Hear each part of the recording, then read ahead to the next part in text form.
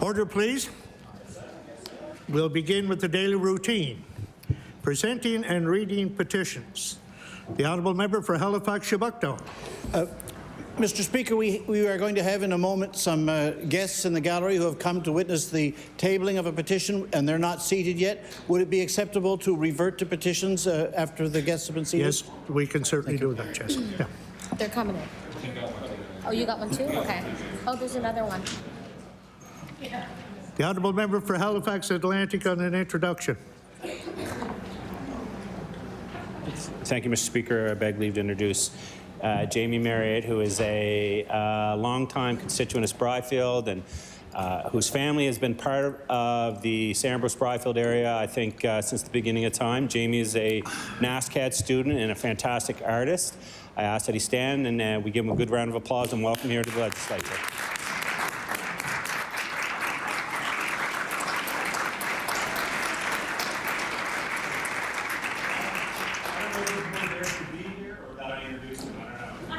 Probably a combination of both. The Honourable Member for Halifax-Shabukto on reading petitions, presenting petitions. Yeah, thank you, Mr. Speaker. Would it be acceptable to say a word of introduction first? Please do. I'd like to introduce to the House this afternoon Don Carney and Jim Houston, who are here from the executives of the Halifax Citadel, Sable Island and Halifax-Shabukto NDP constituency associations, who have been important parts of the team which has taken up the petition that I am about to present and who have come to witness it being tabled. I beg leave, Mr. Speaker, to present a petition to the House which reads as follows: whereas the cost of living in Nova Scotia is escalating at a pace which has not been seen in 40 years, and whereas a majority of Canadians live in jurisdictions with rent control, therefore we, the undersigned, call on the Government of Nova Scotia to implement permanent legislated rent control in Nova Scotia, and I am, Mr. Speaker, proud to affix my signature to this petition also. Thank you.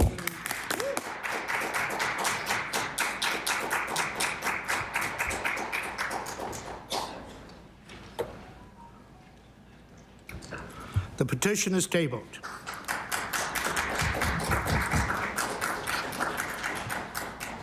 The Honourable Member for Annapolis on the petition. Yes. Mr. Speaker, I beg leave to table a petition with over 5,500 signatures from Annapolis and beyond. The operative clause of the petition reads as follows, in quotes: we, the undersigned, request that this government develop a comprehensive targeted plan to return the emergency department at Soldiers Memorial Hospital in Middleton to 24-hour-a-day, 7-day-a-week service. We also request that they provide quarterly public information sessions in the community to update residents on the progress towards the objective and provide the opportunity for residents to ask questions and provide input. I confirm that I have affixed my signature to the petition. Thank you.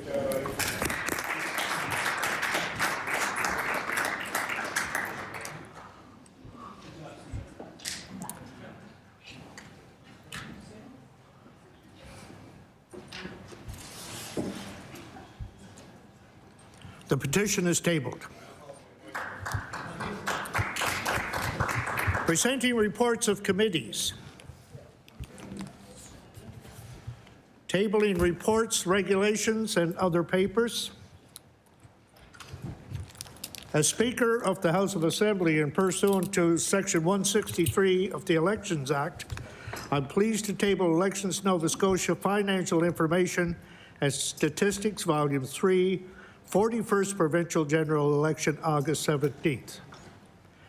And pursuant to Section 18.4 of the Auditor General Act, I'm tabling the following reports of the Auditor General to the Nova Scotia House of Assembly. Number 1, the 2022 Financial Report. Number 2, effectiveness of the Green Fund over the first 2 years, 2023. And number 3, Metropolitan Regional Housing Authority examination of service contract awards.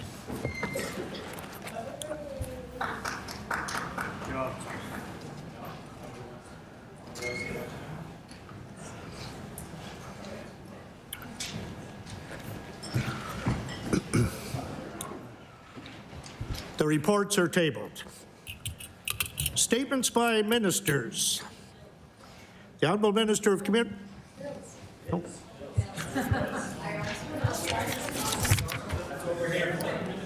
Government notices of motion. The Honourable Minister of Labour, Skills and Immigration. Mr. Speaker, before I read my notice of motion to recognize Ramadan, I beg leave to make an introduction. Please do. Thank you, Mr. Speaker. Visiting us today in your gallery, the Speaker's Gallery, is Aman Abdullah Yusri and leadership of the Omani Mosque and Center. We are also welcoming Alvaras Dr. Karim Ghulam Ali from the Institute of Ismaili Studies, and finally, Ali Kaluri, and leadership from the Al Razul Islamic Society. I ask them to rise and accept a warm welcome from this House.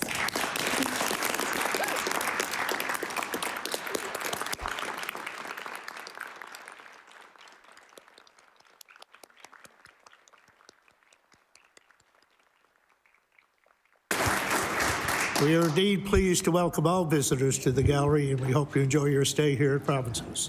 The Honourable Minister of Labour, Skills and Immigration. Thank you, Mr. Speaker. Ramadan Kamari.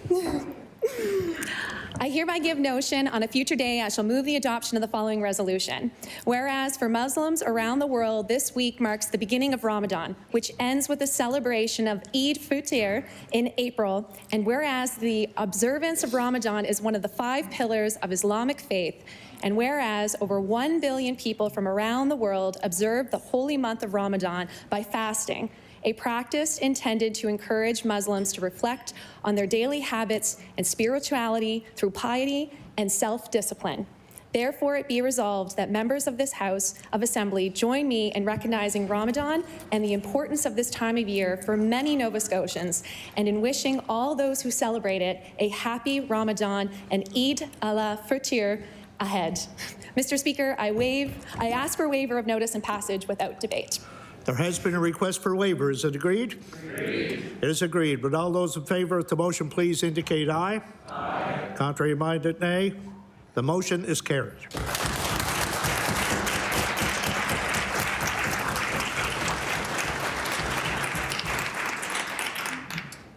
Before we move on with the routine, I neglected to inform the members of tonight's late debate, and it's submitted by the member for Dartmouth North. Whereas there are over 200 paramedic vacancies in the system, and the number of paramedics who have left their profession have risen steadily over the past several years, including 133 last year alone, and dozens who were off work due to injury.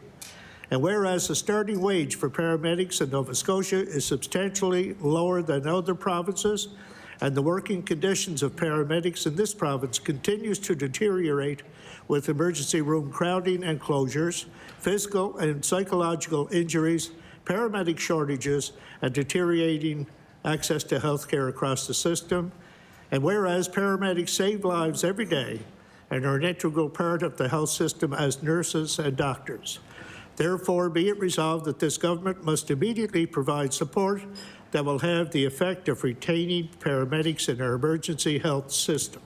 And again, that will be at the moment of interruption.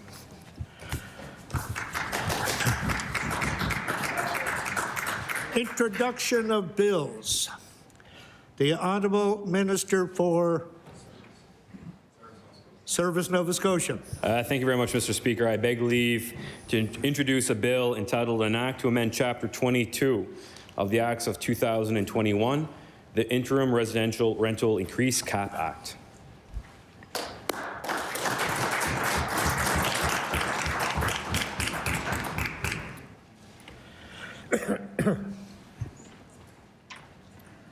The Honourable Minister of Service, Nova Scotia begs leave to introduce a bill entitled An Act to Amend Chapter 22 of the Acts of 2021, the Interim Residential Rental Increase Cap Act. Bill 262, an act to amend Chapter 22 of the Acts of 2021, the Interim Residential Rental Increase Cap Act. Ordered that the bill be read a second time on a future day. The Honourable Minister of Natural Resources and Renewables. Thank you, Mr. Speaker. I beg leave to introduce a bill entitled An Act to Amend Chapter 380 of the Revised Statutes 1989, the Public Utilities Act.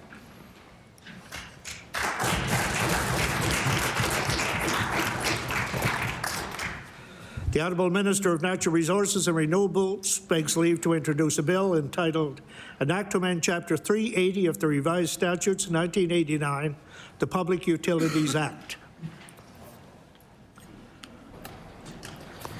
Bill 263, an act to amend Chapter 380 of the Revised Statutes 1989, the Public Utilities Act. Ordered that this bill be read a second time on a future day. The Honourable Minister of Natural Resources and Renewables. Thank you, Mr. Speaker. Mr. Speaker, I beg leave to introduce an act to amend Chapter 25 of the Acts of 2004, the Electricity Act.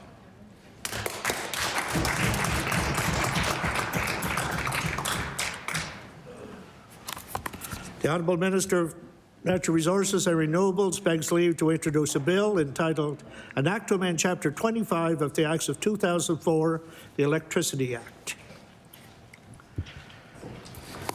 Bill 264, an act to amend Chapter 25 of the Acts of 2004, the Electricity Act. Ordered that the bill be read a second time on a future day.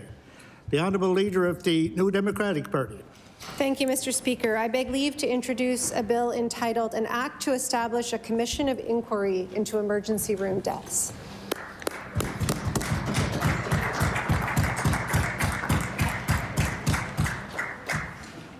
The Honourable Leader of the New Democratic Party begs leave to introduce a bill entitled An Act to Establish a Commission of Inquiry into Emergency Room Deaths. Bill 265, an act to establish a commission of inquiry into emergency room deaths. Ordered that the bill be read a second time on a future day. The Honourable Member for Dartmouth North. Thank you very much, Mr. Speaker. I beg leave to introduce a bill entitled An Act to Establish a Public Travel Nurse Incentive Program.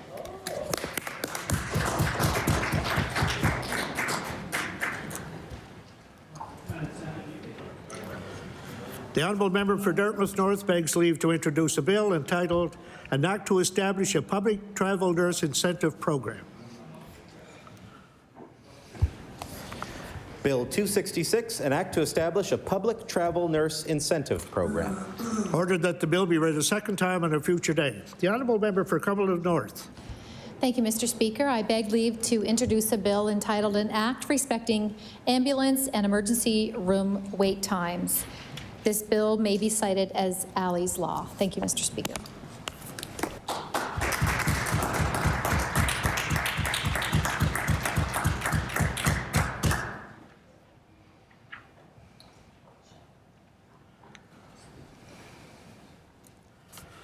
The Honourable Member for Cumberland North begs leave to introduce a bill entitled An Act Respecting Ambulance and Emergency Room Wait Times.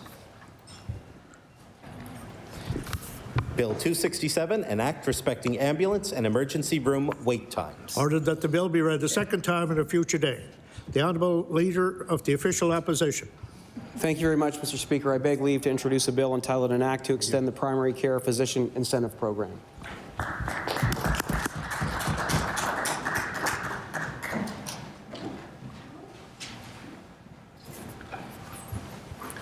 The Honourable Leader of the Official Opposition begs leave to introduce a bill entitled An Act to Extend the Primary Care Physician Incentive Program. Bill 268, an act to extend the Primary Care Physician Incentive Program. Ordered that the bill be read a second time on a future day. The Honourable Minister of Labour, Skills and Immigration. Thank you, Mr. Speaker. Mr. Speaker, I beg leave to introduce a bill entitled An Act to Amend Chapter 18 of the Acts of 2016, the Construction Projects Labor Relations Act respecting green hydrogen production facilities.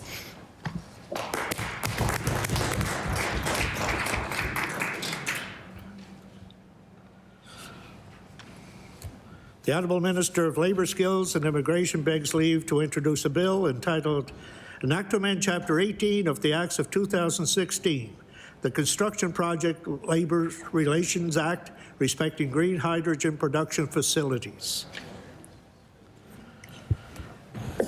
Bill 269, an act to amend Chapter 18 of the Acts of 2016, the Construction Projects Labor Relations Act respecting green hydrogen production facilities.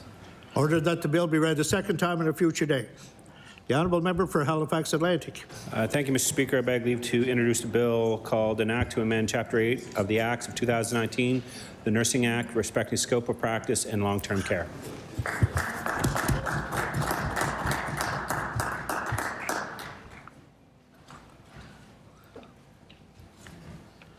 The honourable member for Halifax Atlantic begs leave to introduce a bill entitled an Act to amend Chapter 8 of the Acts of 2019, the Nursing Act, respecting scope of practice in long-term care. Bill 270, an act to amend Chapter 8 of the Acts of 2019, the Nursing Act, respecting scope of practice in long-term care. Ordered that the bill be read a second time on a future day. The honourable member for Clayton Park West. Mr. Speaker, I beg to introduce a bill entitled an act to provide graduate scholarships for research that benefit women's health.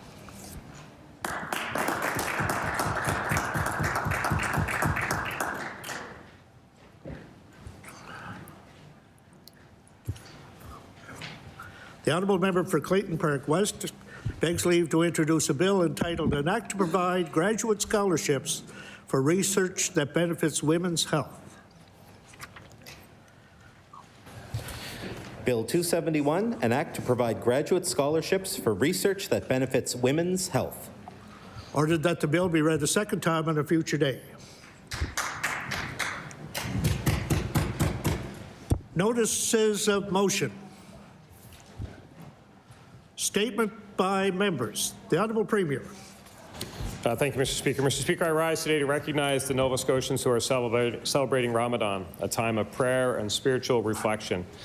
Nova Scotians, Muslims celebrating Ramadan, will be joining the 1.8 billion Muslims around the world in observance of this holy month. Over the next month, Muslim Nova Scotians will pray, fast, give charity, and come together as a community to reflect their values of generosity, empathy, and discipline. Ramadan is also an opportunity for Nova Scotians to acknowledge the important contributions of our province's Muslim community. Mr. Speaker, I ask all members of this legislature to join me in wishing a blessed Ramadan to Nova Scotians' Muslim community. Ramadan Mubarak. The honourable member for Clare. Mr. Speaker, during this year's Canada Games, Kumite Karate was introduced as a new sport, and Dorian Thibault, a grade 12 student and a 10-year member of the Clare's Bushino-Ki Karate Club, qualified for Team Nova Scotia in the 68-kilogram Kumite Karate class. While Dorian had participated in his sports national competition, this multi-sport event in PI was his first. To give his best performance, Dorian trained with his fellow team members once a week in HRM. Dorian's hard work paid off, and he had a successful Canada Games, reaching the semifinals in his class and earning a bronze medal. I ask that all members join me in congratulating Dorian Thibault on his impressive achievement and wish him continued success in future competitions. Merci. The honourable member for Dartmouth South. Mr. Speaker, I rise to acknowledge the terrible event that took place at Charles P. Allen High School. In the aftermath of the violence, teachers, students, staff, and families at this school and in schools across the province are asking important questions about the conditions which led to this tragedy. For years, teachers, staff, and families have been clear. There is not enough support in our schools. Teachers and admin are stretched beyond belief. Students are falling through the cracks. On behalf of our caucus, I want to send our love and strength to everyone affected and to join our voice with those calling for a safer workplace, better student supports, and for nothing like this to happen ever again. The honourable member for Pictou West. Mr. Speaker, I rise today in support of the brave Iranian women who are fighting for human rights, freedom, and equality. Masha Amini, a young woman who was murdered by the Iranian regime for not wearing her hijab the way they wanted it to be worn, brought to the world's attention over 40 years of oppression that women and girls of Iran have been facing. Strong Iranian women have led the largest protests seen in 4 decades and continue to be relentless in standing up for human rights at a risk to their own lives. These brave women and girls are seen across the nation taking off their hijabs, saying no to oppression. They are choosing what they wear, they are making their own choices, and they are claiming what is rightfully theirs. Nova Scotians stand with these brave women and girls in their fight for equality and freedom as they show the world that they are ready for change. Thank you, Mr. Speaker. The honourable member for Yarmouth. Thank you very much, Mr. Speaker. I rise to acknowledge that this evening marks the beginning of Ramadan, the holiest month of the Islamic calendar. This time is sacred to Muslims. Those of the Islamic faith are called to fast for an entire month, from sunrise to sundown. The month aims to teach those practicing the importance of self-discipline and empathy for the less fortunate. I was fortunate to have attended an interfaith event at the Ummah Mosque in February. I was able to see people from all faiths come together and celebrate their diversity. Events like this build welcoming communities and allow Nova Scotians of all backgrounds to flourish together, Mr. Speaker. I want to recognize this day because it represents a significant time for Nova Scotians of the Muslim faith. The values represented by Ramadan of gratitude and self-discipline are great guides for all of us, Mr. Speaker. I encourage each of us to remember to lead with empathy this month. I also want to recognize the member from Halifax, Armdale, who is the first Muslim elected in this chamber in the history of our province, who has brought incredible empathy and wisdom to our caucus in this House. And to all those practicing Ramadan, I want to say Ramadan Kareem. Thank you very much, Mr. Speaker. The honourable member for Halifax, Citadel, Sable Island. Monsieur le Président, cette session législative a commencé un jour après la Journée internationale de la francophonie et pendant le mois de la francophonie. Cette année, la célébration se place sous le thème 3,21 millions de francophones, des milliards de contenus culturels.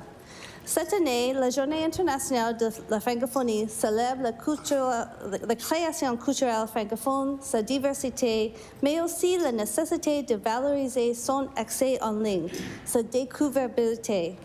Monsieur le Président, je demande de mes collègues la reconnaissance de cette journée et toute notre diversité francophone en Nouvelle-Écosse pendant ce mois de la francophonie. Mr. Speaker, this legislative sitting started one day after the International Day of the Francophonie and during the month of Francophonie. So this year's theme is 321 million Francophones, billions of subcultures. This year, the International Day of the Francophonie celebrates the creation of Francophone culture and its diversity, and also its online discoverability. Mr. Speaker, I ask my colleagues to recognize this day and all the diversity in Nova Scotia's Francophone community throughout this month. The honourable member for Richmond. Mr. Speaker. Mr. Speaker, today I would like to recognize the very well-lived life of Eva Landry of Sampsonville, Richmond County. Eva was born in 1936 in Cape Leround to Fred and Caroline Marr. Eva graduated from St. Peter's High School, then received her teaching degree from Nova Scotia Teachers College and a Bachelor of Education degree from St. Mary's University. Eva's career as an educator spanned over 42 years. She held various positions as teacher, principal, reading specialist, Nova Scotia's first female superintendent of schools, and later an educational consultant. Eva received many awards over her lifetime: the Order of Canada, the Order of Nova Scotia, Queen Elizabeth II Jubilee Medals, and the 4-H National Volunteer of the Year Award, to name a few. Eva spent countless hours volunteering, contributing to the St. Peter's Catholic Church, Nova Scotia Hearing and Speech, McCaskill House Museum, ECBC or Enterprise Cape Breton, Village on the Canal, and many other organizations.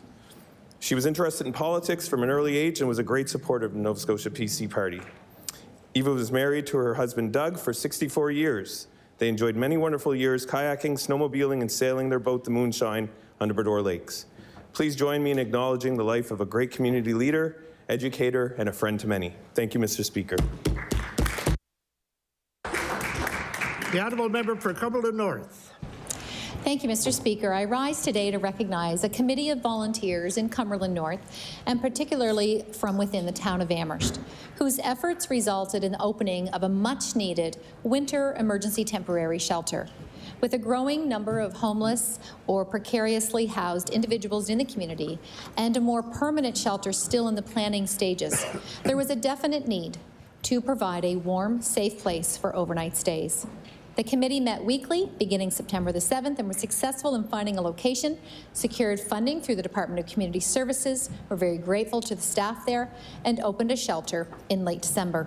Not only is the shelter staffed and open 7 days a week, several organizations and local churches also opened warming centers and are offering community meals throughout the daytime hours. Please join me in recognizing all of these volunteers whose true community spirit is in helping others. Thank you, Mr. Speaker. The honourable member for Bedford South. Thank you, Mr. Speaker. This past Sunday, I had the chance to attend the Nova Scotia Spelling Bee Championship held in my riding at the Nova Scotia Islamic Community Centre. This was the 4th year that the bee has taken place here in Nova Scotia, but the first time it has been held in person, and it was both exciting and dramatic for the kids, parents, and siblings in the audience. I'd like to recognize and congratulate Nimra Fatima and the countless other volunteers who made the spelling bee such a success. It was inspiring to see the kids spell so many words I would have no hope of spelling, and to see the pride and effort they put into the competition. Finally, I'd like to congratulate the top 3 finishers in the 9 to 11 age group, for whom I was happy to present medals: Arush, Tanusri, and Zara. As the winner, Zara will be traveling to Toronto to compete in the National Spelling Bee on June the 12th, so I'd ask all members of the House to join me in congratulating the volunteers, the kids, and wishing Zara the best of luck in Toronto. Thank you. The honourable member for Halifax-Shabukto. Mr. Speaker, I'd like to register a word of appreciation for the members of the NDP who have gone door to door in recent months with our petition for permanent rent control. In the constituency of Halifax-Shabukto, we have visited walk-ups and high-rises and single-family dwellings and 2- and 3- and 4-unit buildings in every corner of the constituency, from north of Bayers Road to south of Quinpool, and the support has been tremendous.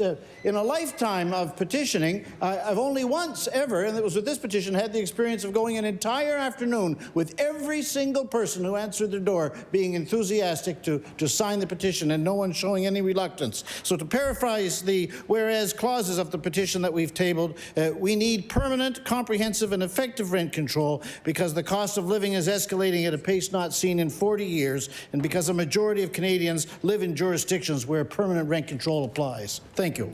The honourable member for Kings West. Thank you, Mr. Speaker. And Mr. Speaker, in February, CFB Greenwood and its facilities played host to the 2023 Nova Scotia Winter Special Olympics. 455 athletes, coaches, and organizers, plus volunteers, competed and socialized from February 10th to 12th. Events included floor hockey, curling, figure skating, and speed skating. I was proud to welcome participants from Nova Scotia and PEI to our area on behalf of the province at the opening ceremonies. It was truly an inspiring event, and it was great to connect with many of the local volunteers and athletes from all over. The smiles of all in attendance said it all. Participants celebrated the weekend with a dance and meal at the mess hall provided by the base. I'd like to extend a big thanks to Colonel Jeff Davis and those at 14 Wing Greenwood for being gracious hosts to hundreds of athletes, coaches, and volunteers. And to those who are involved in the Special Olympics movement, I want to extend a heartfelt thanks. Mr. Speaker, please join me in congratulating all the athletes on their successes. And if you have the opportunity to attend any Special Olympics events in the future, I encourage us all as members to do so. Thank you, Mr. Speaker. The honourable member for Annapolis. Mr. Speaker, I want to thank the almost 6,000 residents of Annapolis and beyond who signed our petition in person these last few months. This petition asks the Houston government to develop a comprehensive, targeted plan to return the emergency department at Soldiers Memorial Hospital in Middleton to 24 hours a day, 7 days a week service, as it was the day they became government. These almost 6,000 residents are also asking government for quarterly public information sessions. I'd like to thank the following businesses and organizations and their staff for hosting the petition: Evan and Karen in my office, Bait and Tannery in Annapolis Royal, Double D's Bakery in Granville Centre, the Annapolis Royal, the Bridgetown, the Lawrencetown, the Middleton Libraries, the Spur Brothers Farms in Wilmot, Big Scoop Restaurant in Middleton, the Middleton Independent, the Foodland in Middleton, Cinnamon Creek Gift Shop in Middleton, the Middleton Pharmasave, the Middleton Home Hardware, the Middleton Irving, the Needs in Middleton, Nicktaw, Fraser's Building Supplies in Kingston, the Kingston Pharmasave, and so many other businesses that I don't have time to name today. Thank you all. I'd like to remind all members not to use proper names in their member statements, please. The honourable member for Halifax Needham. Thank you, Mr. Speaker. I rise today to recognize our support staff within our school systems, specifically HRCE. At a time when our system is overwhelmed and our staff are overworked, support workers showed up en masse to support each other and stand up for better wages and more staff. These staff feel like they are underappreciated and unheard by the government. They are underpaid, undervalued, understaffed. If they've had more staff, it would equal more supports. They said they are working for peanuts in a peanut-free zone, and that the status quo is unacceptable. Mr. Speaker, I'd like to show my appreciation to all the support staff in our school systems, because without our support workers, our schools would not work. The honourable member for Colchester North. Thank you, Mr. Speaker. Mr. Speaker, I stand today to commemorate my good friend, former Colchester County Mayor Bob Taylor, who passed away on February 10th, 2023. Bob lived a life of commitment to his family and his community. I first got to know Bob when I was elected to Municipal Council back in 2008. He was our mayor and leader, for my first 8 years in municipal government. He was also a friend and a mentor. But Bob always put his council first. When things were going bad, which in political life they occasionally do, he was out front leading with his chin. When they were going well, council was always the first to be recognized. In all his years of leadership, I believe Bob was most proud of his agreement between the town and the municipality to build and operate the Rath Eastlake Community Centre. Today, the REC is seen as a huge success and has been instrumental in growing our Colchester County communities. Mr. Speaker, Bob will be remembered in many ways as a family man, a business owner, and a hockey coach, to name a few. I believe the good work he accomplished over the many years he spent as an elected official, culminating in his successful tenure as Colchester County Mayor, will be what he is best remembered for. Thank you, Mr. Speaker. I'm going to ask once again that members, we used proper names the last time. Please keep your member statements within the 45 seconds. The Honourable, 1 minute, I'm sorry, that's the other stuff that's 45. The Honourable member for Timberley Prospect. Thank you, Mr. Speaker. I rise today to recognize Angelina Risser of Timberley. Angelina is a member of the Nova Scotia ringette team that went to the Canada Games in 2023. Angelina has been playing ringette for 10 years, and her favorite sport moment was the day she learned that she made the team. Being a part of this team has been her biggest dream since she became involved in the sport. Her long-term goal is to remain active, playing ringette, and start coaching. Athleticism runs in the family, and as Angelina's dad, Carl Risser, attended the Canada Games back in 1991 playing table tennis. And the members may remember Carl was on the front page. He was dressed up as a lobster, waving the Nova Scotia flag, cheering on his daughter.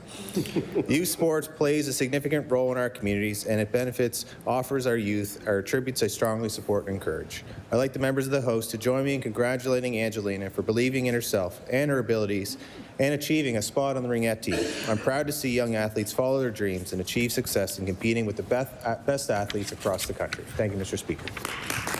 The Honourable member for Dartmouth North. Mr. Speaker, I rise to congratulate the grade 2 students at John McNeil Elementary School who submitted to the Delmore Buddy Day Learning Institute's Awards for Excellence in African Nova Scotian History. The students spent February learning about inspiring and influential people of African descent and turned those learnings into a beautiful art piece. Each student in Megan Douglas's grade 2 class created a puzzle piece decorated with African-inspired patterns and painted the puzzle pieces in the colors of the African Nova Scotian flag. Then they pasted the pictures of change makers numbers alongside words that best describe them to big puzzle pieces. The puzzle pieces came together to make a beautiful mural.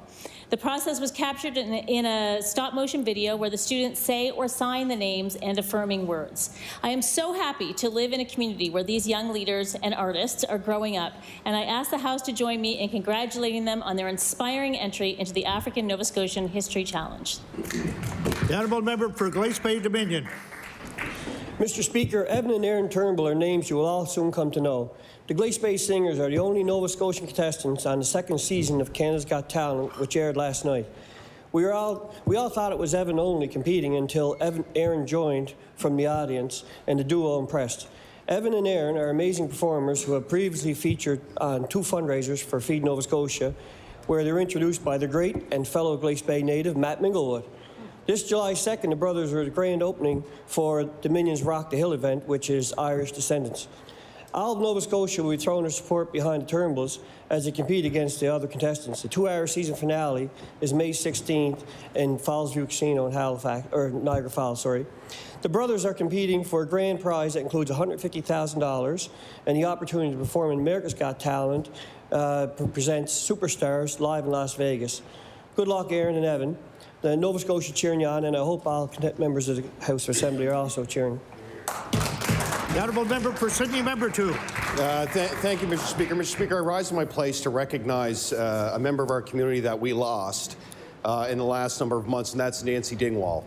And as one of her former students, Nancy was an inspiration to thousands of students who attended CBU. I was one of them, one of those students in my time in student government. And Nancy was not only a champion at CBU, but she took on so many great causes in the community. In particular, during our time in government, she was so passionate, and because of her hard work with the committee, there's a new hospice that is located now in Sydney.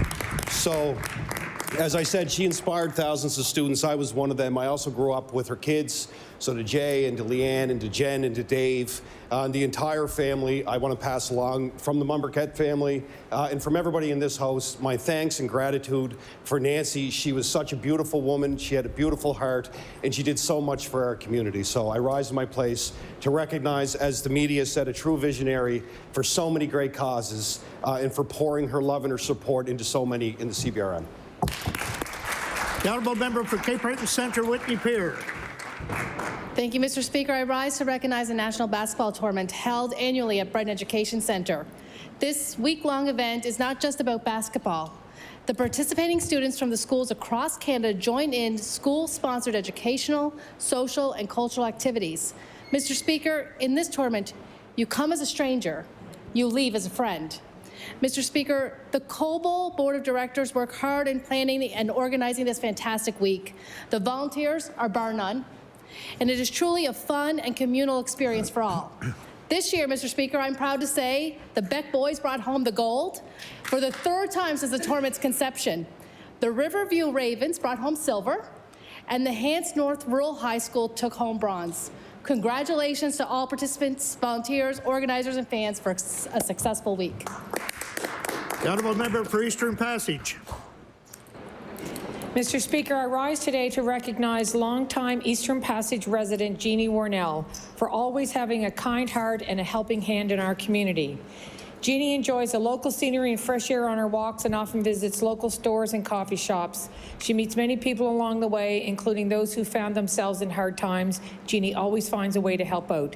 She recently took it upon herself to help out at our new local Horizon Rec Center Seniors Social Group with art projects. Recently, she also began teaching the fundamentals of iPad use, which were donated through funds raised by our community's Music for Mental Health fundraising committee. I ask all members of the Nova Scotia Legislature to join me in thanking Jeannie Warnell for her kindness and dedication to our wonderful community. We know that she will continue to be a true inspiration to local community members of Eastern Passage and beyond. Thank you, Mr. Speaker. The honourable member for Bedford Basin.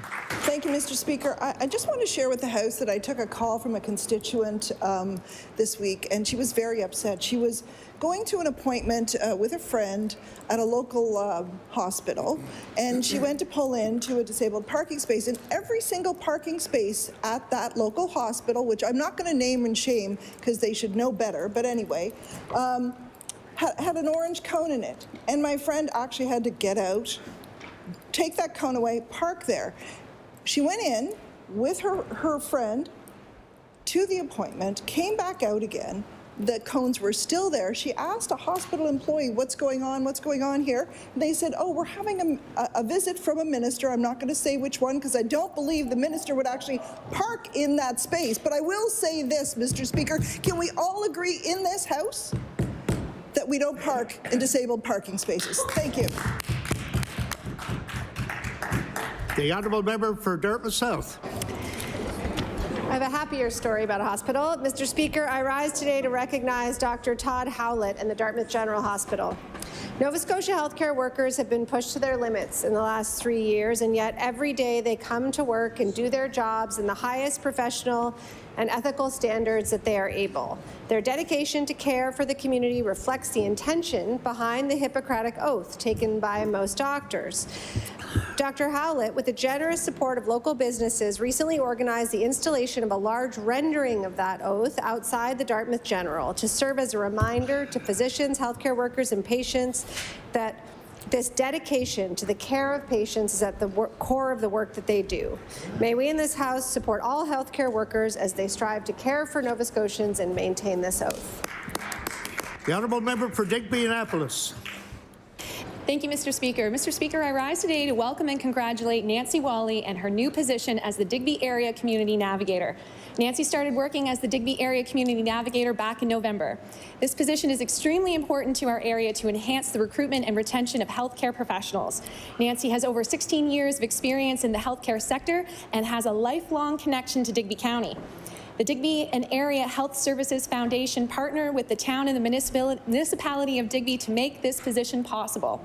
Over the past few months, Nancy has been working with provincial recruiters to help facilitate the acquisition of doctors and other healthcare professionals in the Digby area, as well as facilitate a smooth transition for healthcare professionals to the community and much, much more. Mr. Speaker, I'd like to thank Nancy Wally for deciding to take on this significant role for our community. I think I can speak for the entire Digby area when I say we have the support and we are so grateful for the important work to come. Thank you, Nancy, and thank you, Mr. Speaker. The honourable member for Halifax Atlantic. Thank you, Mr. Speaker. EPAs are the backbone of our education system. They work in some of the most difficult circumstances and still manage to stay positive and smile. Quite frankly, Mr. Speaker, they are undervalued, underpaid, and understaffed. They deserve more staff, more relief, and better pay. This government has shown the willingness to pay for what they feel is a priority. EPAs deserve to be treated as a priority, deserve respect, and deserve better pay. It's time to step up and show this hard-working group of predominantly women the respect and love they deserve. Pay them now. Thank you, Mr. Speaker. The honourable member for Dartmouth North. Mr. Speaker, this past February, the grade 5s at John McNeil Elementary in Dartmouth North found a truly special way to mark African Heritage Month. Throughout the month, the students, taught by Matt Montgomery and Colleen Clark, learned about the history of quilt making and Asian culture. Messages through the Underground Railroad. Inspired by David Woods and Shantae Grant, the students created a stunning needle and felt quilt, which they then submitted to the Delmore Buddy Day Learning Institute's African Heritage Month Challenge. The quilt consists of squares, each crafted by individual students, and the border represents the secret codes used for the Underground Railroad. I ask the House to join me in congratulating the over 50 grade 5 students at John McNeil Elementary who wove and sewed this beautiful piece of art into existence. The honourable member for Dartmouth East. The honourable member for Dartmouth East. Thank you, Mr. Speaker. Mr. Speaker, I rise today to recognize Brittany Colson, the owner and baker of the Dartmouth Cookie Company. After a difficult period in her life, Brittany found comfort and peace in baking. She expanded this into a business during the COVID-19 pandemic. Brittany has come up with creative flavors for her cookies, with choices such as her peanut butter and jam cookie or her Nova Scotian-inspired Moon Mist cookie. In addition to her regular sales, Brittany also sells a Karma cookie. The Karma cookie rotates through different flavors, with a portion of proceeds from each Karma cookie being donated to a mental health initiative. So far, Brittany has supported local mental health initiatives such as Avalon Center, Self-Help Connection, and Byrony House.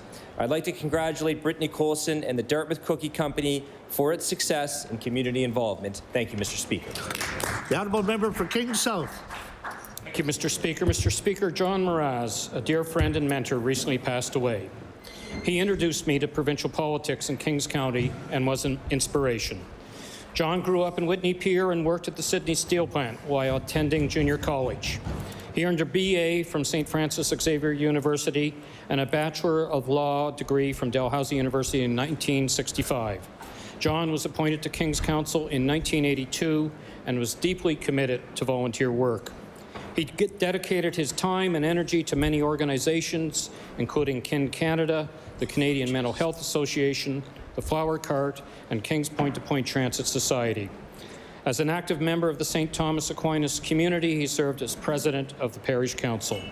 John was my official agent for 2 elections, a dedicated Liberal, and I valued his advice and commentary on the needs of Kings County communities and the province. He always had a wonderful turn of phrase that brought a smile to those around him.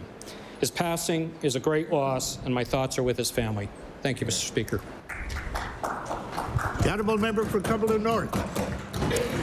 Mr. Speaker, today I rise to once again remind my colleagues of the importance of the Isthmus of Chignecto and its critical importance to our province and to all of Canada. The Chignecto Isthmus contains critical utility, telecommunications, and transportation infrastructure that links Nova Scotia to the Maritimes and to the rest of our country. Mr. Speaker, today I would like to recognize and thank Cumberland County residents Bill Casey, Doug Bacon, and John Atkinson, among many others, who have been trying to raise the alarm bells on this issue for years. They know that it is an absolute necessity to repair and upgrade the protective dikes that guard our vital connection called the Chignecto Isthmus.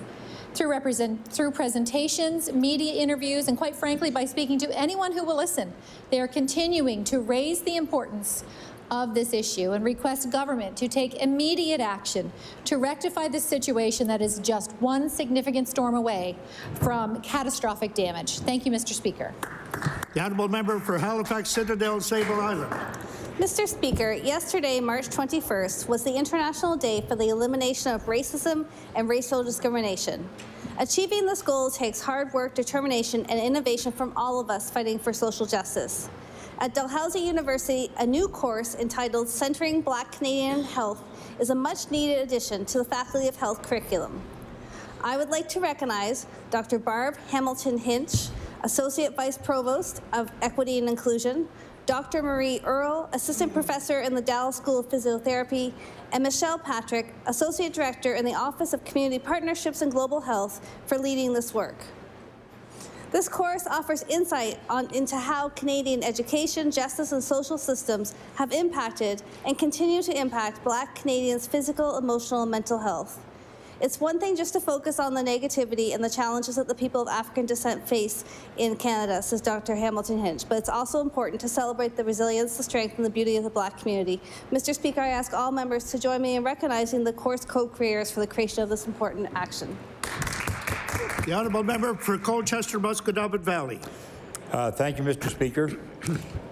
The Halifax Regional Arts Symphony is the only high school orchestra in Nova Scotia. It includes instrumental music students from grades 9 through 12 in HRCE. The students involved with the HRA Symphony play challenging repertoires in a demanding and fun environment. On March the 1st, the HRA Ensemble, which includes Musquedominant Rural High School student Ben Tucker, collaborated with the Run Rabbits Pink Floyd Tribute Band and the HRA Jazz Voices to perform a symphonic rendition of Pink Floyd's concept album, Dark Side of the Moon. I would like to thank Ben Tucker and all members for adding their talents to this ensemble and to congratulate the Halifax Regional Arts Symphony for offering unique and engaging experiences to our talented students. Thank you, Mr. Speaker. The honourable member for Clayton Park West. Mr. Speaker, I rise today to recognize Anne Devine, whom I had the pleasure of awarding the Queen's Platinum Jubilee Medal from Clayton Park West riding this January. Anne was born in Guyana and then lived in England before moving to Canada in 2004, and is a comparable to a superhero when it comes to human rights. And empowering women and African Nova Scotians, she served on the Nova Scotia Human Rights Commission from 2007 to 2014, and is the founder and CEO of Ashanti Leadership and Professional Development Services, a Halifax company that empowers Black and immigrant women to fulfill their economic and business goals. A quote from Anne Devine: "We are all different, and no matter who you are, you have something of value to offer and the right to be included." Thank you, Anne, and I'm proud to have such an amazing woman in our constituency. Thank you. The honourable member for Halifax Needham. Mr. Speaker, I rise today to remember a member of our community, a friend and a neighbor, a kind and gentle soul always to me, and a wise and always sharp 88-year-old man, Mr. Raymond Briand. Sadly, on February 12th of this year, Mr. Briand left us all with tears and happy memories of him. Born on January 9th in Cape Breton, he was one of a kind. He said that after God made him, they broke the mold, which is a true story, and there was no one like him. He gave me political advice even before I gave this job any thought. Mr. Briand worked hard for many years, and he was still doing odds and ends even into his 80s. He gave the best advice, and he was an amazing judge of character. He was as sharp with his wit and loved to make folks laugh. He loved cooking, fixing things, telling jokes, and watching hockey with his family and friends. Mr. Briand was the longest resident of his community of Mulgrave Park. He said that he moved in before it was even finished. He was so happy to have a place that when he moved in, he kissed the floors. Later in life, he could be seen driving around in his scooter, chatting with everyone. He loved the neighborhood kids and was also known to many as Puppy. I know that he is with the love of his life, Cookie, who he adored, and I know they are both now enjoying each other in paradise. Mr. Speaker, Mr. Briand would not have wanted me to draw attention to him as this was his humble way, but I'd like to thank the Briand family for sharing their dad with my family, and his spirit will live on in MGP forever. Rest in power. Please remember 1 minute. The honourable member for Sackville-Uniacke. Thank you, Speaker. Speaker, I rise to acknowledge the tremendous amount of work that Mount Uniacke community member Martha Raymakers-Borden puts into making Christmas a truly magical time in our area. Many of us know and love Martha for her acts of generosity, including making masks for the community and donating the proceeds to Beacon House, organizing yard sales in support of others, and most recently, giving blankets, clothing, and food to individuals staying outside the Cobequid Care Centre. This past December, Martha displayed inspiring compassion for others once more by making and distributing over 120 gift bags to the seniors of Mount Uniacke and beyond. Mr. Speaker, I'd like to commend and recognize Martha Raymakers-Borden for all her hospitality to the residents of Mount Uniacke, and hope her kindness is returned to her in tenfold. Thank you, Speaker. The honourable member for Northside Westmount. Thank you, Mr. Speaker. Mr. Speaker, today I rise to thank and congratulate the hard workers of the Nova Scotia Housing Authority, particularly the Cape Breton Housing Authority former branch. Just the work that these individuals have done over the last number of years has just been, since I've been in office, have been amazing. And a particular example that I would like to give is a few weeks ago during the coldest day of the year, was a Saturday. I received a call, 2 calls actually, on 2 different properties where there was a difficulty with housing. It was a Saturday evening around 7 p.m. And immediately, the group sprung into action, rectified the situation, and made the area safe for the residents. So on behalf of myself and the constituents of Northside Westmount, I'd really like to thank them for their dedication and work in our community. Thank you. The honourable member for Cape Breton Centre, Whitney Pier. Thank you, Mr. Speaker. I rise to recognize Riley Snow, who represented Nova Scotia at the Canada Winter Games in Prince Edward Island in the sport of boxing. At 16, representing your province at the Canada Winter Games is profound. It is a challenging feat to make the provincial team, Mr. Speaker. So I want to congratulate Riley and let him know that the Cape Breton Whitney Pier community is proud, especially Reserve Mines and the New Waterford Boxing Club. The honourable member for Argyll. Thank you very much, Mr. Speaker. I rise today to recognize 81-year-old Aldrich D'Entremont, a West Pumlico resident who has now donated blood nearly 220 times. Aldrich admits that the first time donating blood wasn't for the most noble of reasons. He was around 18 years old, a student at the vocational school in Yarmouth, and the principal announced that whoever went to give blood could have an hour off from school. Since then, donating has become a significantly important part of Aldrich's life. It's such a simple process, and one donation, no matter what blood type, is vital and can save 3 lives, Mr. Speaker. I ask that all members of the legislature encourage everyone to consider Aldrich's dedication and give the most precious gift, the gift of life. Thank you very much, Mr. Speaker. The honourable member for Yarmouth. Thank you very much, Mr. Speaker. I'd like to take a moment to recognize an amazing program that's happening in Yarmouth. For 3 months on Tuesdays after school at Maple Grove Education Centre in Yarmouth County, there are weekly cooking sessions for boys in our community. This program is thanks to a partnership with Yarmouth Recreation and the Yarmouth Rotary Club. The weekly sessions teach boys cooking skills while allowing them to socialize and gain confidence around food and in the kitchen. Most weeks they welcome a celebrity chef from our community, including restaurant owners, high school teachers, and even our own Mayor, Pam Mood, Mr. Speaker. I'd like to thank Yarmouth Recreation's Community Recreation Coordinator, Matthew Smith, and the Rotary Club of Yarmouth's Carrie Muse and Stephen Cipollone for their dedication to seeing this meaningful program become such a success week after week. Thank you so much, Mr. Speaker. The honourable member for Dartmouth North.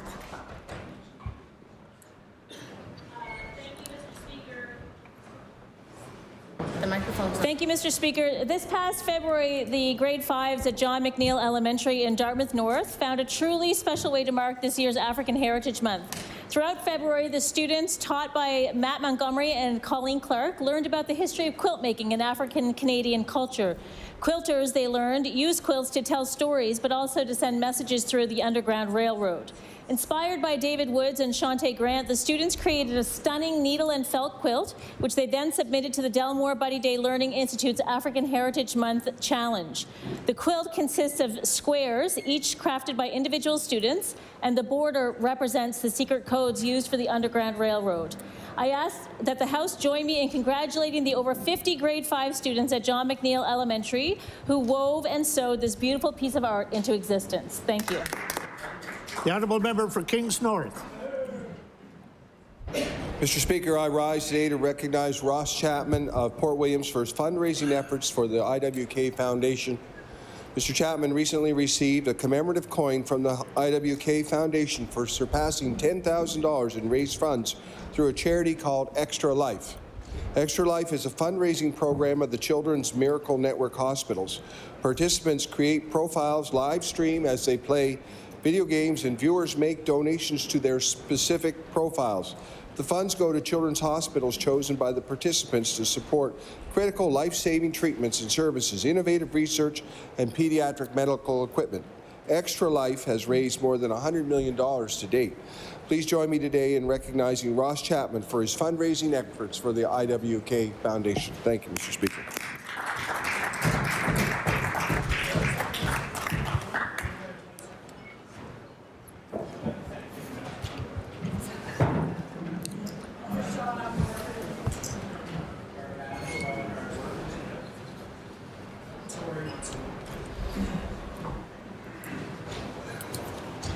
Order, please. The time for statements by members has expired. We'll now go into oral questions put by members to ministers. The time is 2 o'clock. We will continue until 2:50. I recognize the Honourable Leader of the Official Opposition. Thank you very much, Mr. Speaker. Mr. Speaker, we know that one of the major challenges in our healthcare system is the increasing vacancies that we have in our system. We've heard that upwards of 80% vacancies are existing right now in some of our hospitals. We are losing nurses and other healthcare workers at an alarming rate. The government has responded with a retention bonus, Mr. Speaker, that I know I speak on behalf of our entire caucus when I say we hope that that is successful at retaining our staff. But we are hearing from some nurses who feel really discouraged that they didn't qualify for this program, particularly those that have been out on sick leave. We've heard from nurses who are even out on cancer treatment and out for injury, who do not qualify for this retention bonus. May I please ask the Premier, what's the rationale for these folks not being included in this retention bonus? The Honourable Premier. Thank you, Mr. Speaker. Thank the member for this important question. Obviously, I'm very proud of the work the minister and the health leadership team are doing to bring forward a retention bonus. A very, very significant investment in the healthcare professionals of this province, and one that we absolutely think was necessary for sure. We're so proud of that investment. It's not, sometimes you don't get these things perfect. We're looking at clarifications around some of the inclusions on that, and we'll continue to look at that. We want healthcare workers to know that they're respected, they're valued, and things are getting better, despite what you might hear to the contrary. Things are getting better. We need them here to help us fix healthcare in this province, so we'll do everything we can to do that. The Honourable Leader of the Official Opposition on his first supplementary. Thank you, Mr. Speaker. In terms of vacancies in our system, it certainly has been getting better. We've seen the vacancy numbers shoot up in this province, up to 1,600 in our hospitals. We are hearing from nurses who are out on sick leave from cancer, for injury and other illnesses. We've also heard from nurses that have been out on maternity leave, Mr. Speaker. They've all been told that they do not qualify for this incentive program. This is obviously very discouraging for people who are out for reasons no fault of their own, who have dedicated their lives and careers to service in a very challenging environment. And I will ask the Premier, will he ensure that all of these nurses and staff will qualify for this retention bonus, because we also want to keep them in the system as well and make them feel as valued as their peers. Yeah, certainly, Mr. Speaker, an investment like that in healthcare workers, we don't want anyone to be discouraged by it. We do the best we can with the information we have, and we'll look at clarifications and classifications, encourage everyone to reach out to their employer on those issues. But I will say very clearly, in the case of those people that are on maternity leave, they are eligible for the bonus, for sure. The Honourable Leader of the Official Opposition on his final supplementary. Thank you, Mr. Speaker. That's very encouraging. We certainly hope that that's communicated directly to those staff. And we'd also would urge the government to include those that have been out on sick leave, particularly for injuries. Some of that's related to work. And of course, for the more serious illnesses like cancer, this needs to be looked at as well. We've also heard from RNs in leadership positions who work our floors, who also staffed our COVID centers during a very risky time before the vaccines were available. We're hearing from these hardworking nurses as well that they have also been informed that they are not eligible for this retention bonus, Mr. Speaker. We do not want to lose these nurses as well. And I also do want to recognize that we've heard from paramedics that feel that they haven't been treated as fairly in this situation as other employees. Will the Premier please remedy these discrepancies in the retention bonus program, please? The Honourable Premier. Thank you, Mr. Speaker. And of course, let's not be lost on the fact that the other side of that, 55,000 Nova Scotians. The largest single investment in healthcare professionals in this province certainly is one that would not have been foreseeable under previous governments, Mr. Speaker. But we value our healthcare professionals. We want them to stay. We want them to help us fix our healthcare system. This is a retention bonus directed at patient-facing healthcare professionals. We will work through clarifications and classifications. The reality is this is meant to say thank you to our healthcare professionals who have been there, and it's a pretty big amount of money behind it, Mr. Speaker, but we'll continue to make it better, too. The Honourable Leader of the New Democratic Party. Mr. Speaker, since this government took office, the number of Nova Scotians on the Need a Family Doctor list has almost doubled, rising by 66,000 people. The number of people on the wait list in the Central Zone has more than tripled to over 61,000 people. When we ask about why these numbers are so high, the Premier accuses us of being negative. Meanwhile, the government is about to allow another 6 doctors to close their practice, adding 8,000 people to the list. Mr. Speaker, if money is no object in healthcare, then why won't the Premier do what it takes to keep these practices open and these 8,000 people attached to a family health team? The Honourable Premier.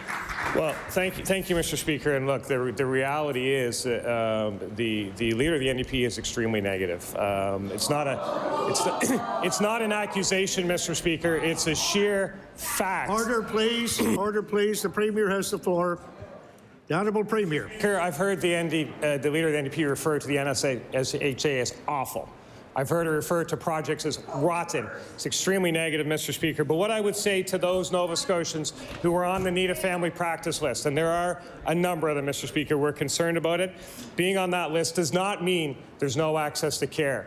The world is changing, Mr. Speaker. We're innovating ways to make sure that they have access to care.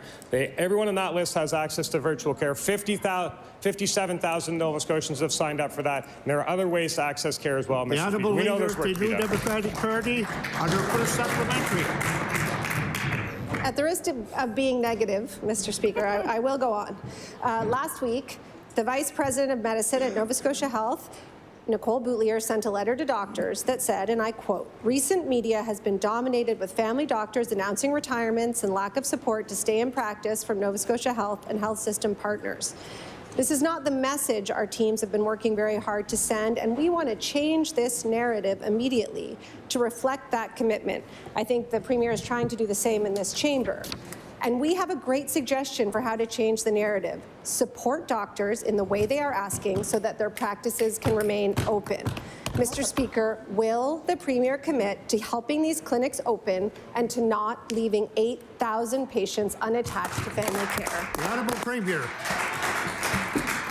Mr. Speaker, the simple reality is the health leadership team under the guidance of the minister is working very hard to support physicians. And I know that the email that went out, which is a periodic email that goes every week, the opposition clinged on a certain phrase in there. But I will tell you this, Mr. Speaker, at the healthcare summit this week, there was a number of physicians around the table, and they thanked Dr. Boutlier for sending that message, saying, we are here to support you.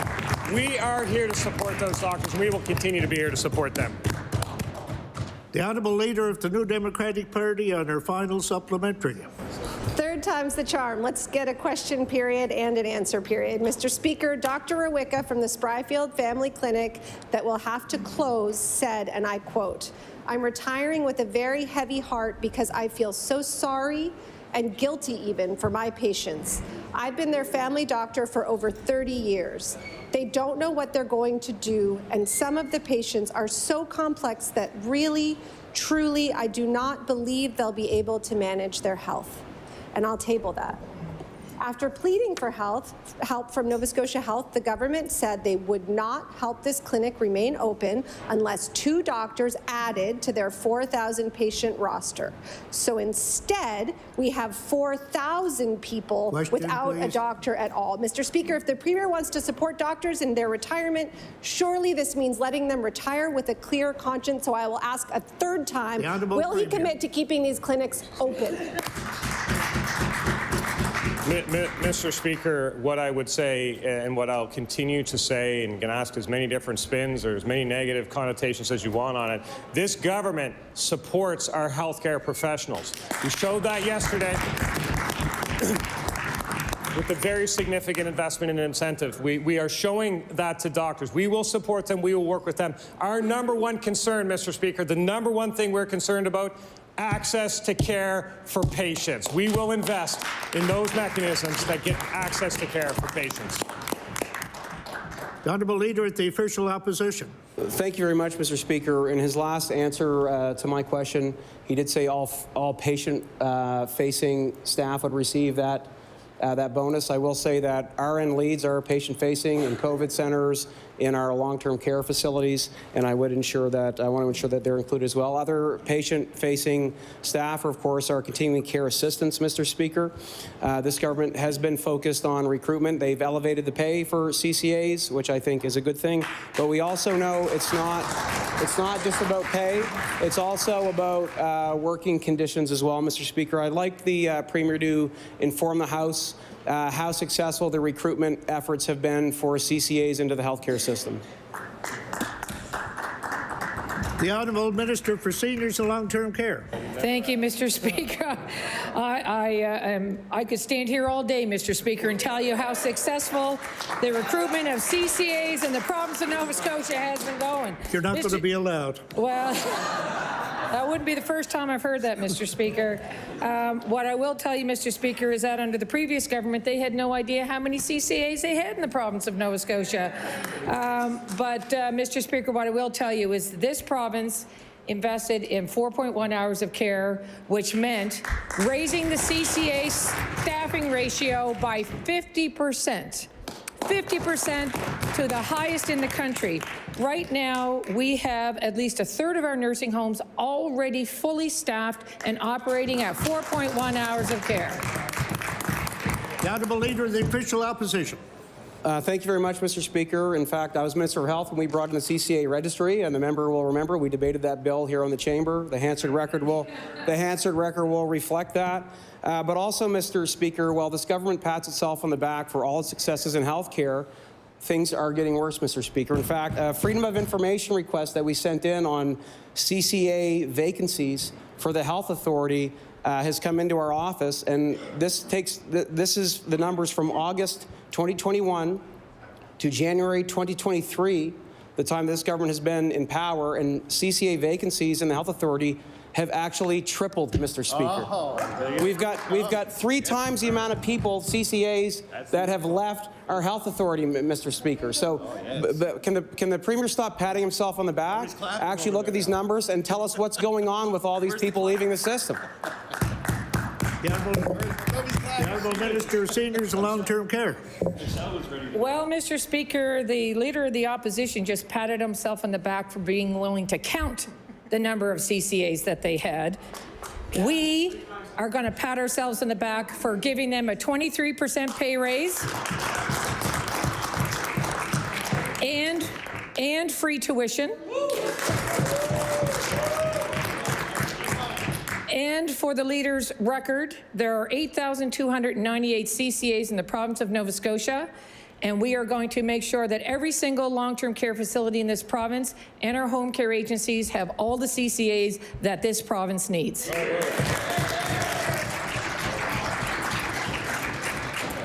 Well, this should be an interesting afternoon, I can just tell. The Honourable Member for Halifax Atlantic. Mr. Speaker, the remaining couple, sorry, I will start over here. Mr. Speaker, the Sproutfield Medical Clinic is about to lose 2 family doctors after losing 1 last year, leaving another 4,000 people in my community without a family doctor. I have been working with the clinic for some time, and quite frankly, they're stretched thin and exhausted. We've been working with NSHA for resources to keep the clinic afloat. Can the minister stand here today and promise the people of my community and the doctors in Sproutfield that they will get the resources they need, no strings attached, to stay open? The Honourable Minister of Health and Wellness. Thank you, Mr. Speaker. And certainly we have been looking at the team-based care as an option for folks on the Need a Family Practice Registry. And the team-based care does involve people like allied healthcare professionals, like family practice nurses, like nurse practitioners, all of whom are Nova Scotia Health employees. So it's really important that as we work with physicians to expand their practice to a collaborative care model, that there may be some strings attached with that. But we are very open to understanding what physicians need. We don't want them to leave their practice, and if they are transitioning out of their practice, we're committed to working with them to find a replacement or transitioning patients to a primary care for them in the interim. The Honourable Member for Halifax Atlantic. Mr. Speaker, the remaining couple of doctors at the clinics are, like I said, stretched thin and exhausted. They've been told by the Nova Scotia Health Authority if they want resources and relief, they need to take on another 800 to 1,000 new patients. They simply can't do that. I see the Premier shaking his head yes, but they are physically and mentally exhausted, and if you don't believe it, go to the clinic. I'm afraid that we're reaching the same conclusion as the South End Clinic, where the remaining doctors throw their hand up and just leave. Is it better to give the resources to keep 4,000 people to keep their family doctor, or is it better to dig in, as the NSHA is doing, and have them lose their doctor? And I will ask the Minister and the Premier to promise that, again, the clinic and the people of Sproutfield will get the resources, no strings attached, and that includes not adding to an already stretched roster. Thank you, Mr. Speaker. So what I can commit is that Nova Scotia Health has an optimization team that we've worked with other practices throughout the province to look at they take industrial engineers, they go into a practice, they look at the current practices and processes in there to see if there is a way that we can actually support that practice in being more efficient. If we add additional care providers, it should ease the load of the physicians and actually spread the load of physicians over a number of allied healthcare providers. So we're very open to working with practices. There's an optimization team that has industrial engineers, and that's no cost to the physician, and we'll be happy to talk to that practice about how we can support them.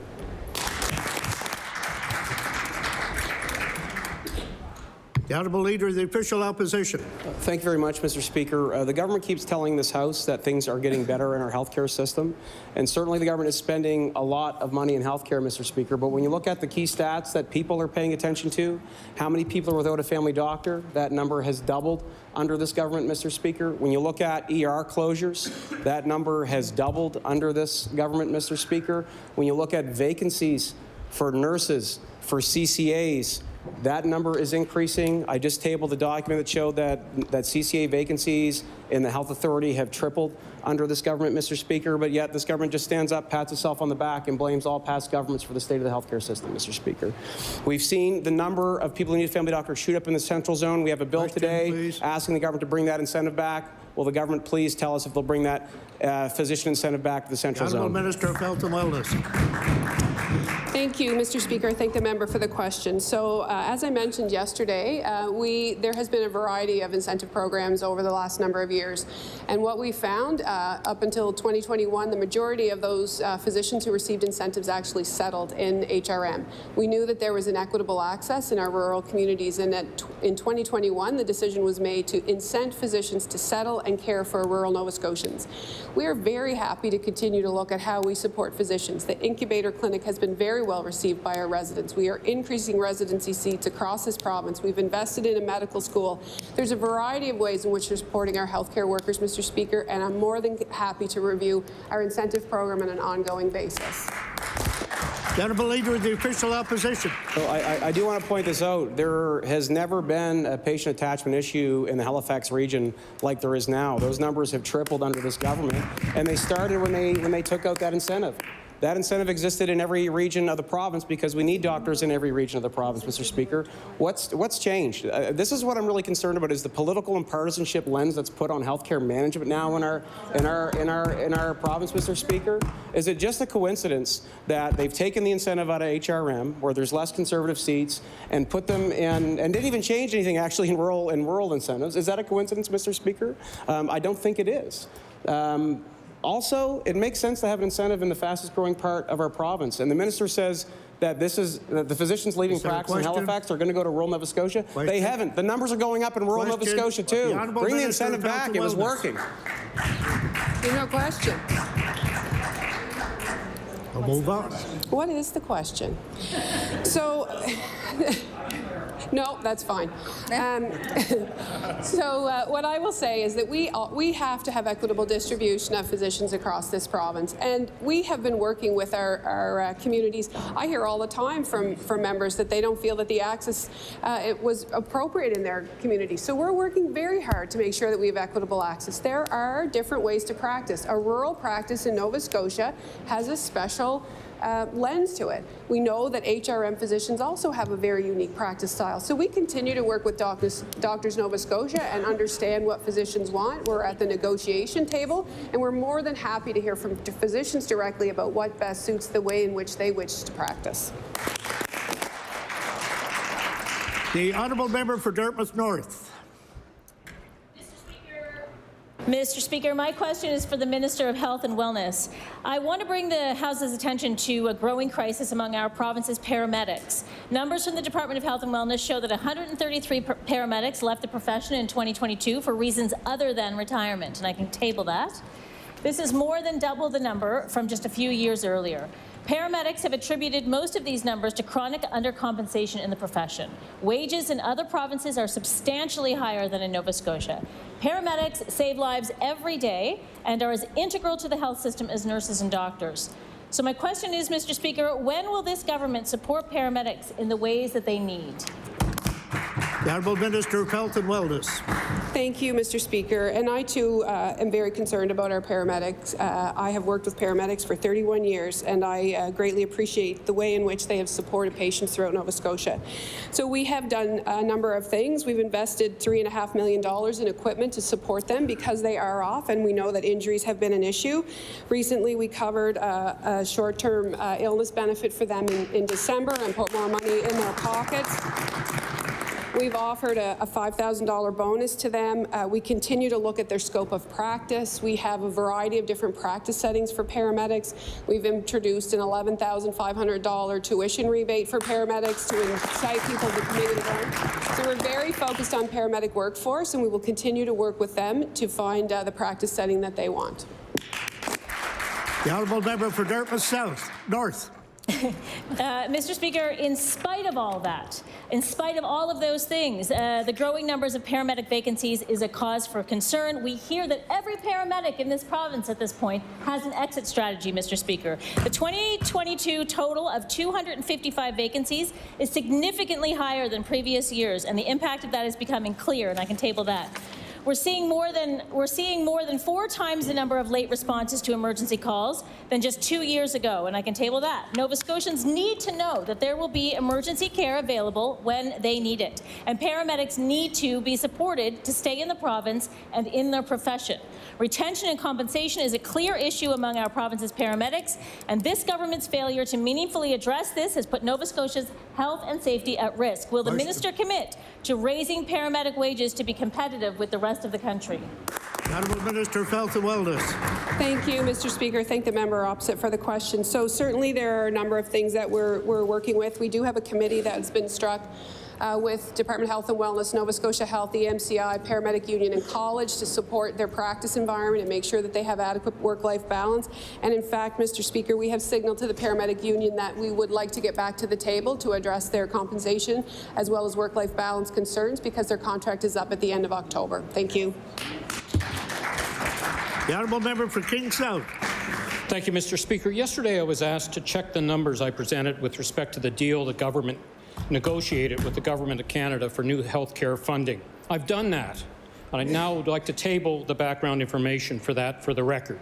I will table the Government of Canada's press release with the agreement with Newfoundland, the Government of Canada's press release with the agreement with PEI, the Government of Canada's press release with New Brunswick, and the Government of Canada press release with Nova Scotia.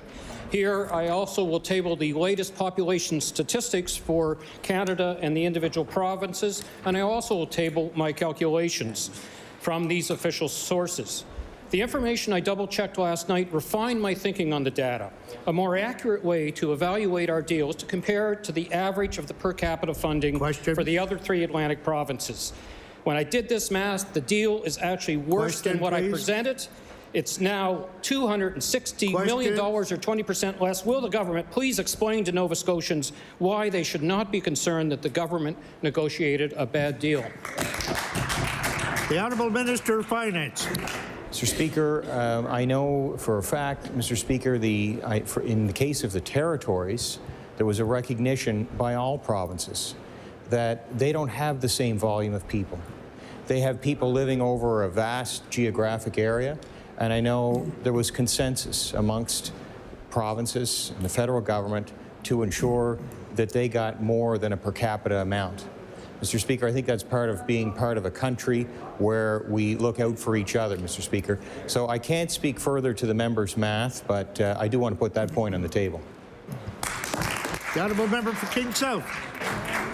Thank you, Mr. Speaker. And again, I presented the numbers with respect to our partners in Atlantic Canada, which is a fair comparison. My supplementary, I will try again from yesterday's supplementary, which was not answered by the minister. This cash infusion requires the province to meet specific targets. And when it comes to specific targets, this government has been consistent in its failure to set them and failure to meet them. We do not want to risk being in a position where we fall short of these targets and risk missing out on our vital health care funding. We need to have our own oversight to make sure that we're on track to meet these obligations. Will the government release the benchmarks that are part of this new bilateral funding agreement so that Nova Scotians can know that this government is meeting their targets? The Honourable Minister of Health and Wellness. Thank you, Mr. Speaker. I just want to assure the member that we are being open and transparent around the data in this province. We are working with our federal partners. We are also for the first time, have a website where people can see how our healthcare system is performing. We have agreed to be accountable. We have shown ourselves to be accountable, and we will continue to do that, Mr. Speaker. Thank you. The Honourable Member for Annapolis. Thank you, Mr. Speaker. The annual accountability report on emergency rooms shows that ER closures have doubled in the last year under this government. In recent months, the ER in Middleton has been closed half the time. From 24/7 emergency on day one of this government, to losing all evenings, to losing all afternoons, to barely operating. At more than 23%, Middleton and surrounding communities have some of the highest unattached rates of residents to primary care, and now without reliable emergency service. People in Middleton and surrounding communities need answers from this government. Close to 6,000 residents in Annapolis and Kings West have signed a petition demanding more public engagement and a strategic plan for soldiers' emergency, yet we hear nothing. Mr. Speaker, is the government going to keep the much-needed ER in Middleton open? And if so, where is this strategic plan? The Honourable Minister of Health and Wellness. Thank you, Mr. Speaker. I thank the member for the question. I know that it's been an ongoing concern, and certainly I want to assure the member that we continue our recruitment efforts to ensure that there's adequate staffing, both in nursing and physician complement down there to support the residents. We've also implemented urgent treatment centres in the surrounding areas to ensure that there's predictable access to urgent treatment. So this is non-life-threatening illness, and often what many of our Nova Scotians seek care in hospitals for. We also, when there is emergency closures, work with our EHS partners to ensure that there is response, and we have a physician now, a doc in the box, 24 hours, 7 days a week, to support paramedics to ensure that there is life-saving treatment under the direction of a physician on the way to a regional facility. The Honourable Member for Annapolis. With all due respect, Annapolis is the only region in the province with 2 emergencies shut down, and it's certainly challenging for all of us. The uncertainty of Soldiers Memorial and the closing of the emergency department in Annapolis Royal last fall has left very little to no options for emergency care in the entire county and entire constituency of Annapolis. The Middleton catchment of Soldiers Memorial Hospital, as I said, has the largest group of unattached to a family doctor or nurse practitioner in the province. The people I represent deserve dependable access to primary and emergent care, and they aren't receiving this currently from the government. Last year during estimates, the Minister of Health told me there is no intention to have a new model where emergency would be closed in the evening. Mr. Speaker, does the minister still stand by her statement from last year, or have intentions changed? Thank you. The Honourable Minister of Health and Wellness. Thank you, Mr. Speaker. And certainly in regards to the member's question, we know that there were a number of physicians who retired altogether, which was very difficult for the community. The Urgent Treatment Centre, we actually worked with the physicians in that community to ensure that they had a predictable work environment, and it was at their request that we supported an urgent treatment centre in Annapolis. We continue to work on recruitment and retention. We are very committed to ensuring that there's emergency care throughout this province. Thank you. The Honourable Member for Bedford Basin. Thank you, Mr. Speaker. This government continues to claim they're listening and acting on recommendations from health care professionals, but health care professionals, including frontline ER doctors and nurses, are critical of this government's so-called plan for emergency care. And in fact, ER doctors wrote to the government about patients who are waiting hours and hours in waiting rooms and on ambulance stretchers because there's nowhere to put the next patient who needs care. And I'll table that. My question to the Minister of Health is, why isn't this government listening to the doctors on the front line, and why don't they immediately work on the problems and the solutions the doctors outlined? The Honourable Minister of Health and Wellness. Thank you, Mr. Speaker. Thank the member for the question. We work really hard to work directly with healthcare providers across this province. Certainly, Action for Health is built on the voices of healthcare workers. We're regularly in contact with our emergency room physicians and nurses. Certainly, when I go back to the work that's just happened around supporting emergency room, particularly in the waiting rooms, as well as the Float MD program, that was born from the voices of emergency room physicians. I would also like to say that when we review the Canadian Association of Emergency Room Physicians' recent letter, open letter to all ministers of health, as well as the federal minister of health, we were very heartened to realize that we have these same priorities and we are on the same page as these very capable physicians across the country. Thank you. The honourable member for Bedford Basin. Thank you, Mr. Speaker. According to the emergency physicians who wrote to the government, paramedics can't offload patients because patients who've already been admitted are in them already. And this creates delays in ambulance offload time. We know this government claims they'll add more beds and build a new ER under the more faster plan, but we actually don't know when that's going to be, because this government will not provide any timelines or any costing. So my question to the Minister of Health is, when will they take seriously the concerns of our ER doctors and add more beds to our ERs? The Honourable Minister of Health and Wellness. So I would thank the member for the question. It's certainly no secret to me that we have been underbedded in this province for a number of years, not only in acute care, but also in long-term care.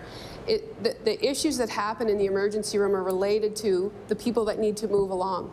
They need to move along to community, or they need to move along to long-term care, and that has been ignored for a number of years. We are currently developing a plan that will allow us to support people transitioning out of hospital. The first in the province transition to care facilities.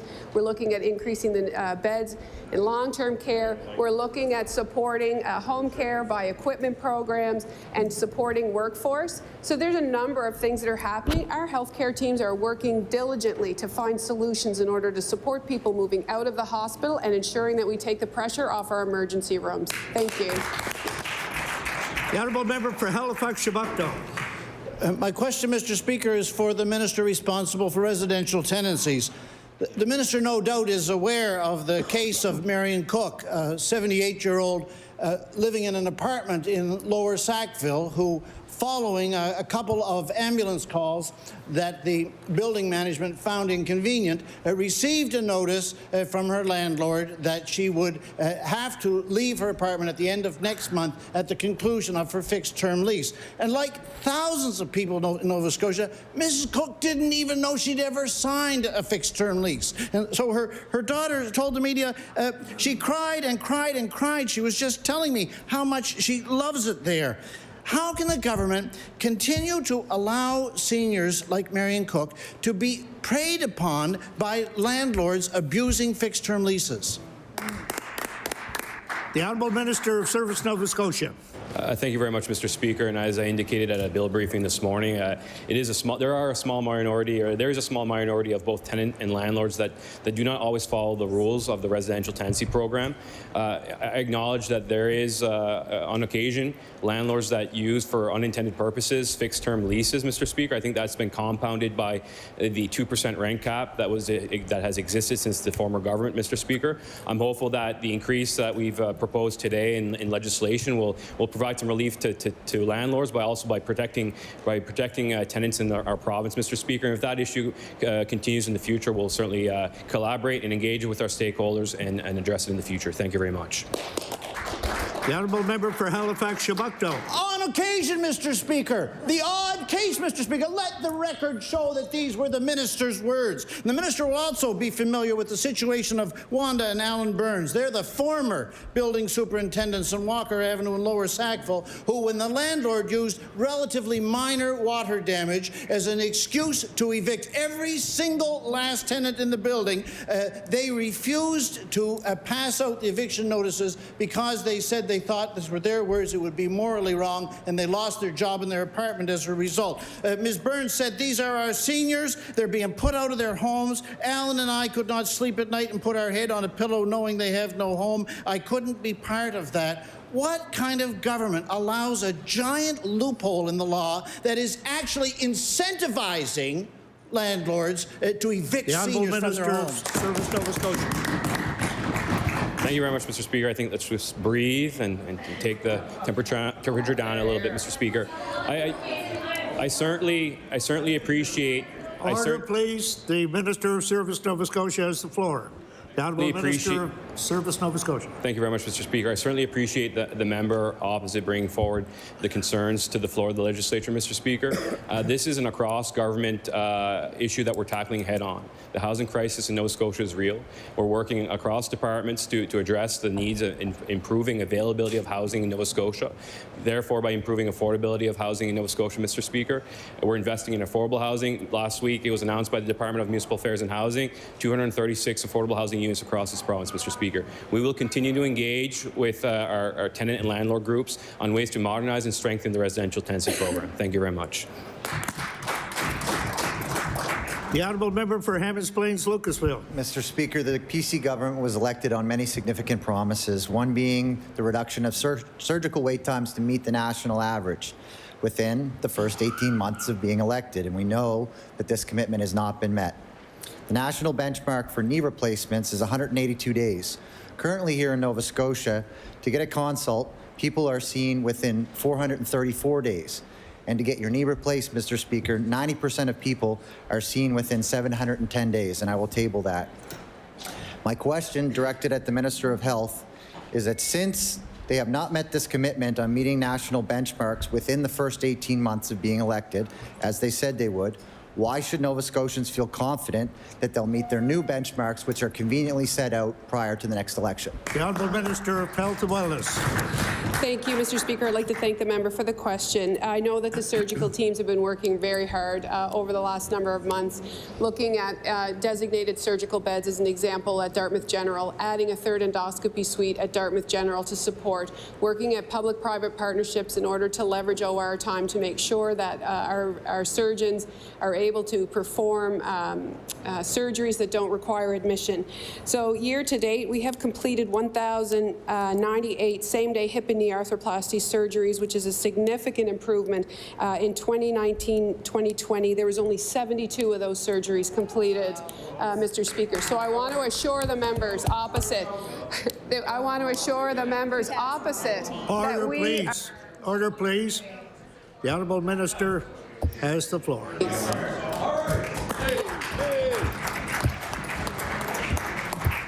Told you it was going to be a fun afternoon. The honourable member for Hammonds Plains Lucasville.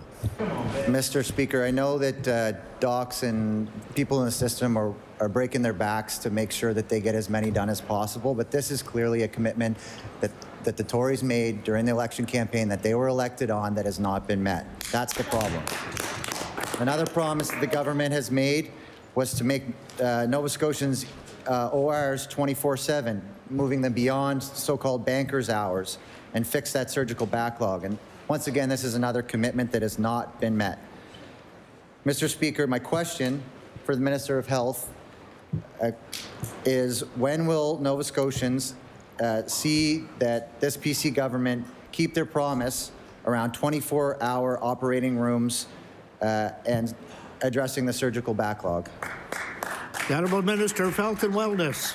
Thank you, Mr. Speaker. I thank the member opposite for the question. So certainly one of the most significant things that we're doing to support surgical wait times is the recruitment of staff. We need to recruit not only surgeons but also registered nurses and LPNs to work in the OR environment. So we've done a number of things to support recruitment, not only bringing people into the profession, like increasing the number of nursing seats in this province by 200, by working with the College of Registered Nurses to support immigration, to bring new and mid-career nurses to our province to support our ORs. We've implemented robotics. We've implemented a hybrid surgical suite in order to support surgeries across this province. And I want people to feel assured that their foot is on the gas and they are going to get excellent care in this province. The honourable member for Bedford South. Thank you. Mr. Speaker, in December, this government released its plan for healthcare infrastructure titled More Faster. However, for anyone who is working in or being treated at the very old Victoria General, a better headline might be Here Longer. Mr. Speaker, the original plan, as proposed several years ago, which this government sat on for well over a year, would have had the Victoria General closed 3 months ago by the end of 2022. So I would like to ask the minister responsible, when will staff, patients, and families finally be moved out of the Victoria General and into a modern and usable healthcare facility. Thank you. The Honourable Minister of Service, Nova Scotia.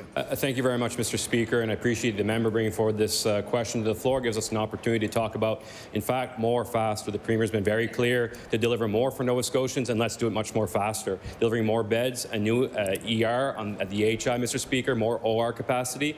What we've done, we've recognized some of the challenges that the former government did not overcome, is recognizing that one big project in its entirety, waiting 10 plus years to flick on the light switch, was going to be very difficult for the construction industry to digest, Mr. Speaker. We're shortening that timeline. We're developing this plan, and we're going to be implementing it in waves, Mr. Speaker, so that Nova Scotians can have access to care much more quicker. Thank you very much. The Honourable Member for Bedford South. Thank you, Mr. Speaker. I would be more convinced by the minister's answer if there were any timelines or any budgets in this document I have here that I will table. And there are none. There are none. There are no timelines in this document which I will table. There are no budgets for something that the minister has talked about being the largest infrastructure project in the history of Nova Scotia. And given that fact, I think it's incumbent on the government to give Nova Scotians some details, the least of which would be a budget and a timeline for these projects. So I would like to ask the minister responsible, when will these projects happen and how much will they cost? Very simple. Thank you.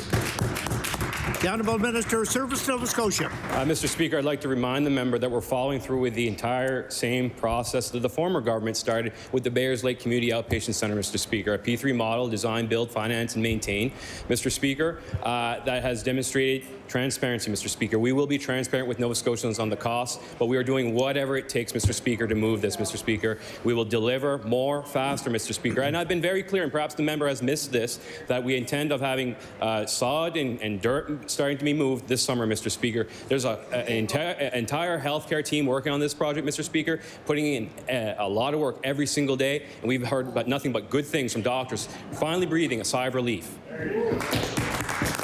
The Honourable Member for Cumberland North. Thank you, Mr. Speaker. We know that we have people waiting for ambulances from one end of Nova Scotia to another. People waiting long hours for ambulances that sometimes never come.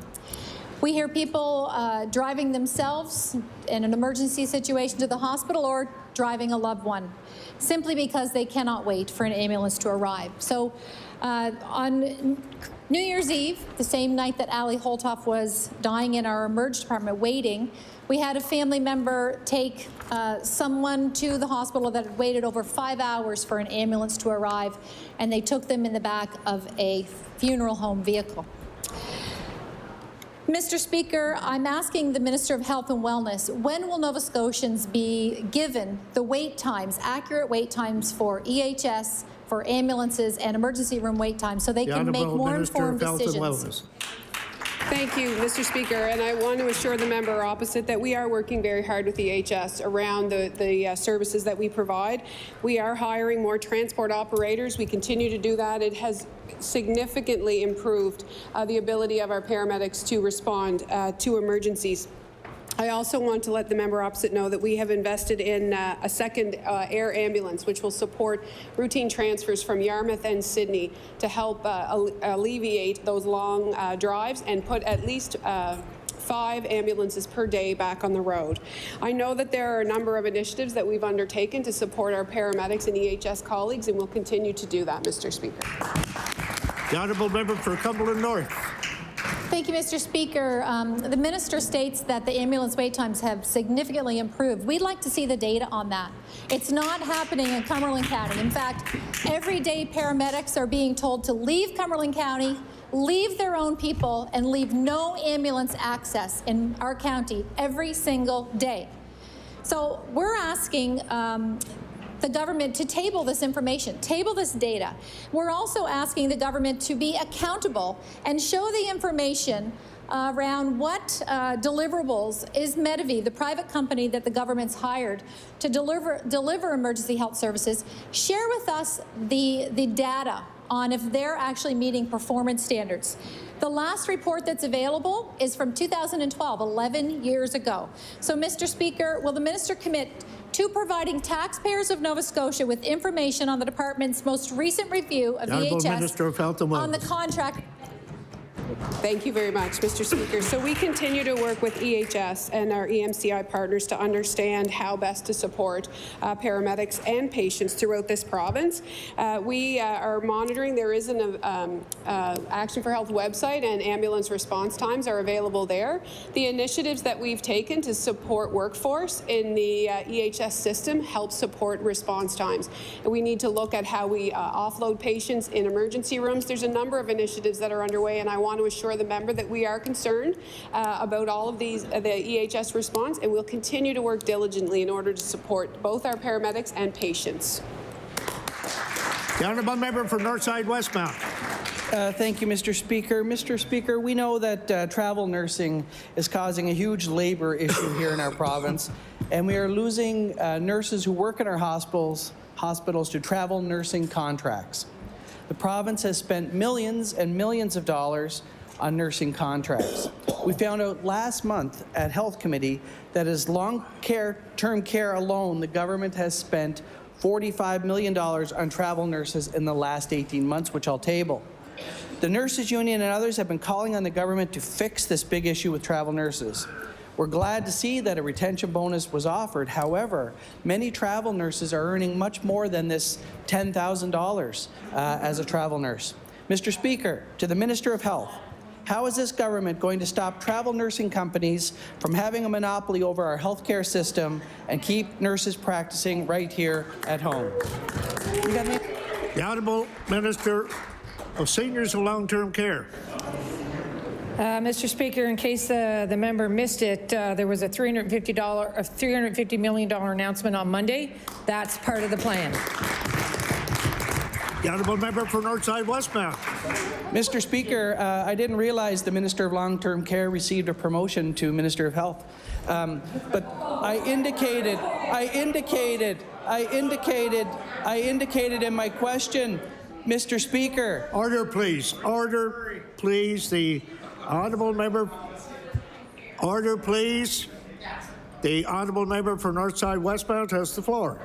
Mr. Speaker, I do not argue that the Ministry of Seniors and Long-Term Care is extremely important in Nova Scotia. However, what I did, Mr. Premier, would you like to answer the question for me? No. Order, please. Order, please. I'm going to ask that the speaker be respected, but also at the same time, I'm going to ask the same speaker to go through me and not directly ask a question to an individual across the floor. The honourable member for Northside Westmount. Mr. Speaker, given the fact that most of my time is used up, I'm going to get right to the question. My question is, ready to go?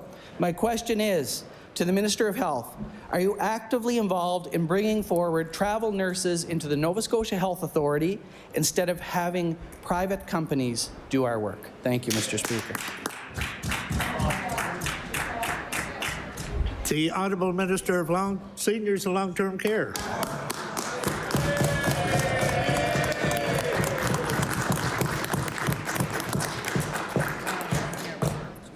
Mr. Speaker, that's the most sexist and inappropriate statement I've ever heard made in this legislature to suggest... Order, please. Order, please. The Minister of Seniors and Long-Term Care has the floor. To suggest that one minister is more valuable than another is unacceptable. And given the statement that he made, whatever else he asked me, I'm not going to dignify with an answer.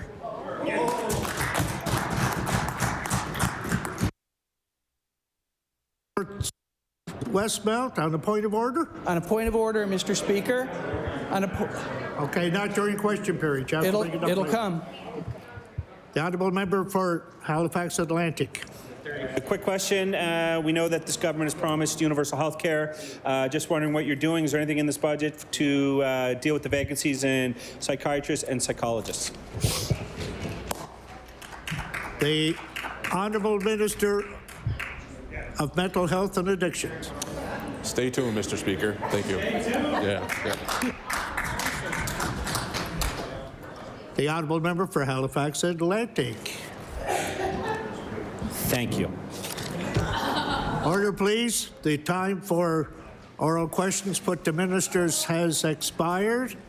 I want to once again mention about the banter back and forth and ask you to show respect and don't refer to a person, a minister, or whoever it is as you.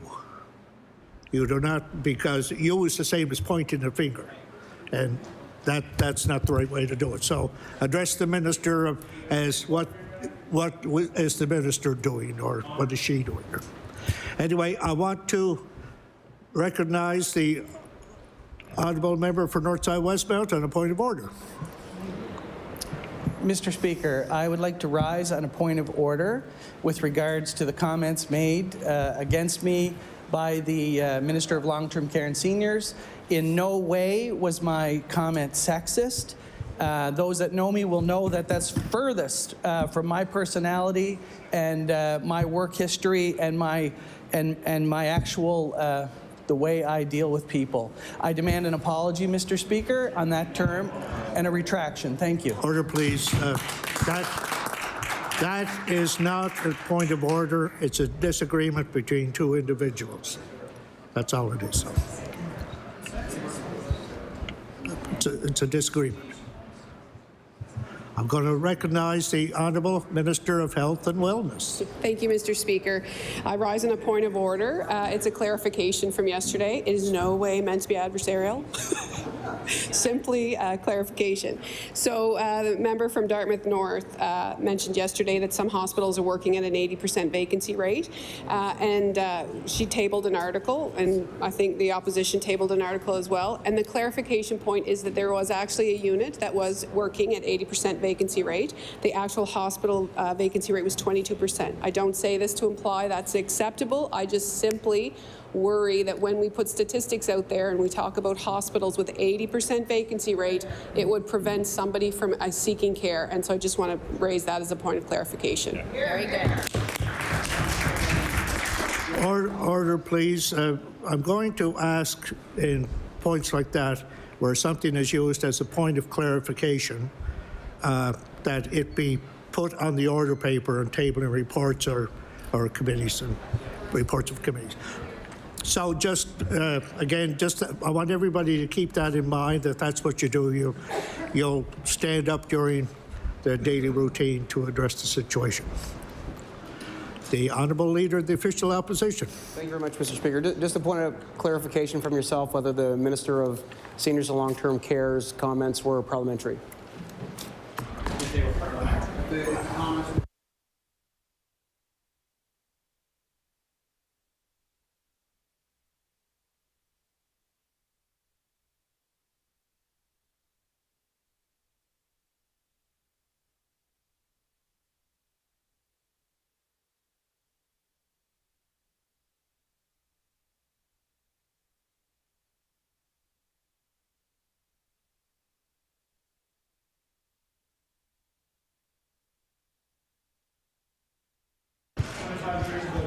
But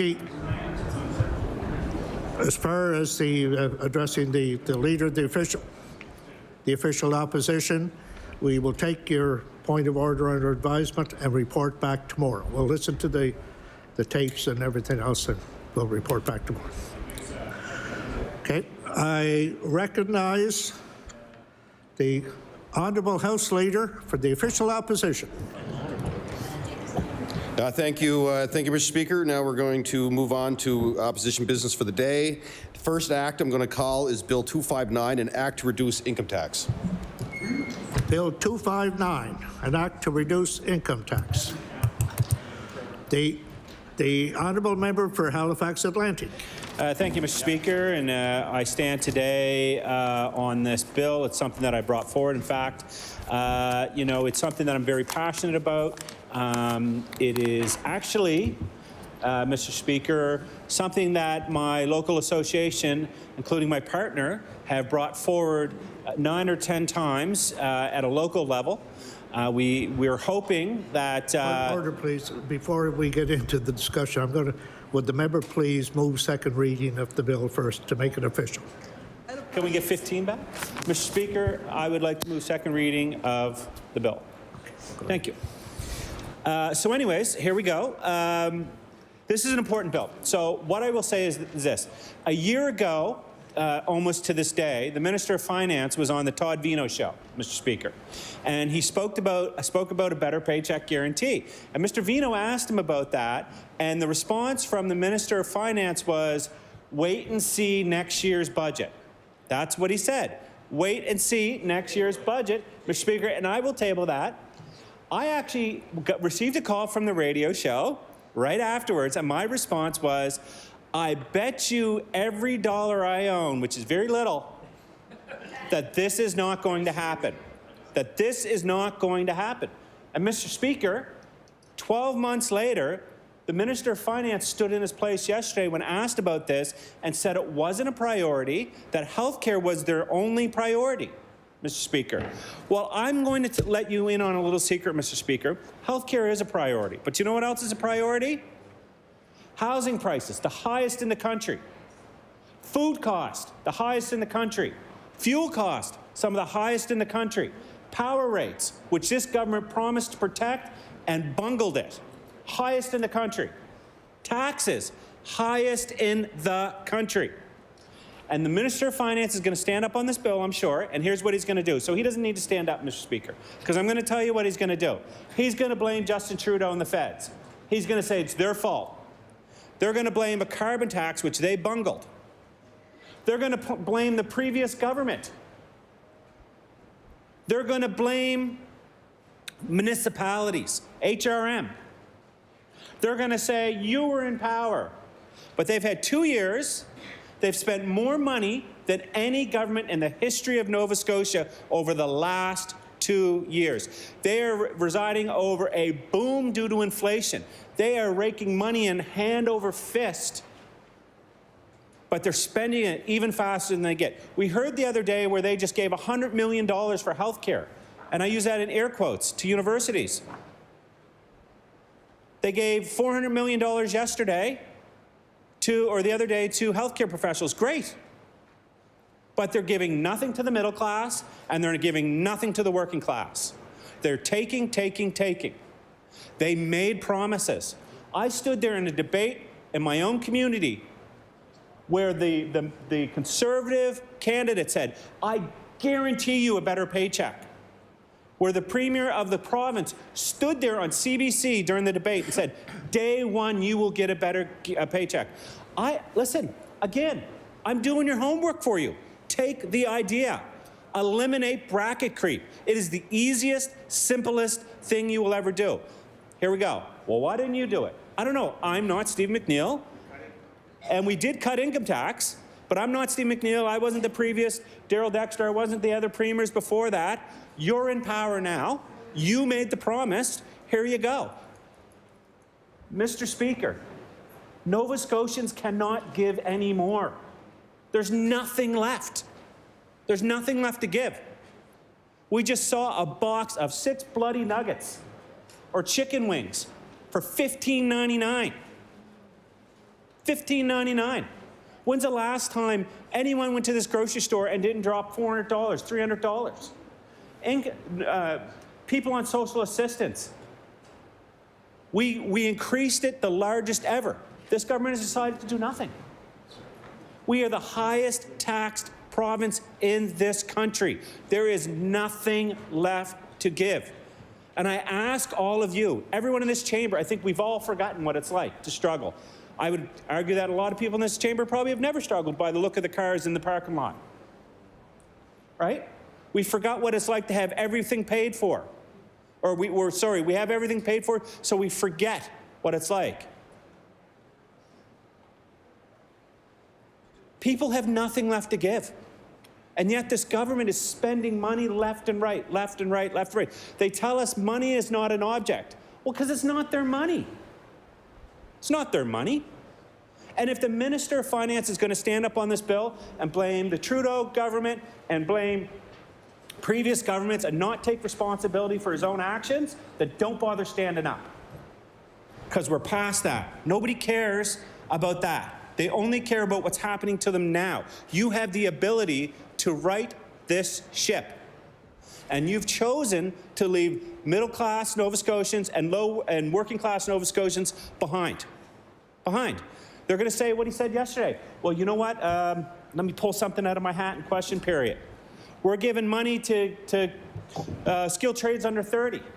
What about seniors who can't pay their pharmacare? What about people on income assistance that are still getting $600, $700 for rent? They're giving money left and right to individuals. They just bought the most expensive hotel in the history of this province for $34 million, with tens of millions of dollars more left to go.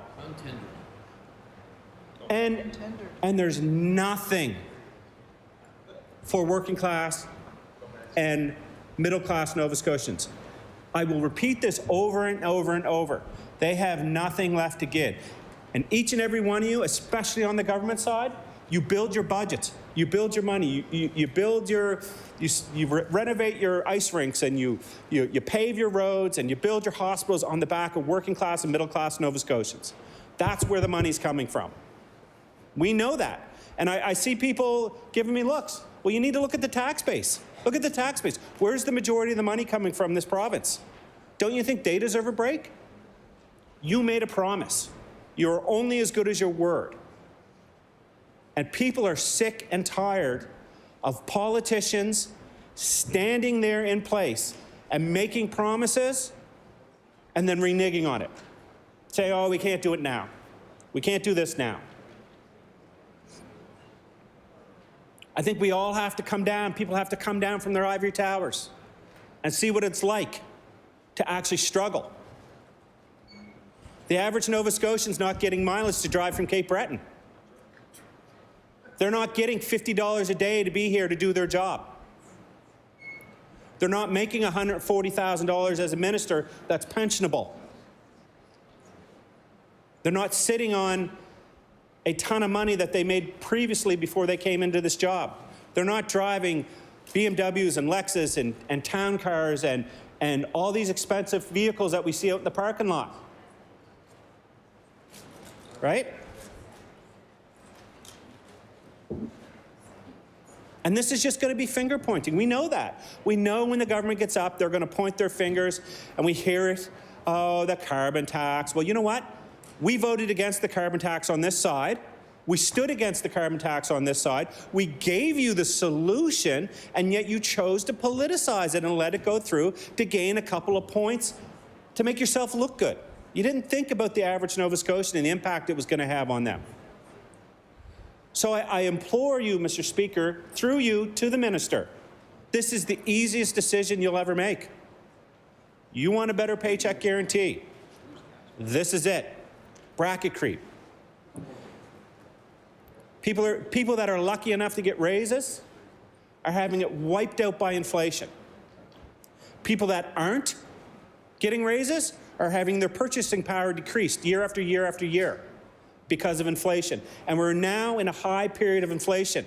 So people are suffering even more. But you know who's not suffering, Mr. Speaker? Government. Because they're getting more money from inflation. They're getting more money. And they have the ability to, you know, if you look at some of the lists that come out, you know, build facilities and send out untendered contracts worth hundreds of millions and billions of dollars. Just give a little back. I don't know how anybody can walk into a community of working class and middle class and low income individuals that we all represent and hold your head up high. I don't know. And maybe some of the members of the NDP party, I still remember one of the members talking about the prices of food. Well, I challenge that member because the prices have gone up even more. Even more. We're now potentially on the cusp of massive impacts to the stock market. We're seeing this with some of the financial institutes in the world that are being bailed out again. Again. That's people's retirement. That's people's money. And I know when the government stands up, instead of saying, yes, this is why we're going to do it, or no, just say, no, this is why we're not going to do it. We want your money. And that's what this is all about. We have priorities. We want your money, and we're going to take your money and spend it. And for anyone listens, the 6 or 7 people that are listening to this, I want you to know that Nova Scotia is the only province left in Canada that still does bracket creep, that still does this. The only province left. Every other province, Liberal, Conservative, NDP, have come to their senses. Have come to their senses. And I think it will be extremely insulting for anyone with any bit of education, with any bit of financial experience, to stand up and, instead of defending your position, point fingers. Point fingers. We've heard it. The war in Ukraine. Here's what we've heard. The war in Ukraine. We've heard the Trudeau government. We heard municipalities are at fault. We heard inflation, which we were told, what was it, that inflation was just going to go away? Yeah. Imagine We were told that, Mr. Speaker, that inflation was just going to go away. It's kind of like that statement, budgets are going to balance themselves, right? That's what I feel like we're doing here. People need their money. They can't send their kids to school with proper clothing. They can't send their kids with healthy food. Kids can't play in normal activities and normal sports. Is that fair? Seniors are struggling. I mean, struggling. And this was, the last 2 years have been particularly hard because of inflation. We've had record inflation, and this government has done nothing to support the people that voted them into power.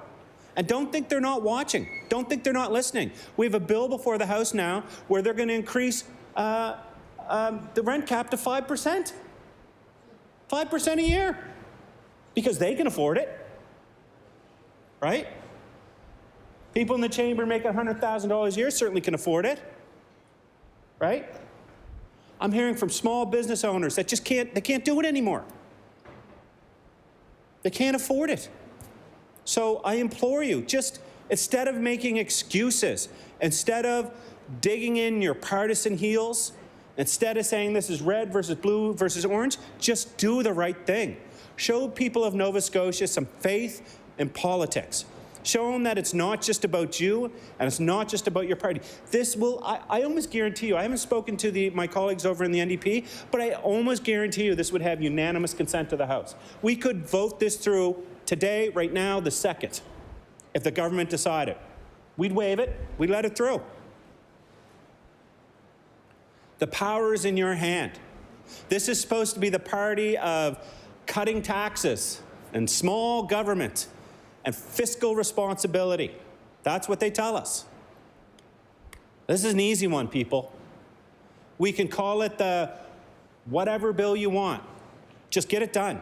People, I can't stress to you enough. If you stand up and make excuses and point fingers, you have lost touch with Nova Scotians. Nova Scotians who are struggling to pay their bills. Nova Scotians who are being crippled by power bills. Nova Scotians who are in tears when they go to the grocery store. That they can't give any more. And you're asking every single year when inflation goes up, you're asking Nova Scotians to give more.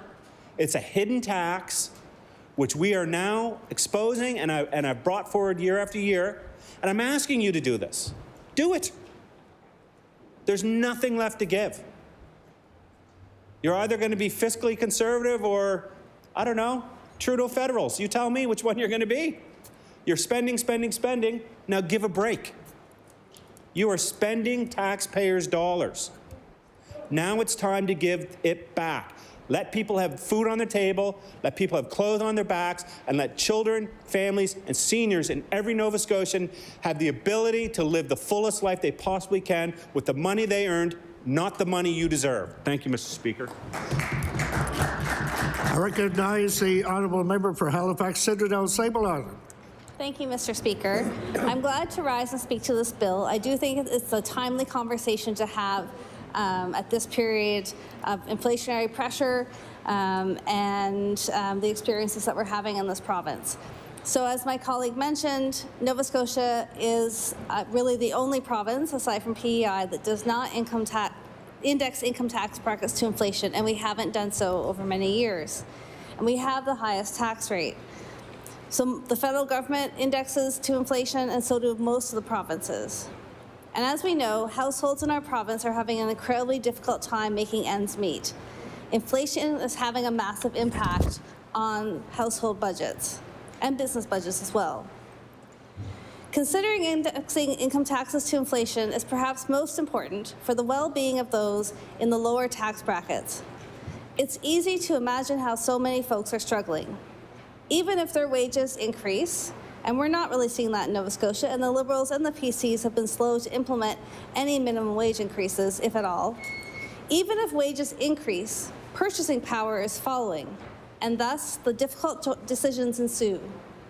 Households are wondering how to pay the rent or the mortgage to keep a safe home, how to pay the power bill to keep the lights on, how to buy enough groceries, how to get their kids into programs and get them what they need. And we are seeing and hearing from Nova Scotians every day about how they feel scared and the impacts they feel and see in their communities. And this isn't a matter of being negative. These are the phone calls and emails that I'm sure we are all receiving. This by not indexing income taxes to inflation, we are really losing out on a lot of ability of families to really manage their budget well and to move forward. And as my colleague mentioned, these are actually quite invisible taxes. So any other tax move is, can be, announced and seen in budgets and that sort of thing. But in fact, the fact that our income taxes are not indexed to inflation is something that just kind of rolls forward every year. And I think it is time to finally consider tax reform in Nova Scotia. And if we're going to look at indexing income tax brackets as they do in other jurisdictions, we should also look at other ideas about whether there are other ways to make up revenue in the top income brackets. That is the principle behind why our party has proposed things like a luxury tax on yachts or a luxury tax on fancy cars. Other jurisdictions have sought out other options. So in British Columbia, there's an extra tax on homes assessed over $3 million. There are many proposals for how to make our taxation system more fair. Indexing brackets is part of that conversation, but it's not the whole picture. So while Nova Scotians, all of us, are facing record high inflation, it's also had an outsized effect on government revenues. And we've seen that over time as each budget update, each fiscal update shows actually sort of, surprise revenues, and it's been difficult for planning purposes. But with inflation, government is collecting more sales tax revenue and more income tax revenue than expected. Revenues have been consistently above estimates for the last several fiscal updates, while average people struggle to pay more for their grocery bills, their power bills, and their homes. This leaves people with a very reasonable feeling that they are being fleeced. So they're losing control of more and more of the income that comes into their families, while government has more and more income to make decisions with a lack of accountability and transparency. And I would highlight that the more than $1 billion in additional appropriations to date in this fiscal year is an example of where Nova Scotians are not having a chance to weigh in on how the government is spending their money. Those additional appropriations don't require a discussion in the House. We are all elected to represent the views of Nova Scotians, and we all should be playing that part in ensuring that the spending of government matches the priorities of Nova Scotians. Because of the increased revenues for government, our caucus has also presented a host of proposals that would help people to better afford to live their life and care for their families. Things like a permanent system of rent control, waiving pharmacare fees, and building affordable housing. We've also called for direct supports to people to help them through this extremely difficult inflationary period. And of course, taxes pay for important things, but again, it gets back to a question of when we're able to consider a budget that is tabled openly and transparently in this House, and to consider how it matches priorities for Nova Scotians. With that, I will conclude. I will note, that we do appreciate this issue being part of the discussion, and we're looking forward to hearing from the government and their plans to make taxes more fair in Nova Scotia. Thank you. From Colchester North.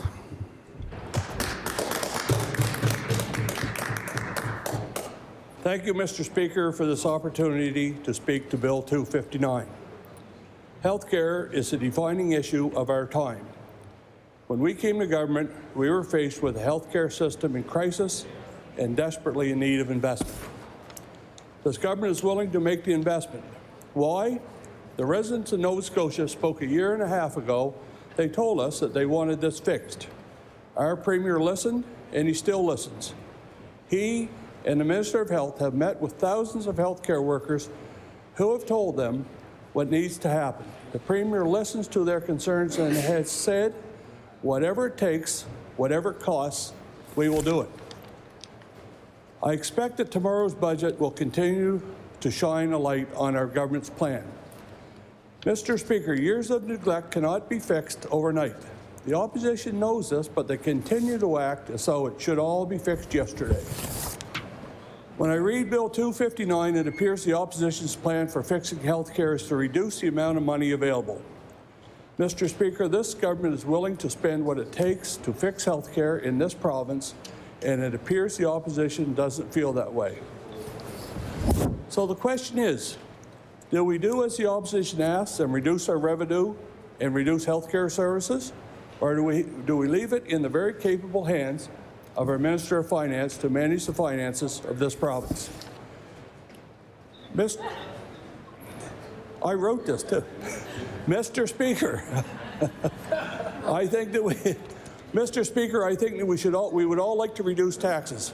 However, being in government is about making tough decisions. We must be responsible and reasonable. We must improve health care, and it will take money. So, Mr. Speaker, let's take a look at indexing. Based on the annual consumer price index in Nova Scotia, the cost of indexing the province's personal income tax bracket and non-refundable block of credits is approximately $123 million for the 2023 taxation year. This is $123 million less for health care. So, Mr. Speaker, I am very proud to be part of this government that has faced the realities of these health care challenges head on. Mr. Speaker, tomorrow our Finance Minister will present his budget. Undoubtedly, it will focus on better health care and a prudent yet realistic financial plan as we go forward. Mr. Speaker, the opposition has had 8 years to index our taxes and fix our health care. Look at where we are at today. So, Mr. Speaker, like so many Nova Scotians did a year and a half ago, I will put my faith in Minister McMaster's, Minister Thompson, and Premier Houston. Thank you. I recognize the honourable member from Northside Westmount. Thank you, Mr. Speaker. I appreciate the acknowledgement, and I'm very happy to stand and speak about the bill that we've put forward to end bracket creep in Nova Scotia. And, just referring to my colleague across the aisle who indicated that healthcare is the #1 issue that they've been elected on, they're working on. I understand that that's what they need to do. They want to fix healthcare. But, Mr. Speaker, they've been pouring hundreds of millions of dollars into healthcare over the last 18 to 24 months, and all we see are increases in wait times for surgeries, increases in the family doctor registry, increases in vacancies. You can go on and on and on. So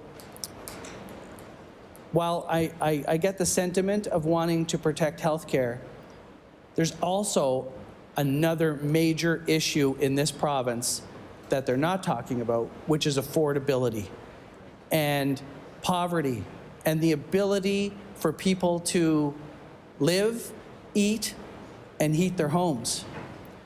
Mr. Speaker, in Nova Scotia, and I just want to address one other topic. We talk about, the member mentioned there was 8 years previously to fix that. Well, Unfortunately for me, I wasn't in this seat 8 years ago, but as finance critic, it's certainly something that I would be first on my radars to index the tax brackets in Nova Scotia. We find ourselves in a very significant period of inflation. Everything costs more. And Mr. Speaker, what I would like to point out to Nova Scotians is that if you live in Nova Scotia and you earn, let's just take an arbitrary number, $50,000. So a $50,000 income in Nova Scotia pays the highest provincial tax in all of the Atlantic provinces. So we need that to sink in for a little minute. If you live in Nova Scotia, you're paying the highest provincial taxes in Atlantic Canada. Now, if we go further than Atlantic Canada, it gets even worse, but I'm going to stick to comparables here and compare ourselves with Atlantic Canada. So, on average, if you make $50,000 a year in Nova Scotia or New Brunswick, in Nova Scotia, you're going to pay about approximately $1,000 more in provincial taxes. In Nova Scotia, you're going to pay about $700 more than your cousin in Newfoundland. You're going to pay $200 and some more than your friends in Prince Edward Island. And Mr. Speaker, when you compound that over the working life of the average person, 30, 35 years, you're talking an out-of-pocket difference between a Nova Scotian and a New Brunswicker of 30 grand. Can you imagine how Nova Scotians would be able to better feed their families, better provide, better growth in our economy, the use of small businesses, if that money was in their pockets? My colleague from the NDP talked about the arbitrary spending. By the time we finish this term, it's going to be in the billions, with no legislature oversight on that money.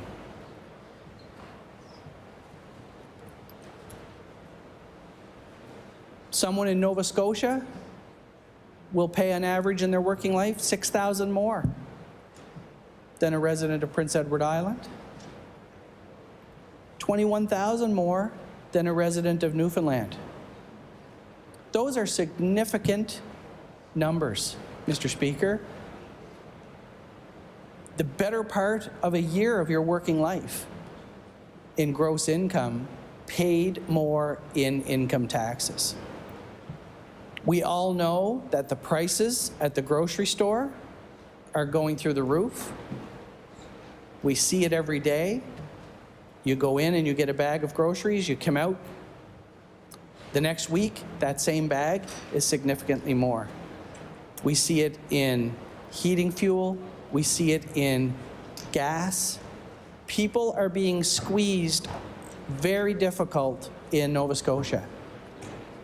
And an easy way to put some relief back in the hands of Nova Scotians is to end this practice of bracket creep. We look at the retention bonuses that were just paid out across the province, over $300 million.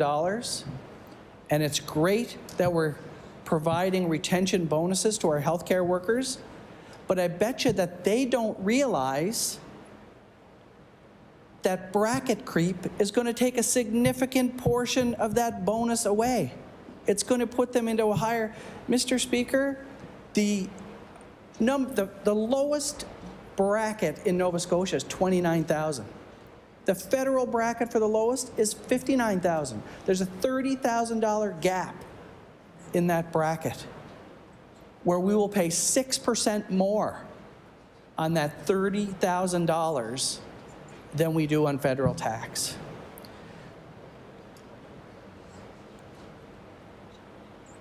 Look, I know revenue is required, and I'm sure we're going to see in the budget tomorrow, But, Mr. Speaker, when we see the number of announcements in March Madness that we've seen over the last couple of weeks, you have to wonder about the management of those dollars. Why all of a sudden are we throwing 25 million here, 50 million there, 100 million here, 300 million there, and coincidentally, it's all coming in the month of March, the last month of the fiscal year. I will leave that to conjecture. Mr. Speaker, I'm not going to go on about this. I'm going to end it here.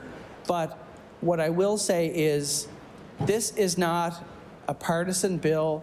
This is not, anything meant to embarrass anybody, because it's about Nova Scotians. It's about putting more money in the pockets of Nova Scotians when they need it, where they need it. So let's all do the right thing, and let's pass this bill in the legislature. I'm not sure if I have to close debate or no. Sorry. Okay. Thank you. I recognize the honourable member for Cumberland North.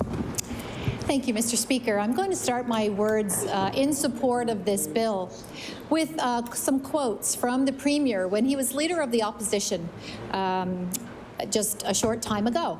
And I'll table the answered documents. This is a quote from our Premier. And based on this quote from our Premier, I'm anticipating that we are going to see changes in our income tax brackets tomorrow when our provincial budget is billed. Because we heard the Premier, when he was opposition leader, say, quote, "We will see the bracket creep issue on our personal income tax returns that is slowly eating away and slowly draining more money from people who are trying to earn more and who are trying to move ahead." That's an issue that's still there, and I don't know why this government is so reluctant to speak to the issue and try to address the issue. It is a known issue that could be addressed. So we see more taxes in the bracket creep. We see more taxes, more fees, more charges that are always creeping up in people's lives. When you go to register your car at the Registry of Motor Vehicles, it costs a little more now than it did last time. Every type of fee and stuff. There's many of them that we encounter at all time. And I'll table this quote. You can take that as well. So these are the words of our current Premier. So he clearly understands the importance and impact of bracket creep on taxpayers of Nova Scotia. And some of the people that have already spoken in support of this bill have shared a lot of numbers and a lot of data. It's something that a lot of Nova Scotians are simply not aware of. They're simply not aware that our income tax brackets are not being increased in line with inflation like every other province in the country. And there's lots of data, Mr. Speaker, that shows the negative impact that this has on people's pocketbooks. I have a lot of respect for my colleague from Colchester North, and I do want to make a comment about one of his statements about the priority for the government is improving people's health care. And I want to let the member from Colchester know that when you're looking at health, the number one thing you can do to improve people's health is ensure they have enough money to live and to eat. And if you study the determinants of health, the 12 determinants of health, you will see that the number one determinant of health is income. The number one determinant that determines your health status is income. And the people in this province that are most dramatically affected by bracket creep, by the fact that we as a province do not increase our income tax brackets in correlation with inflation or with CPI, Consumer Price Index, the people that are dramatically impacted by this are people, Mr. Speaker, that are living in poverty. And there are several reports you can read from Canadian Taxpayers Federation. The Halifax Chamber of Commerce have written about this. In fact, that is in their pre-submission budget for the government. You also have the Policy of Alternatives. They've written on this topic. And there's a lot of data that shows Nova Scotia is actually, we have the highest poverty rates in the country. We have the highest child poverty rates in Canada. And the #1 way of improving that is making sure people have more money. And ignoring the fact that we're the only province that does not index our income tax brackets, I believe is irresponsible. That the decision to not index our income tax brackets is a purposeful decision telling people that are living in poverty in Nova Scotia that it is okay that you have to go to the food bank. You are purposely, the government is purposely making a decision. It's not the first government, but by not indexing our income tax brackets, we are saying to people that live in disability, people that live on income assistance, students, people that are low-wage income workers in this province, we are making a purposeful decision that they will have less money, that they will have less money than they deserve because they live in Nova Scotia. You look at the rate of inflation, and you think about the income tax brackets that are going up in every other province. But the people that live here, because they live in Nova Scotia, I'm talking specifically about people that are living in poverty, they are going to be further punished simply because they live here in the province of Nova Scotia. Now, I believe, Mr. Speaker, not only should we be indexing our income tax brackets here in Nova Scotia, we should also be increasing our basic personal exemption. And I will table this document, Mr. Speaker. Right now, Nova Scotia's basic personal tax exemption, a lot of people might be looking at this right now because they are doing their taxes. The basic personal tax exemption here in Nova Scotia is $8,481. These are 2002 levels. So that means the first $8,481 that Nova Scotians earn is not taxed. We're the lowest. Again, we are the lowest in the country. Just for comparison, let's look at the highest. In Alberta, and we wonder why so many of our young people are going to Alberta. Well, this might be one reason. They don't pay any income tax on the first $19,000. It's over a $10,000 difference. I'm not asking that we match Alberta, Mr. Speaker, but I am suggesting that we shouldn't be the lowest, that we shouldn't be $11,000 lower than Alberta. Mr. Speaker, I believe we should be paying national average. We should be giving people a basic personal income tax exemption of at least the national average. We are the lowest, which means Nova Scotians are paying the highest income tax in all of Canada. If we choose, Mr. Speaker, to leave that the way it is, if we don't see a change in this in tomorrow's budget, the message we are sending to Nova Scotians is not that they care about health care or their health. It's actually the opposite, because income is the #1 determinant of health, income and financial status. Personally, I think we should be making every effort to stop or reduce people's needs for food bank usage. I think we should be reducing the need for our community volunteers to be working diligently every week to put food in bags, to give students, to give children, so they have food on the weekend. It sounds dramatic, Mr. Speaker, but this is what's happening. I don't know if it's happening in the rest of Nova Scotia. I assume it is. But in Cumberland County, we have seniors and people working every day gathering food so that they can give it to children on Friday so that they have food to eat on the weekends. And many of these children have parents that are low-wage income earners or single families, single-parent families, or family members that are on income assistance, or families with a disability. And these, we know, are the families that are struggling in poverty. All of these things that I've mentioned, Mr. Speaker, can all be impacted by two things: increasing the basic personal tax exemption, stop being the lowest in the entire country, and start indexing our income tax brackets, start treating Nova Scotians fairly, and let's if we really truly care about their health, we will do everything we can to make sure they have more of their own money in their own pockets. Thank you, Mr. Speaker. I recognize the honourable member from Kings North.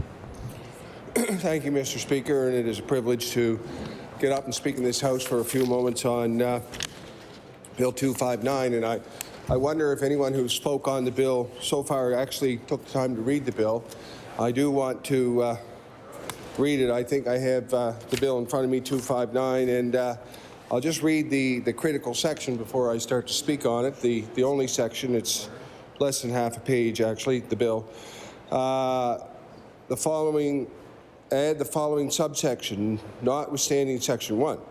The tax payable pursuant to that subsection is adjusted for each taxation year after 2022 by increasing each of the dollar amounts referred to in that subsection by the increase of the Consumer Price Index for Canada in each of those taxation years over the Consumer Price Index for Canada in the immediately preceding taxation year. So it is a noble effort by my colleague from Halifax Atlantic, but it is actually fairly confusing, and it appears to suggest that the tax will increase as well. So not only, it doesn't mention the word bracket creep, but it appears to suggest the taxes will go up as well. So the tax payable will be adjusted each year by increasing the amount. So anyway, a fairly confusing bill, Mr. Speaker, which calls into question the newfound motivation on the part of the opposition, having been there since 2013 to 2021, and this issue was not addressed in that time, even though it was raised once or twice in a time when we had balanced budgets. However, Mr. Speaker, at that time, and I still feel that way, the balanced budgets were balanced on the back of health care at that time. And there was a deficit, if I could call it deferred maintenance. There was a number of years in those years when there was $70 or $80 million in the health infrastructure maintenance and repair fund, which were not addressed. They were just simply not spent. And I remember asking the then member for Kings West how come this $70 or $80 million line item in the budget was not spent, and his answer was that it's difficult to spend money. And on things like my colleague at the time asking for the steps to be repaired at the Northside General. And at that time, things were just not done. So we have inherited, as a government, vast areas of deferred maintenance, is what I would say, on health care spending. So the reality is that we are addressing those areas of deferred maintenance, and even though we may have had a balanced budget at that time, it was balanced on the backs of Nova Scotians. And we're playing catch-up. There's no doubt about that. We didn't start on an even playing field. We started with the playing field tilted pretty hard the other way, and on the health care on many, many fronts. Infrastructure, maintenance, wages, all sorts of areas in which we are struggling to address the crisis in the province, which we are now beginning to address, even in terms of software. And we're looking at things going, why on earth was there why wasn't money spent on this? Why wasn't this problem addressed? And there was one focus, and let everything else fall by the wayside. We'll make sure, and that is an admirable focus. I won't deny that, to have a balanced budget, but we balanced it on the backs of health care. We balanced it on the back of our paramedics. We've been talking about paramedics earlier today. We tried for 2 years to get the Fitch report in our hands, couldn't get that. Why? I don't know why. But maybe because the government of the day didn't want to address the crisis in paramedics, which was already brewing at that time. So we started behind the 8 ball on some of this stuff, and we are working as hard as we can. We're going as fast as we can, as our Premier has said, to address these crises. And all of these things are going to take money, Mr. Speaker.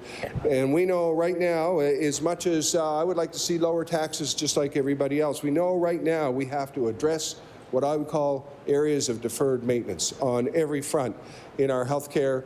And we're doing that to a lesser extent, but also important in housing and in other fields. So as a government, we're facing challenges. But, you know, the good news is, Mr. Speaker, the good news is the province is growing. And I believe that all of the things that we're spending money on are investments in the future of this province. And I believe that we will see the benefit of those investments as we spend money on health care, as we spend money on housing, as we spend money on roads, and as we spend money in every other field the government has to deal with, on better software, on other things that are immense challenges to us as a government. I believe that we will see the benefit of those, as we know that Nova Scotia is an incredible place to live. We have people coming from around the world to live here, from across Canada. We know we'll have more people. We're a party that supports immigration. I'm the son of immigrants. I'm the son of immigrants myself, Mr. Speaker, and my parents, when they came here penniless. They had no 2 cents to rub together, and they didn't speak English. And they made it. I'm very proud of them. They worked hard. They learned the language here. My father came here. What he did have, he had a world-class education in farming, actually. That's what all those Dutch farmers that came here had. They had a world-class education from Holland in how to farm. But I asked him one time, how did you get here? You had no money. And I was always of the belief that the government of Canada paid their passage here. They came over on a luxury liner. I realize I'm digressing off the bill a bit. I apologize. They came here on a luxury liner, and I was always of the belief that the government of Canada had paid their way here. But in truth, the government of Holland had paid to get rid of them, I guess. That was send them over here. But it wasn't to get rid of them. It was stemming out of the enormous goodwill between the two countries following the liberation of Holland by Canada in 1944 and 1945. So I'm the son of immigrants who didn't have money, immigrants who didn't speak the language. And I know I'm probably not the only one in the House who can say that. I don't know if I am, but I'm very proud of them. And I believe that there are more people in the world that want to come here and will come here. And as we invest in good health care, in good roads, in new economic development, in good government systems, things that had been left uninvested in. As we invest in those things, we will see this province grow and prosper. And I realize I'm getting some chirping from the member from Yarmouth, and it's a little bit difficult to keep on my train of thought as I'm doing that, so I apologize for that if you're distracting me. But I would invite you from the member to stand up and have your say on the bill as well. So you'll have your opportunity as well. Order. I just remind you to speak through the speaker. I recognize the honourable member from Kings North. Mr. Speaker, I just would like to suggest to you that maybe we make provision for the member from Yarmouth who's making comments to either curtail his comments. It's up to you, Mr. Speaker. I don't want to tell you what to do, or he'll have his opportunity, right? What's that? Order. The honourable member from Kings North has the floor. Thank you, Mr. Speaker. Mr. Speaker, we realize the challenges of the tax system. We realize that we have higher taxes than other jurisdictions nearby. We realize those challenges. We are investing in the province of Nova Scotia to see the province grow in unprecedented ways. And I believe that as we put in good systems of education, good systems of health care, good roads, economic development, all the things that we are doing, addressing the housing crisis, that as we do those things, we will see this province grow and prosper. And as we have more people working here and paying taxes, that we will be able to reap the benefit of those investments. And we went through a period of time. I mean, the reality is this is an opposition bill. The opposition now sees the light on taxes. They had 8 years to see the light on taxes. They didn't do that. But nor did they invest in many of the things that I'm talking about. They invested in them to a lesser extent, not enough, Mr. Speaker. We know that. It was falling behind. The health care bill was paid for on the backs of Nova Scotians. And we're trying to turn that around. We're trying our very best. I know we campaigned on that. We told the public it would take time. We're investing, we're doing everything we can to turn that around. And if there's anything more that we can do, we welcome suggestions from the opposition too on what we need to do. We welcome that. We will do more. And we will see that turned around. And we are investing in all those things which were, in my opinion, really deferred maintenance, things that needed to be done that, you know, that weren't done, where we were running on 20-year-old systems in some cases and 30-year-old systems. And we're trying to bring this up to the 21st century, to 2023. We will do that. It's going to take money. We will meet that challenge, Mr. Speaker. Our budget will meet that challenge. We're going to go forward and see this province grow. We're going to see it be a place that welcomes people from every part of the world, every faith, every religion, every skin color. All of those things, Mr. Speaker, just like my family was welcomed in, not speaking English, we can see that coming from another country. We can see that we will welcome those people in. We will make room for them. We will provide the systems for them, meet all of those challenges of growth. And the challenge of growth is a much better challenge to have than the challenge of decline. We see growth demands that everything happen at the same time. We need to have more health care. We need to have better roads. We need to have more housing, all at the same time. It's like trying to pull order. Yeah, I'd remind the honourable member to keep it on the bill at hand. Yeah. I recognize the honourable member from Kings North.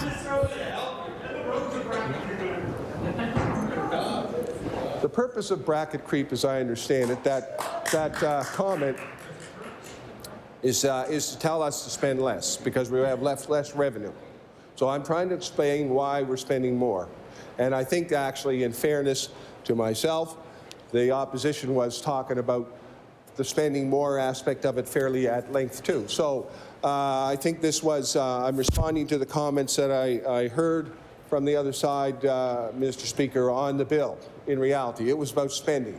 And the reality is that we need to spend, and we need the revenue.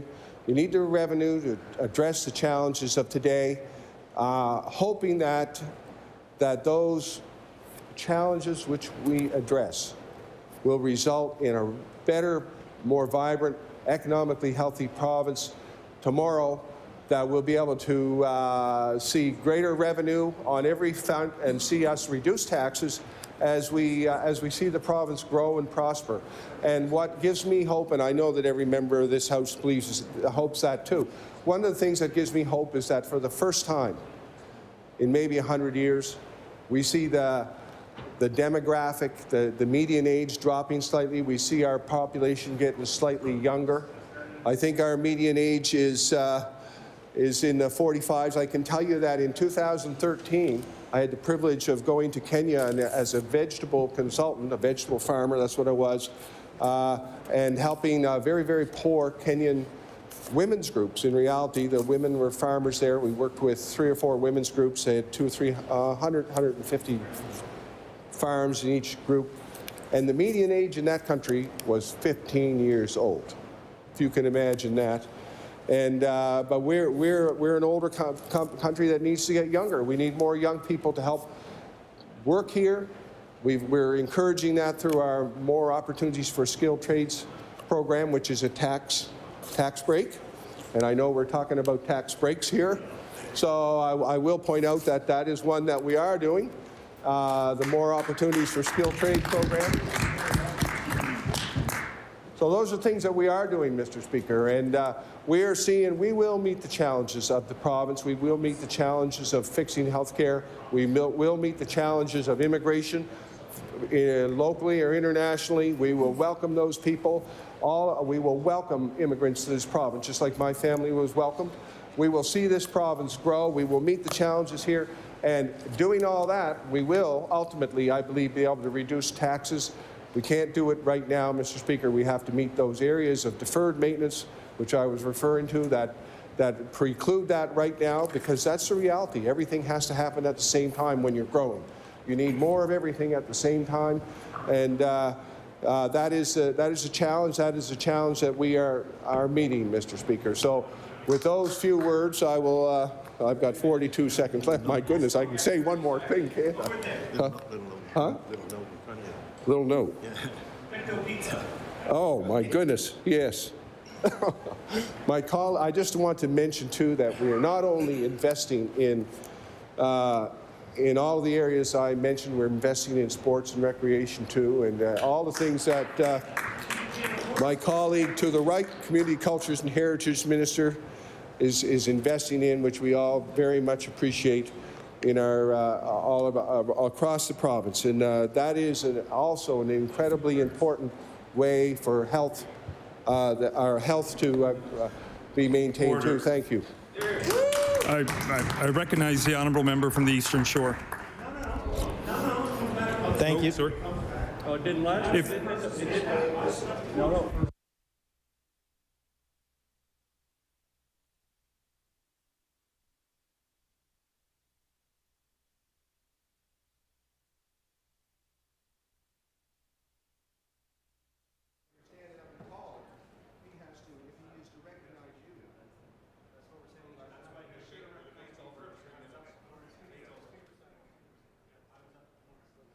I could only recognize the honourable member from Halifax Atlantic would be to end debate. So if there's any other members who wish to speak on this bill.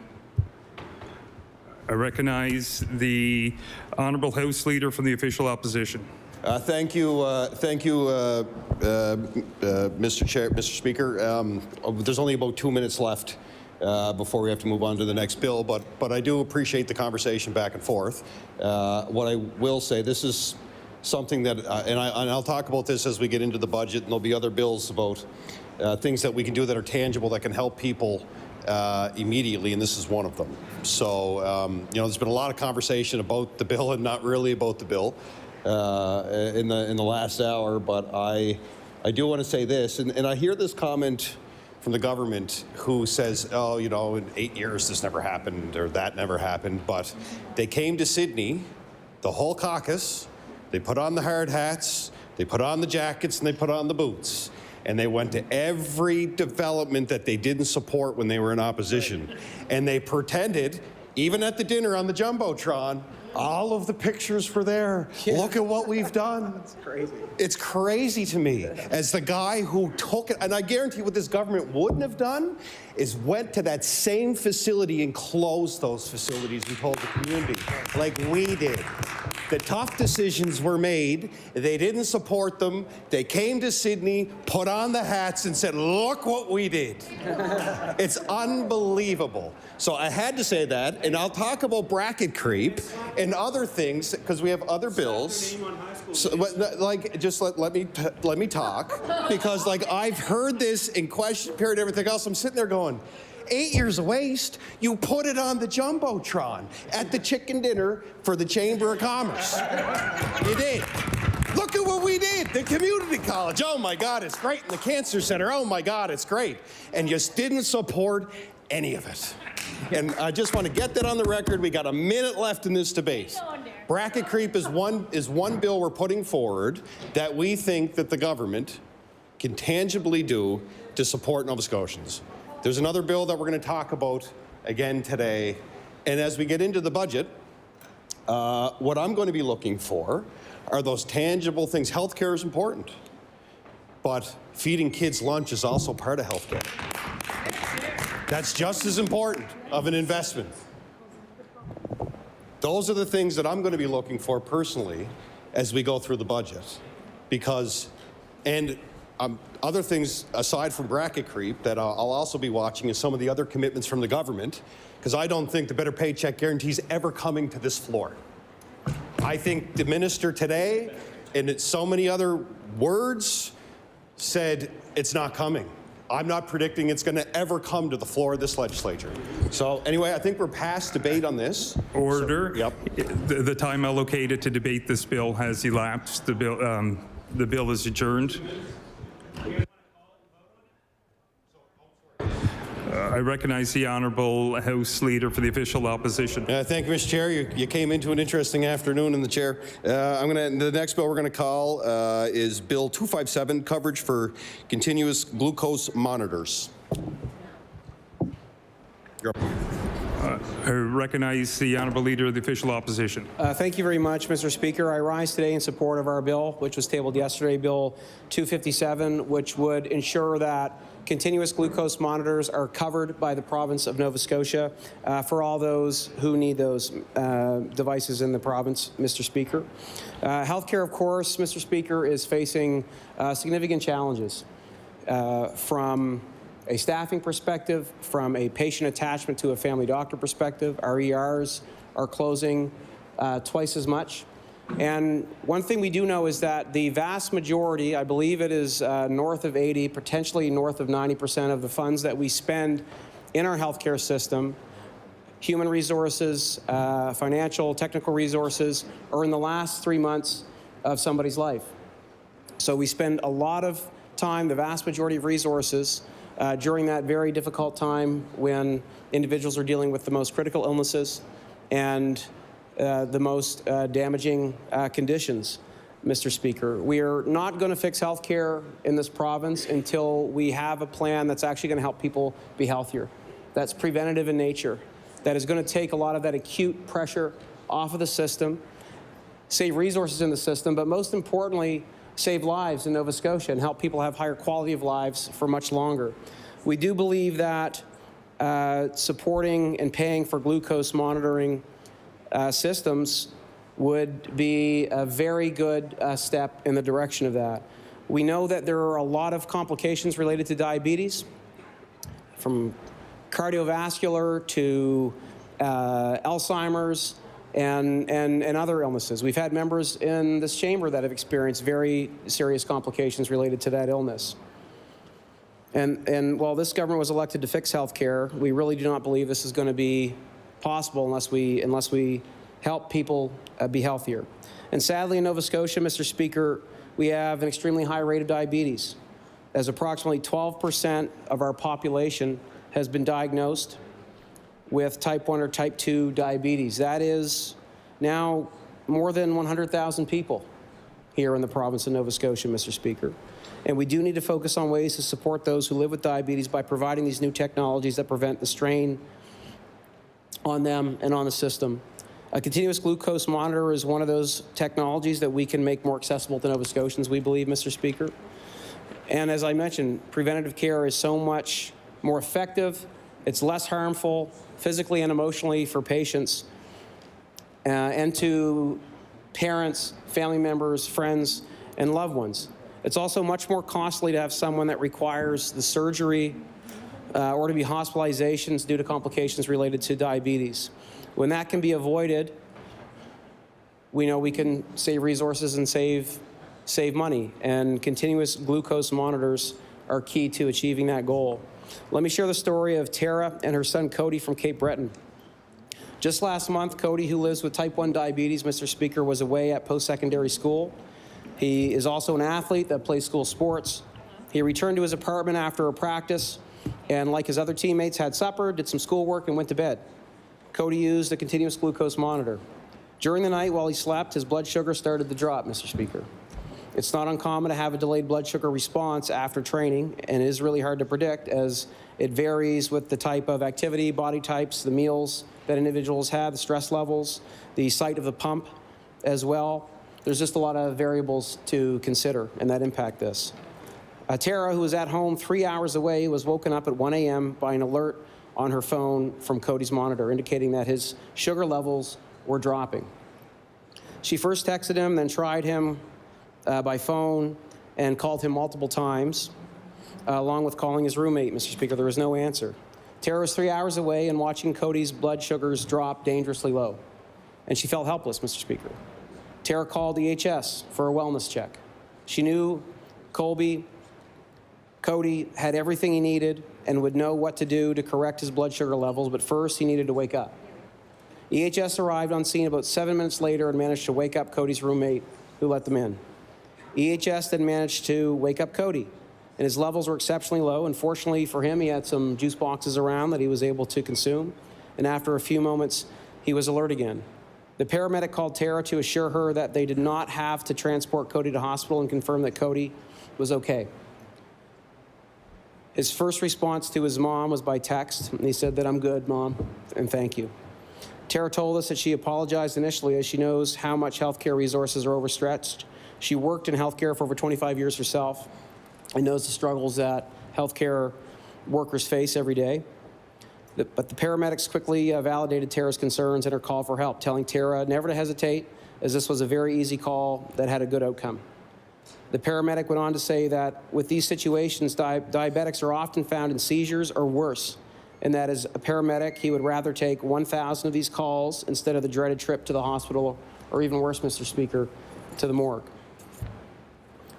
This is an example that's really close to home here in Nova Scotia, and it shows how continuous glucose monitors actually do save lives, and that risk from long-term complications are far less when, and immediate complications, short-term complications, are far less when an individual who needs this device has access to one. And I'm pleased to say that after this incident, Cody was able to attend classes and training again the very next day, and he continues to thrive to this day. By investing now, we can help over 100,000 Nova Scotians, just like Cody, live longer and healthier lives, Mr. Speaker. Nova Scotians who have diabetes face a financial barrier to access continuous glucose monitors, and we hope the government listens and follows suit of the PEI government, Conservative government, by creating a program to fund continuous glucose monitors. That was just announced recently. According to Diabetes Canada, CGMs mostly cost between $3,000 and $6,000 per year, and there are at least 124,000 Nova Scotians currently diagnosed with type 1 and type 2 diabetes.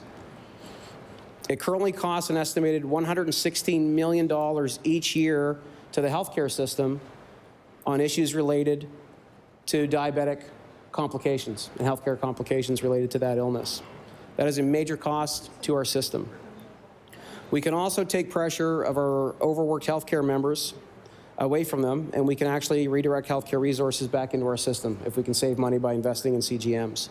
We're happy to have worked with Diabetes Canada and local advocates who support this bill as they've been advocating for continuous glucose monitor coverage in recent years, Mr. Speaker. CGMs improve the life of those living with diabetes and help to prevent more complex issues down the road. Complications for those living with diabetes are exacerbated when they do not have access to this technology that can improve their lives and lengthen their lifespan.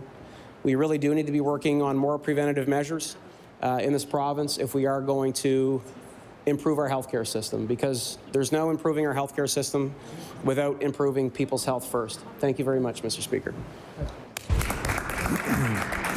I recognize the honourable member of Dartmouth North. Thank you. Thank you. Thank you very much, Mr. Speaker. I am happy to rise and speak to this bill. It's a very important bill, as my colleague has talked about. The impacts of living with diabetes, type 1 or type 2, can be very, very difficult on families, on individuals, on future health of individuals with diabetes, and we should be doing everything we can to keep people that have diabetes as healthy as possible. And we know that continuous glucose monitors and insulin pumps, by the way, are two very, very important tools to keep folks with diabetes healthy. And so, yeah, I'm happy to speak to this bill. So the Nova Scotia Insulin Pump Program, Mr. Speaker, was established by our former NDP government to help Nova Scotians afford the high cost of insulin pumps.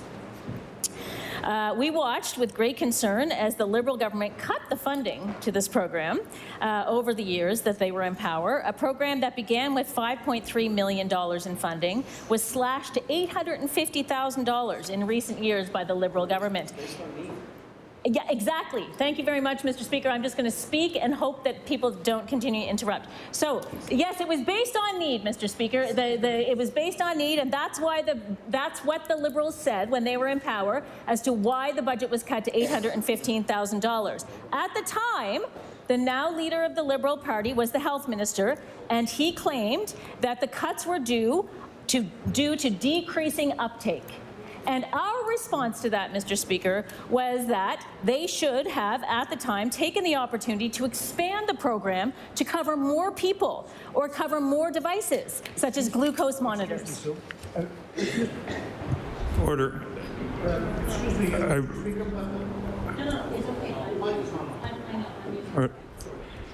I recognize the honourable member from Dartmouth North. Thank you very much. Thank you to my honourable colleague for looking out for me. So to cover more devices such as glucose monitors. We know that the current government to date has not expanded the program either, and I do hope that they take this opportunity to look at this program very, very closely and to pass this bill because it's an important one. The cost of insulin pumps can be is cost prohibitive for many Nova Scotians because insulin pumps can cost up to $8,000 per purchase.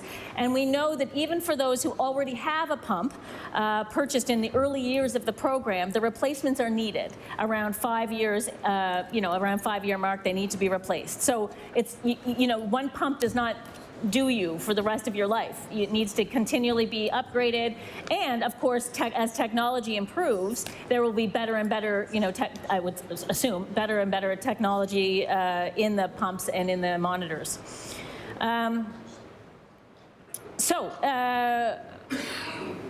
For this reason, Mr. Speaker, we've not been able to get our heads around the drastic cuts that went into that program.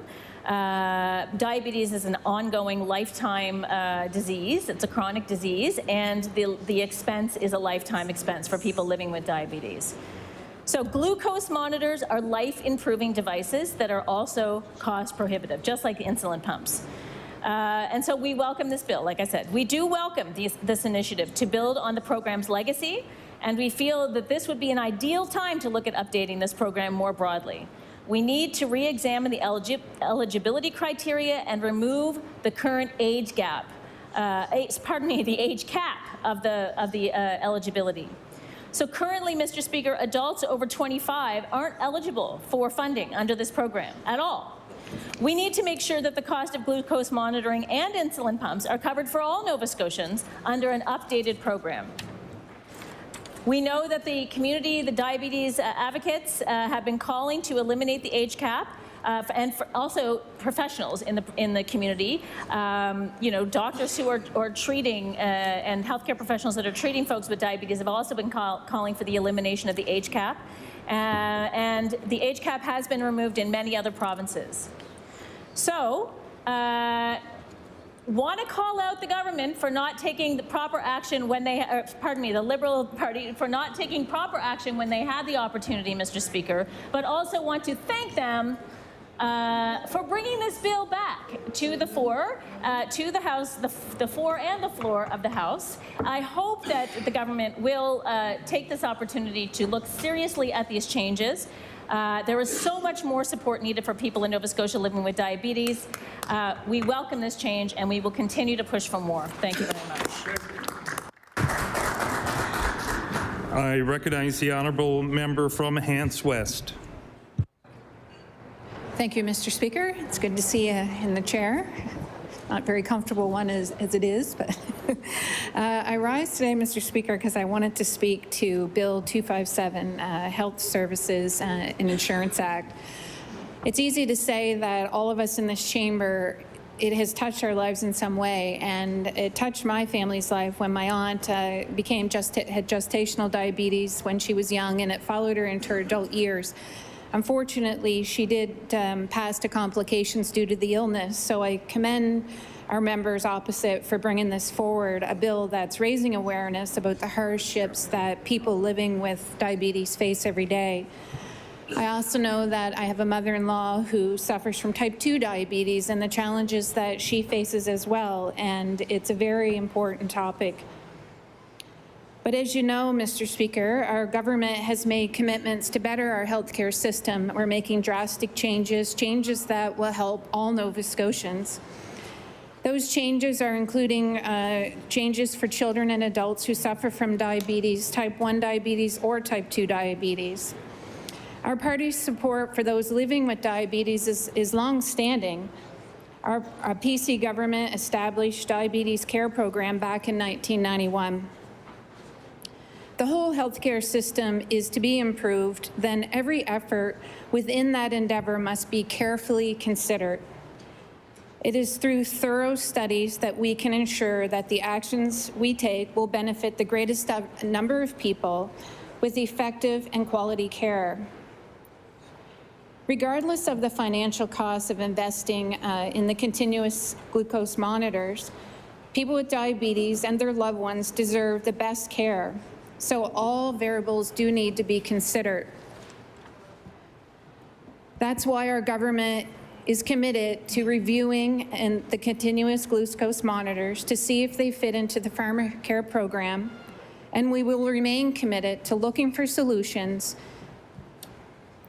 We are also engaging in many stakeholders. This is a very committed force that we have. We're input for Nova Scotians and various organizations are committed to design decision-making, and so that these solutions will be well-tailored and meet the needs of those with type 1 diabetes and type 2 diabetes. Our Department of Health and Wellness and the Office of Health Promotion have also been working very closely with many interested groups on long-term plans to prevent chronic disease. This is a long-term strategy that the Diabetes Care Program will play a key role in implementing over the coming years.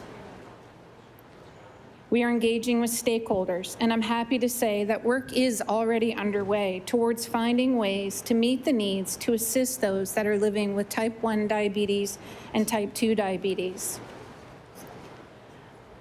Although our government only formed a year and a half ago, we have made significant developments on a number of healthcare fronts. This includes a number of resources and programs that Nova Scotians living with type 1 diabetes and type 2 diabetes can benefit from. Since the beginning, we have been focused on attracting and retaining more healthcare staff who will regularly provide primary care to those living with the condition. Our investments in technology frees them up so that they can do what they do best. And Mr. Speaker, that's providing the best care for our patients. The avenues through which the care is provided are many to ensure that individual needs can be met based on each individual circumstance. This includes 36 diabetes centers in Nova Scotia that offer a variety of services for those that are living with type 1 diabetes and type 2 diabetes. All of these locations can and will benefit from our investments into recruiting and healthcare staff. The additional staff will also go a long way towards supporting our online programs as well. Our virtual care, which includes support and information for those living with type 1 diabetes and type 2 diabetes. Another such avenue that I'm proud to say is in the process of being extended are the patient supports in our pharmacies, Mr. Speaker. To date, we have 12 pharmacies across the province that have begun offering expanded range of primary care services as part of a pilot program.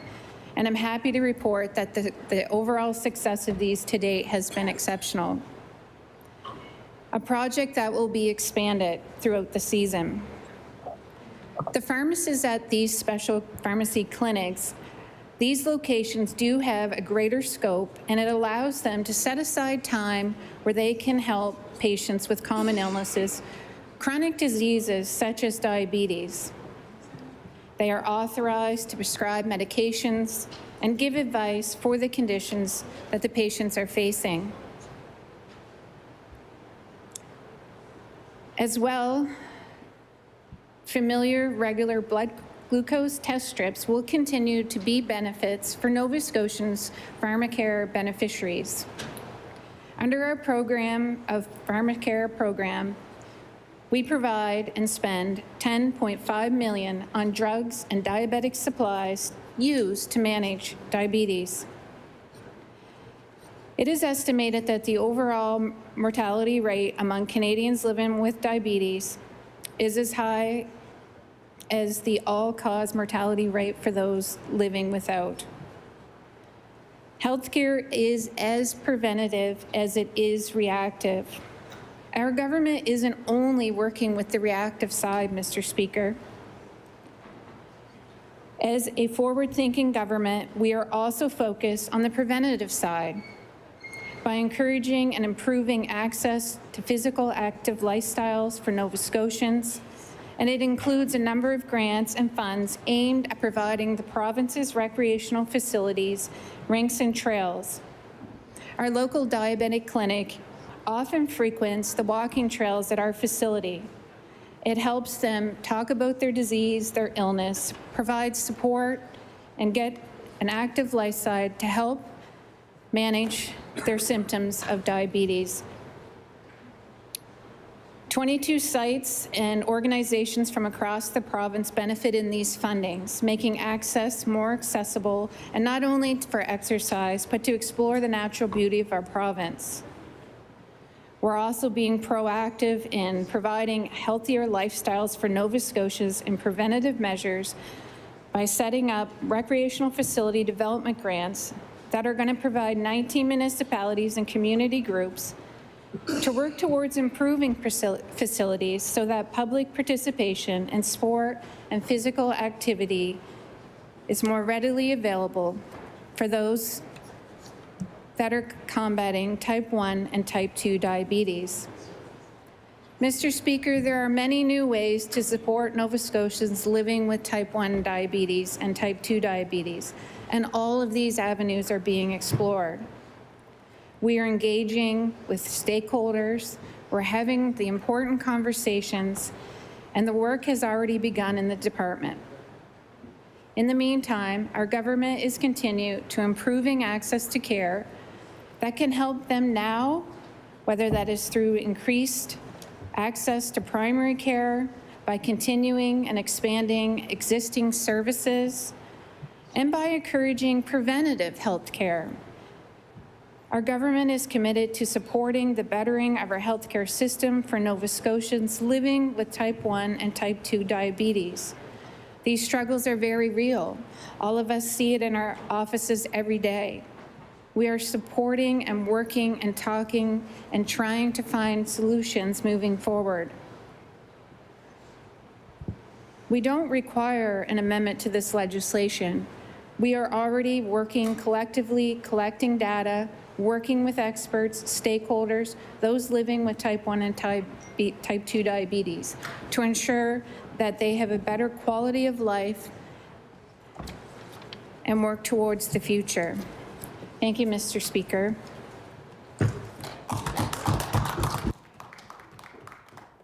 I recognize the honourable member for Cumberland North. Thank you, Mr. Speaker. I'd like to stand in support of this bill. I would also like to suggest that we could even go farther. And the Diabetic Association, they've asked for Nova Scotia to have an actual framework for diabetes management, and we are one of the only provinces without a proper framework for our diabetic care. And some of the comments shared by the last speaker, I want to just share a couple of comments in response. And one of the things, and I'll table this document, Diabetes Nova Scotia, Diabetes Canada rather, in their data around Nova Scotia diabetics, they share that 33% of all Nova Scotians are actually diabetic, whether it's type 1, type 2, or pre-diabetic. So 33% of all Nova Scotians. So when we're looking at investment of healthcare dollars, it's a great place to invest. You're actually impacting a third of the population in Nova Scotia. So that's very, very significant. One of the other figures that was shared by the previous speaker was $10.5 million is currently being spent through PharmaCare in supplies for diabetes. And if you do the research, you'll actually find that by using the insulin pumps, you actually reduce your need for both medications and as well as diabetic supplies, whether it's the test strips or other. So that's well known within the industry, And that's one of the reasons that Diabetes Canada and Diabetes Nova Scotia have actually asked government to cover the fees and make it more affordable for purchasing these insulin pumps, and that's also in the document, Mr. Speaker, that I'll table. So when you listen to the experts and when you read the data and the research that back up this bill, you'll find that it's actually a really good investment of government tax dollars in providing insulin pumps and monitoring for people with diabetes. It's a good use of taxpayers' dollars. And I know that being part of the previous team that's currently in government, I know that they are very supportive of chronic disease management. And I remember hearing the Premier speak when he was in opposition about the Inspired program and speaking about how great it is to see effective and responsible management of chronic disease for illnesses such as COPD, chronic obstructive pulmonary disease, and diabetes would be no different. Mr. Speaker, we know that when diabetes is managed effectively, that it prevents more serious illness. It prevents blindness, and we know that diabetes leads to earlier death, earlier mortality. So effective management of diabetes is very important to all Nova Scotians, and as I mentioned, a third of Nova Scotians are impacted by diabetes. So for these reasons, Mr. Speaker, I support this bill and would love to see the government not only support and pass this piece of legislation, but also go farther and actually implement a true diabetic framework for the people here in Nova Scotia. Thank you, Mr. Speaker. I recognize the member for Bedford South. Thank you, Mr. Speaker. Just wanted to speak quickly here on Bill 257. A couple of points I wanted to make. First of all, I wanted to thank two constituents of mine, Gloria Furtis and her daughter, Olivia. Olivia is a diabetic, and Gloria approached me during the campaign in 2021. And I know many other members of the House participated in the finger prick challenge as well, which was really eye-opening for me, just to kind of get a real practical sense of what life can be like for a diabetic on a day-to-day basis. And so I want to thank Olivia and Gloria for being advocates on this issue, which I think there is at least an agreement among all parties that this is something we should do. It's just a matter of when, and I think as soon as possible, of course. Also wanted to thank my riding association who brought this concept forward through the policy process last year within our party, because it's a big issue for us as well. And as many others have said, and in my time as a staff person in government departments, I always found that government does a very good job of assessing how much things cost, but sometimes does a poor job assessing how much money they can save by investing. And I think this is a good example of that. As the leader of the opposition noted earlier, we're talking about at least $115 million in cost on a yearly basis from diabetic episodes, healthcare treatment that diabetics have to access as a result of not being able to manage their diabetes as well as they would with a CGM. Some of the stats we have here, at least 21,000 hospital visits as a result of diabetes, and in some cases, of course, that can lead to very severe outcomes, death, amputations, blindness, strokes, heart attacks. Diabetes is a significant contributing factor to all of those very serious outcomes. And so the more we can do to prevent that, as the member for Yarmouth said, preventative health care is something that we really, really need to focus on as a province and do a much better job on. And just very practically speaking, these CGMs are life-changing for people. Like I mentioned, Olivia, she's young, she's under the age of 10, so she's not monitoring her blood sugar on a minute-by-minute basis. She's out on the playground, she's playing with her friends after school. But for Gloria, having that CGM, having an app on her phone that can alert her as soon as her daughter's blood sugars start to drop is really a life-changing thing. And so, especially if you think of kids who aren't monitoring this, obviously, as closely as adults would, seniors who might live alone, when you're asleep, we heard a story earlier, that is often the most dangerous time for a diabetic, is when you're asleep, because your blood sugars can drop very, very quickly. And of course, you don't know the difference unless you have a monitor that's really attached to you on a day-by-day basis. And the other thing I'll mention is that the current status for a lot of diabetics doesn't work. I've seen statistics that Diabetes Canada recommends at least 8 manual tests per day, finger pricks, and most diabetics do somewhere between 3 and 4 because obviously it's painful, it's time-consuming, it's inconvenient. All of those reasons, it's not their fault. That's just the nature of the situation. And so their outcomes and their monitoring is not as active as it probably should be because of the cost, pain, and inconvenience associated with standard treatments. So I know that the Minister of Health and Wellness in the past has talked about studying this issue, looking into it. I'll take her at her word for that for sure, but I do think there is a tremendous amount of data out there already. Many members today have cited the data. Other provinces, most recently PEI, just in our backyard here, have instituted public coverage for these devices. So there is real-world data happening, not just theoretical or academic work. There's real data. In New Brunswick announced it yesterday. There you go, hot off the press. So I think there's an obvious acknowledgement that this needs to be done here in Nova Scotia. I think this is not an issue that should be partisan in any way, shape, or form.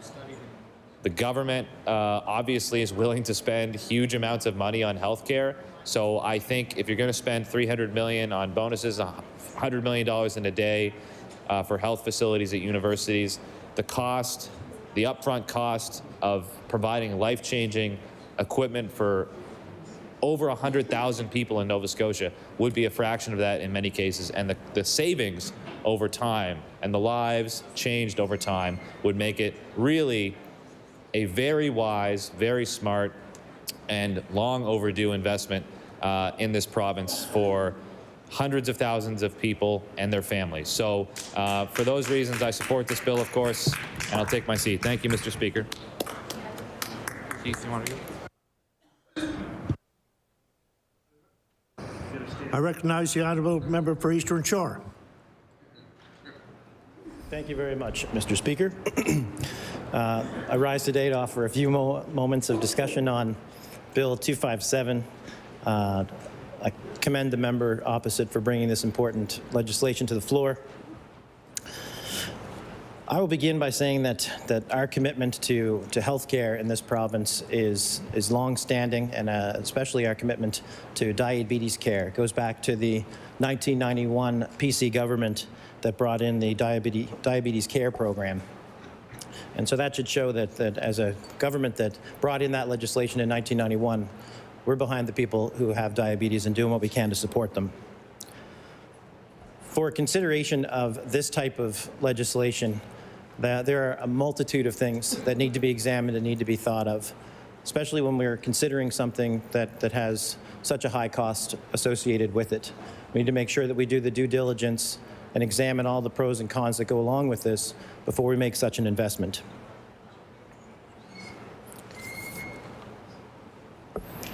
First thing that we're going to do is to do a comprehensive review, and that is an ongoing effort that we're doing right now.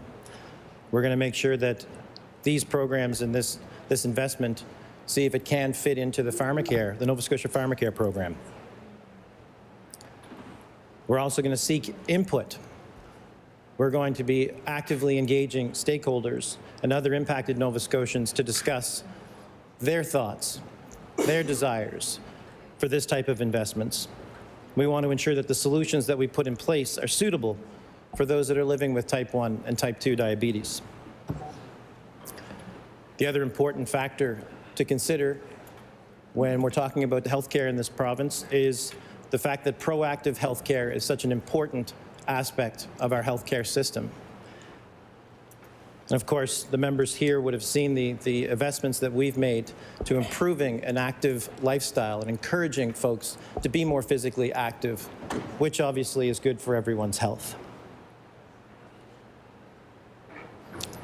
The engagement work is well underway, and we need to ensure that we are meeting the needs of those folks who live with diabetes daily.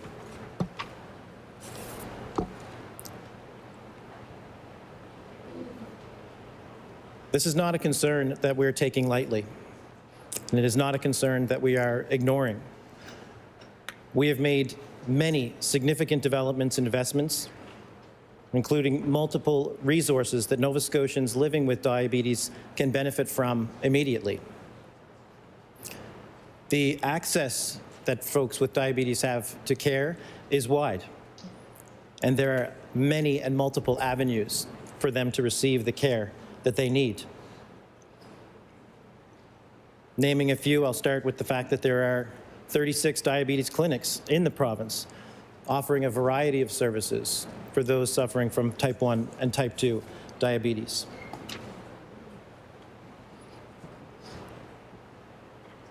Another avenue that we've helped to expand the scope of services and provide more access to care is through the pharmacy program. And we will have seen, everyone here would have seen and read about and heard the announcement at the end of January of expanding the scope of services for pharmacists in this province. And of course, that is a pilot project that was welcomed in the communities where it was delivered, and we're looking forward to expanding that project across the province later this season. Of course, under the pilot project, not only can pharmacists have a wider scope, but particularly to this initiative and this issue, they will be able to provide prescriptions for common illnesses and chronic illnesses, including diabetes. And as I referenced earlier, the PharmaCare program, let's not forget about that. Allow me to provide a few additional details. And we're doing those benefiting from the Nova Scotia PharmaCare program are already receiving the blood glucose tests strips as part of the benefits that they receive. And as a few colleagues have mentioned here today as well, our government already invests $10.5 million into the PharmaCare program specifically to help with drugs and supplies for those with diabetes. The important aspect that I'd like to highlight here in my time with you today is expanding on the preventive measures that we can take. So preventative health care, it's a hugely important aspect of our overall healthcare system, and the investments that we've made to encourage and promote an active lifestyle in this province are monumental. We want Nova Scotians to be more physically active. We want them to get out there, getting their steps in. Some of the examples of the encouragement that we've provided would be expanding of the Recreational Trails Fund. So I'll speak specifically about the Eastern Shore, as I'm sure you've all been and enjoyed some of the natural resources and active lifestyle initiatives that we have on the shore. So in the beautiful community of Musquodoboit Harbour, they have the Musquodoboit Trailway Association, 14 kilometers worth of trail that you can take advantage of. The Shore Active Transportation Association has received a letter of authority from the previous administration to look after 7 kilometers of the Gatesbrook Greenway. They've done a wonderful job making that a pedestrian-friendly place to go out and get your steps in. In Sheet Harbour, my hometown, I'm proud to say that there's a new initiative, a new group as a subcommittee of the Sheet Harbour Chamber that is working through the grant program and applications to try and get funding for a brand new trail in the Sheet Harbour area. Then, of course, in the Lawrencetown and Seaforth area, we have the Blueberry Run, managed by the Marine Riders Trail Association, who I believe is just being rejuvenated. So there's the trail aspect of the outdoor recreation that we're discussing today as preventative health care. But another aspect that's important is the Rink Revitalization Fund. I was really lucky this winter to have my 7-year-old stepson who started playing hockey and spent a lot of time in the rink in Musquodoboit Harbour, the rink in Dartmouth, and Cole Harbour. And what that did was brought my whole family together and saw skating as something that was more than just watching Beckett play hockey, but it was something that we were able to take advantage of as a family as well. We can also talk about the Recreational Facility Development Grant Program. So 19 different municipalities received funding to enhance or repair or bring back to life outdoor facilities to encourage public participation in sport. And as I'm known to do and bring it back to the Eastern Shore, there's a group in Porters Lake that has a derelict tennis court. And for the last 2 years, they've been fundraising and advocating to help turn the defunct tennis court into a pickleball sport. I've never played pickleball, but I hear it's very popular, and another way to maintain a physically active lifestyle.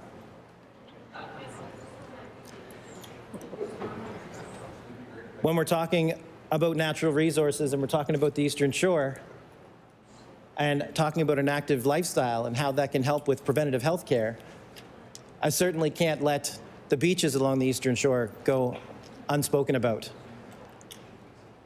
Starting in the Sheet Harbor end, we have Taylor's Head Beach. We have Clam Harbor Beach. We have the famous Martinique Beach. And certainly the beach in Nova Scotia that gets most attention, Lawrencetown Beach. And I guarantee you, this will not be the last time you hear me talk about the beautiful natural resources that we have on the Eastern Shore. And I challenge any member to look me up when you're heading out to the Eastern Shore, and I'll offer free tours of Clam Harbor Beach to the first 5 members that take advantage of this offer. I already have a taker, 2 takers. Mr. Speaker, we are actively exploring ways to encourage solutions and to help Nova Scotians experiencing type 1 and type 2 diabetes. I hope that the summary of things that we have done is helpful for the members here today to help understand that we're not turning our back on this. We're not ignoring this important issue. We've already begun work with extensive stakeholder engagement. Our government continues to improve access to care and patient needs right now. We're doing that by increasing access to primary care. We're doing that by expanding on the existing services that are already offered for those experiencing type 1 and 2 diabetes. We're doing that by encouraging preventative health measures to hopefully keep some Nova Scotians from developing type 1 diabetes.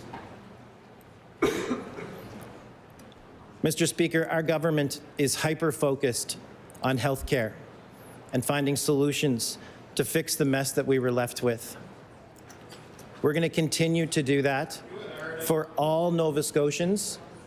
We're going to continue to do that for the Nova Scotians who are experiencing type 1 and type 2 diabetes.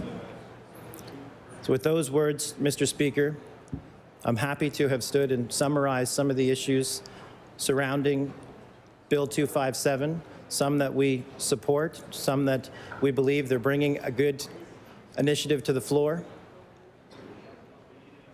And we'll continue doing everything we can to help those Nova Scotians with type 1 and type 2 and looking for new solutions to make sure that their lives are led healthy and peacefully. Thank you very much, Mr. Speaker. I recognize the Honourable Minister for Health and Wellness. Thank you, Mr. Speaker. I'm setting the clock. You have 15 minutes. 15 minutes, great, okay. Thank you, Mr. Speaker. I'd just like to take the opportunity to speak for a few minutes on the bill. Certainly, I want to assure members of the House that we do continue to look at continuous glucose monitoring in terms of how and if we can fund it as a province. Health and Wellness is currently reviewing the continuous and flash glucose monitoring systems to see if they can be added to the publicly insured benefit. And we're also following the same process that we use with other benefits as well, Mr. Speaker. We look at the programs that we already have in place, such as seniors pharmacare and family pharmacare, and what we want to ensure as we review this that we understand the impacts for people across all incomes. We need to understand, how many of our Nova Scotians are in fact privately insured, so that we have a program that certainly will benefit as many Nova Scotians as possible. These are relatively new devices, and I take the member opposite's point that there is emerging and real world evidence in regards to continuous glucose monitoring. And certainly one of the recommendations and requirements of CADTH, which is the Canada Health and Drug Technology Agency, is that we do have evidence of a clinical benefit and health to the healthcare system as well as the individuals, because it is a significant investment, as you know. As my colleagues have mentioned, blood glucose test strips continue to be available as benefits to Nova Scotia pharmacare beneficiaries, but certainly for those of us who were brave enough to do the finger prick challenge, we know that it's quite painful, and certainly we are committed to continuing the review. I would just like to talk a little bit about some of the consultation that will be so important for us moving forward. So certainly we immediately think about the individuals who live with diabetes, not just those living with type 1 diabetes, but we also think about those living with type 2 diabetes as well. And we need to understand the emerging evidence around how these devices could potentially help them control their illness.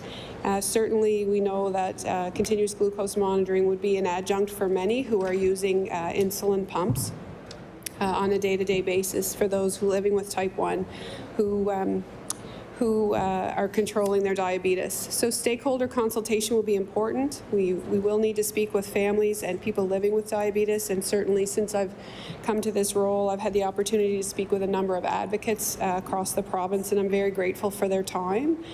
I also would like to say that I think it's very important that as we move forward, we do think about how we engage our diabetic education centres. Our diabetic education centres are really the chronic disease management experts in diabetes care, and they work with people across the lifespan. So our diabetic education centres are staffed by endocrinologists, nurses, and dietitians, and certainly they see where the publicly funded programs are essential, but also potentially where they fall short. The work that happens in these clinics and the relationships that they build are really life-changing and life-saving for a number of people living with diabetes, particularly our children and youth.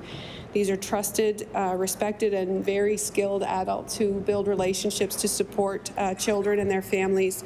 And for those of those Nova Scotians who are older living with type 2 diabetes. So I just want to acknowledge and thank our diabetic education centres across the province. I also think that it's important that our schools have an opportunity to weigh in. Certainly prior to being elected and working in long-term care, I had the privilege of working as a school health nurse liaison with the Strait Regional Centre of Education, and worked with children who live with chronic disease and life-threatening illness. And I had the opportunity to work with children who were in school managing chronic disease, and certainly diabetes was one of the conditions that they managed. And working with the Diabetic Education Centre and their parents and guardians to understand how best to support children. And of course now we have the TAs who help support children in schools with diabetes, and the teachers, because it is a learning enabler, making sure that these school health plans are in place. I'd like to thank the youth and parents over the years that I've worked with. I've learned a lot and have a deep respect for the day-to-day attention that's required and stress that's involved in managing diabetes as well. Through that role, I also had the opportunity to attend a couple of children's camps, and so I was able to go to Camp Brigadoon, and they have two excellent camps that support children and youth and their families living with diabetes. So the Lion Maxwell camp is specifically for children living with diabetes, and they get to go on their own. And I have great respect for the nurses who work those camps on a regular basis. There's a number of different camps, and I've always hoped that maybe I'd have an opportunity to volunteer there.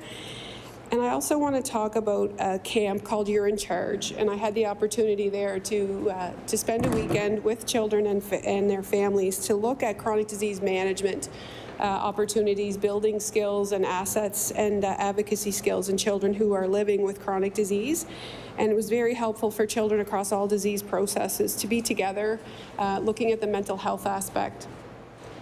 The other part of my role in that job was to work with health promoting schools, which I think is another key aspect, not only in supporting children living with type 1 diabetes, but certainly in the prevention of type 2 diabetes. So health promoting schools came into effect under, I believe, Premier John Hamm when there was health promotion and protection. He was quite a visionary in terms of his public health approach as a physician, and we were very grateful. So health promotion health promoting schools is a wonderful program. I was the school food and nutrition policy enforcer during that time, which made me probably one of the least popular people hanging out at the schools. I took away all of the math manipulatives that involved Skittles and other yummy treats. There was the only time I saw people move quicker when I walked into the school was the cafeteria ladies, was when the inspectors come into long-term care for the licensing requirements, same speed. So I was considered the school food nutrition policy police.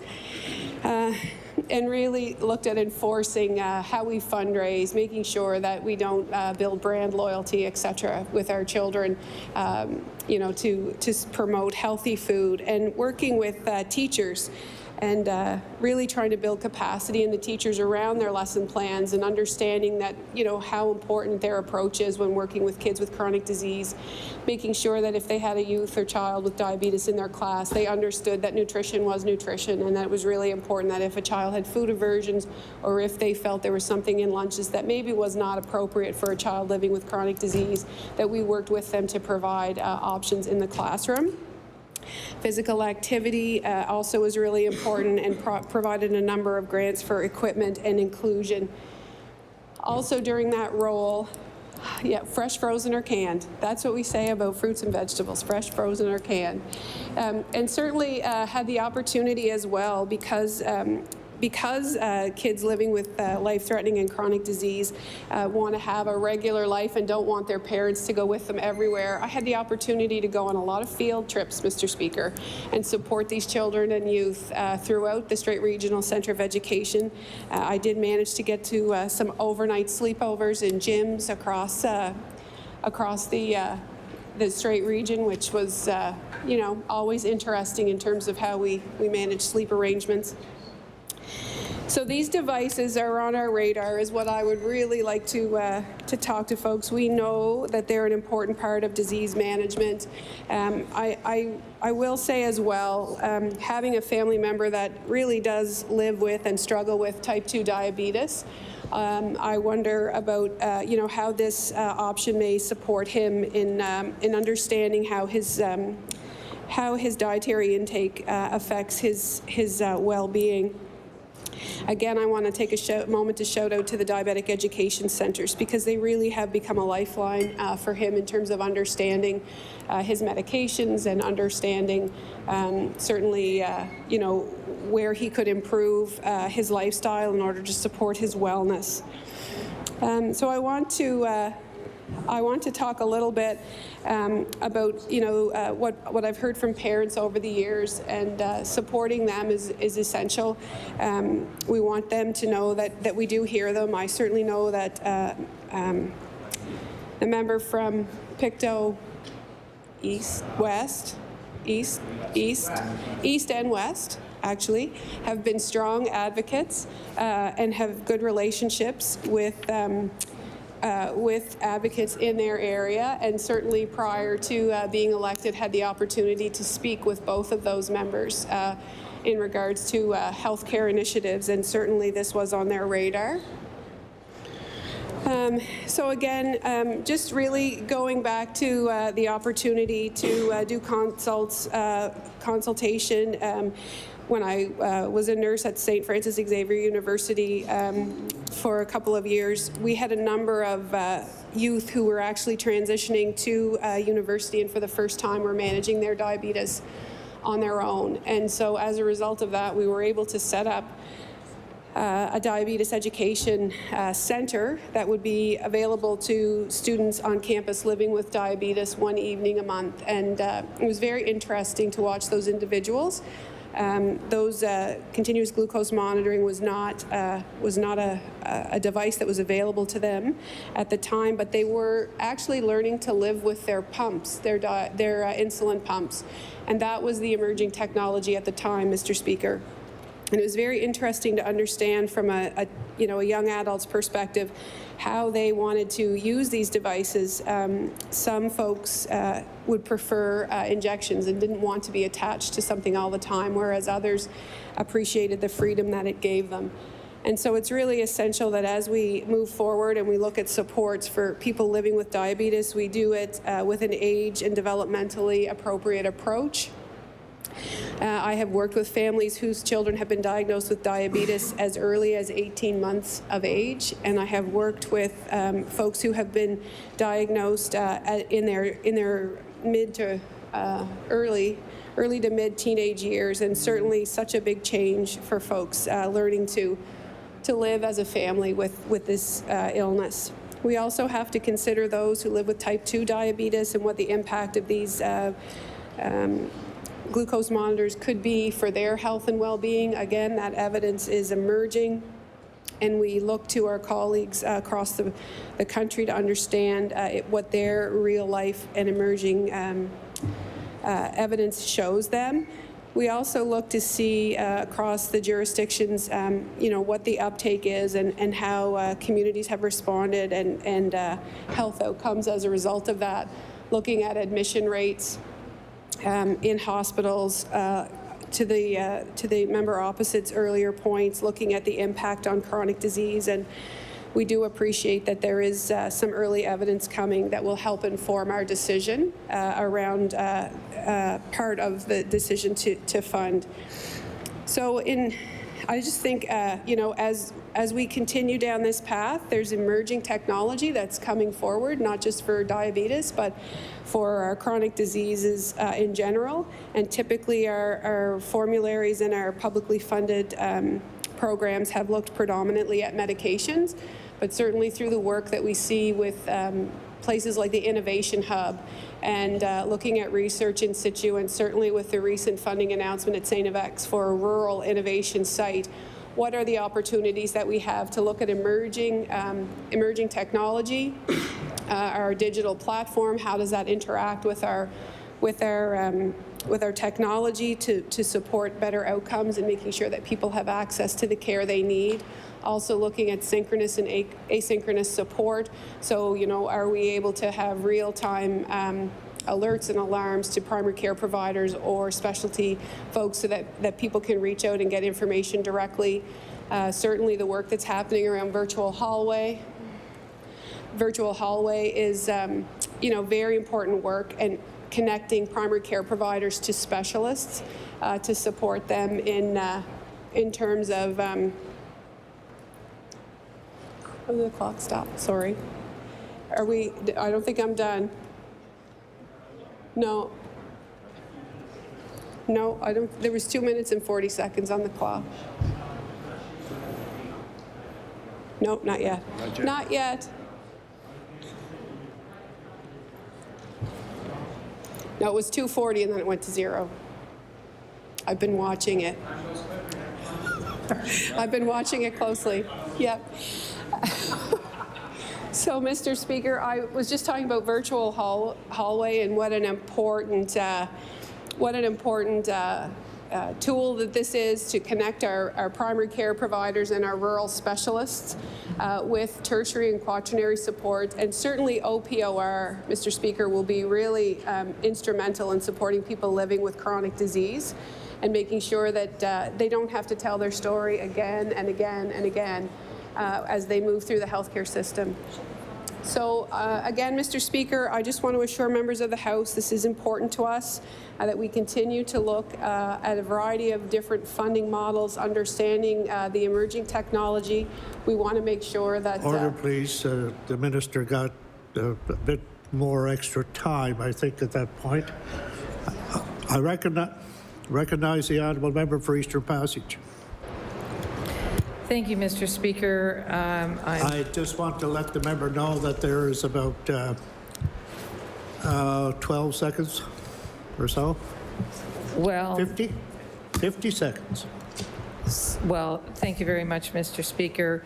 As the members of the House would know, my father was one of the people who started work with the Nova Scotia Health Services and Insurance Commission of Nova Scotia. I want to take this opportunity to talk about the fact that many Nova Scotians are living with diabetes, including my partner.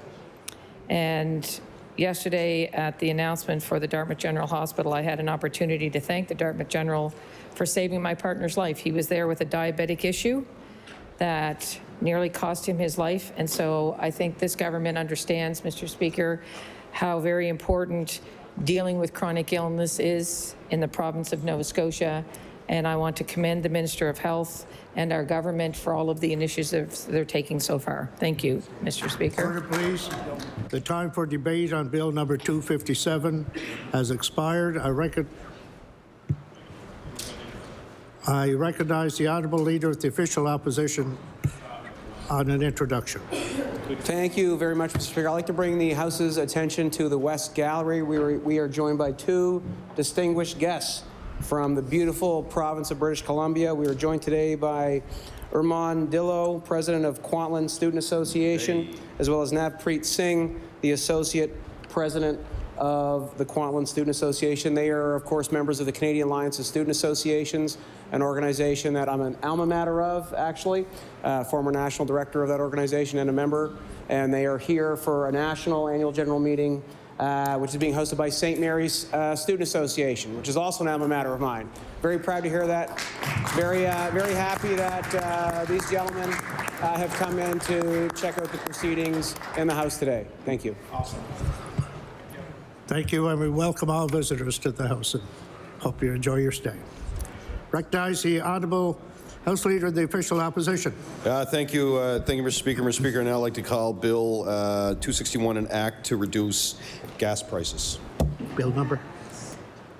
Bill number?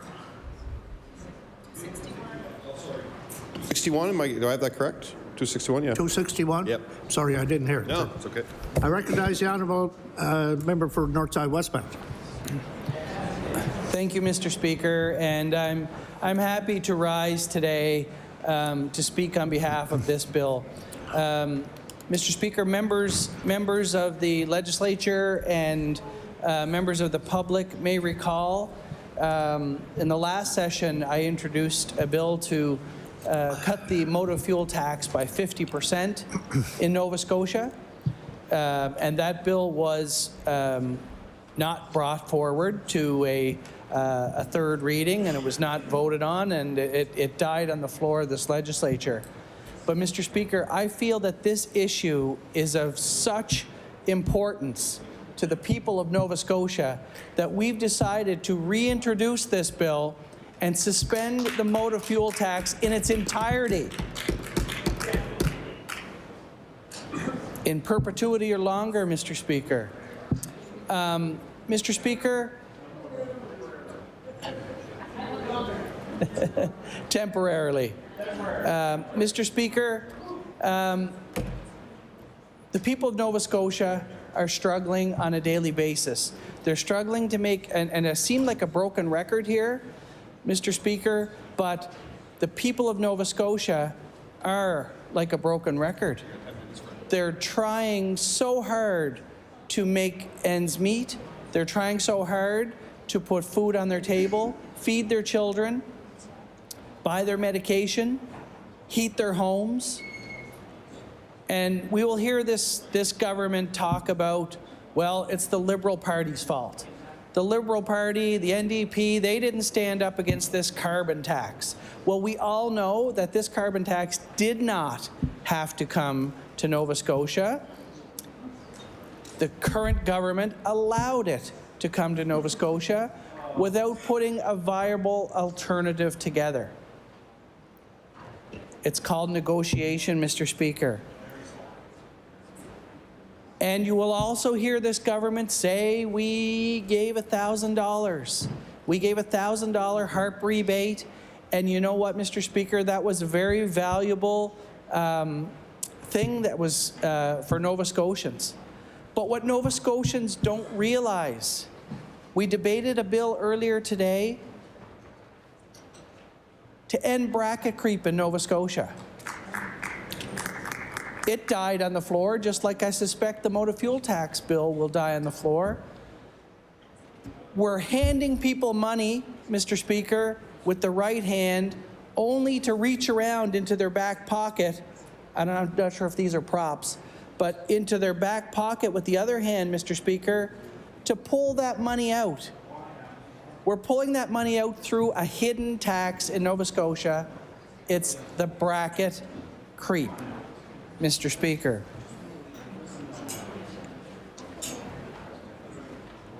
The two bills that were put on the floor of this legislature are very broad bills, Madam Speaker, that will help all Nova Scotians.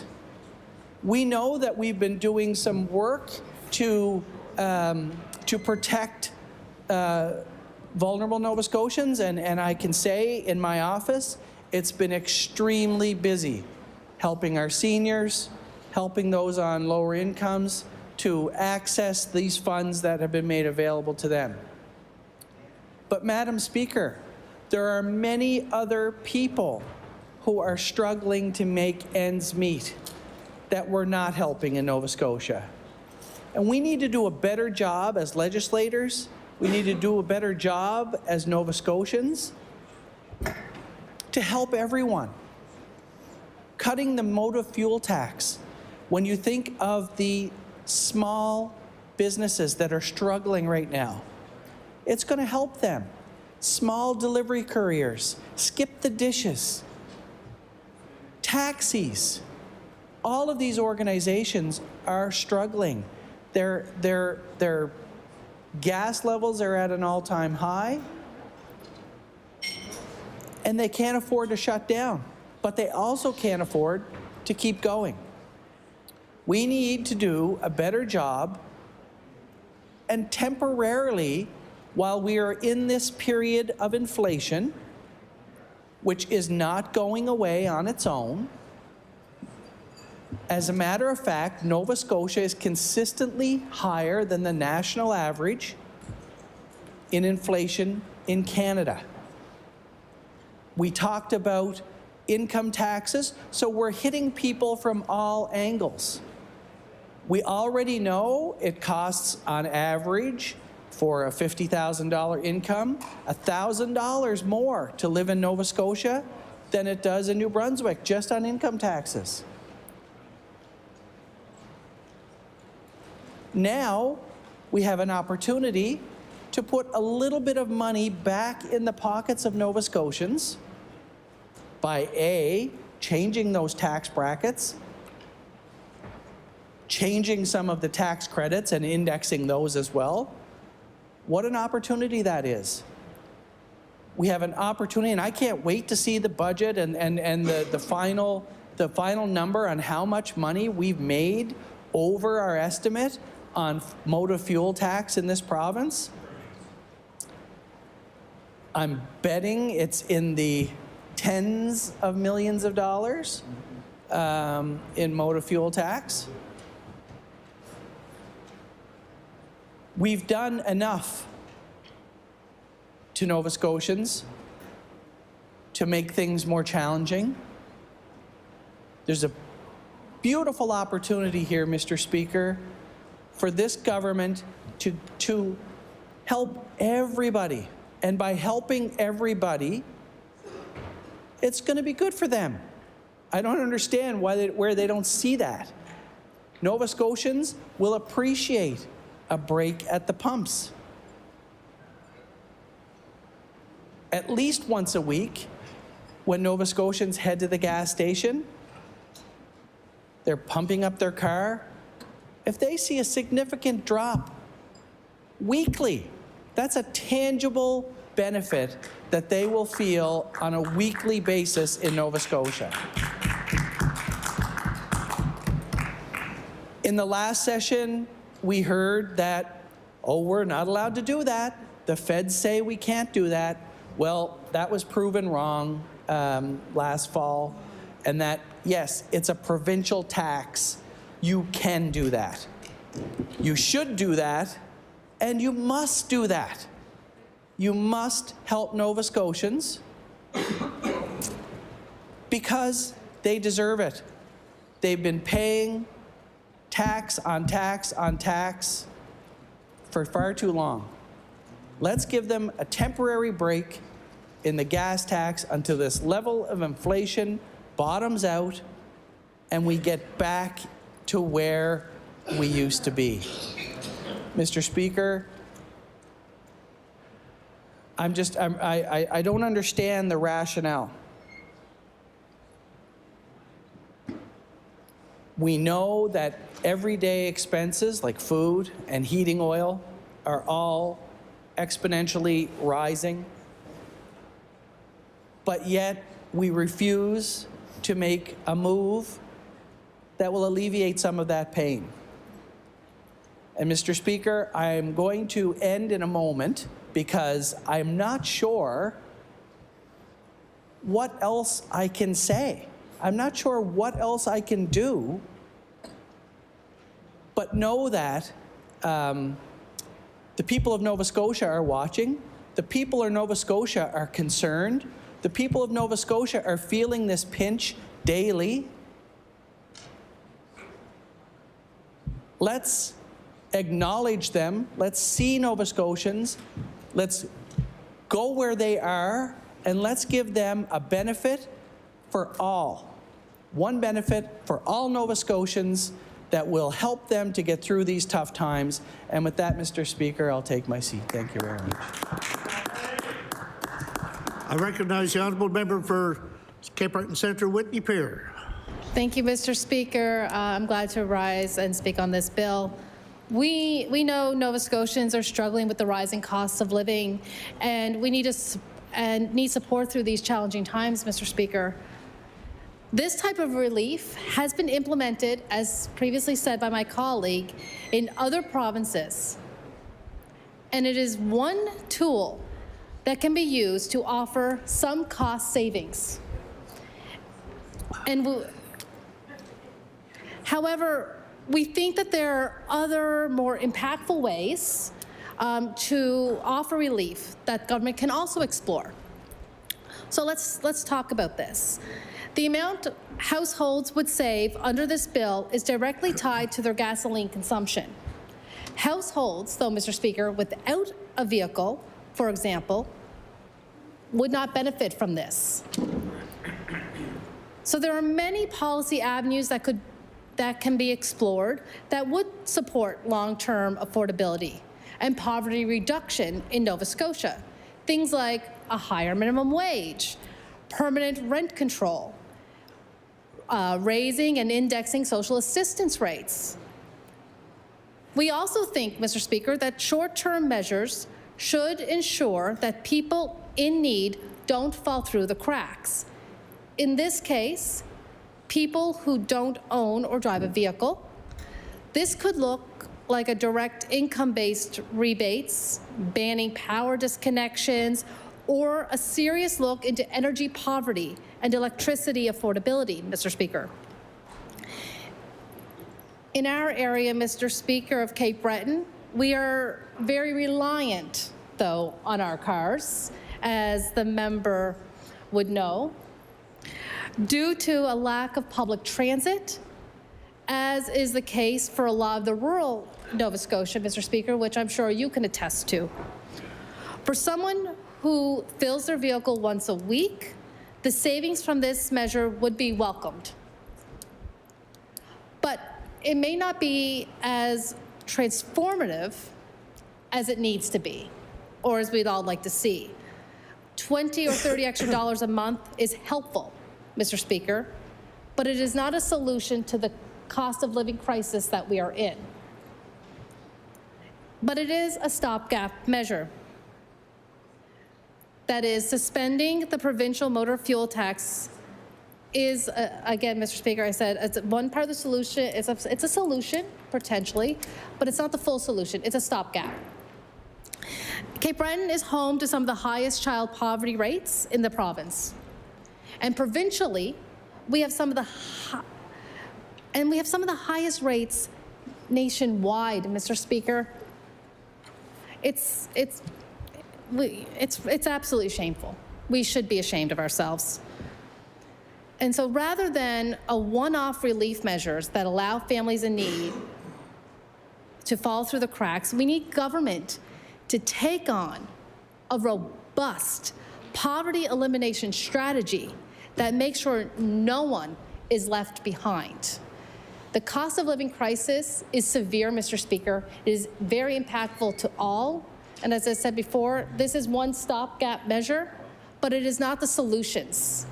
It is not the thing that is going to eliminate the poverty that we are seeing and the cost of living crisis that everyone is finding themselves in. Thank you, Mr. Speaker. I recognize the Honourable Minister of Finance. Thank you, Mr. Speaker.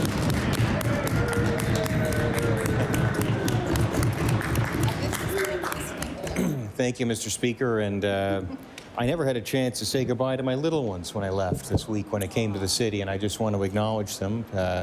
Ivy and Willow and Lachlan, and Lucy, of course, is at home with them there today. And so I hope they're doing well. Mr. Speaker, why would the provincial government remove the fuel tax, which is used to fix our roads, if only to make way for the Liberal carbon tax that will make gasoline, diesel, and home heating oil more expensive starting in July? That would be like when the Harper government gave people a break on the GST, dropping it from 7% to 5%, and then the provincial NDP in this province promptly raised the provincial tax from 8% to 10%. Taking away the intended tax relief. And what is this Liberal carbon tax going to cost starting in July? About 14 cents more per litre at the gas pump. But the Liberals are not stopping there, Mr. Speaker. They plan to raise that amount to a whopping 37 cents per litre come 2030. And even more if you're heating your home with heating oil, Mr. Speaker. Why are they doing this at a time when so many are struggling with the cost of living? We, your provincial government, tried. We fought against the carbon tax, Mr. Speaker.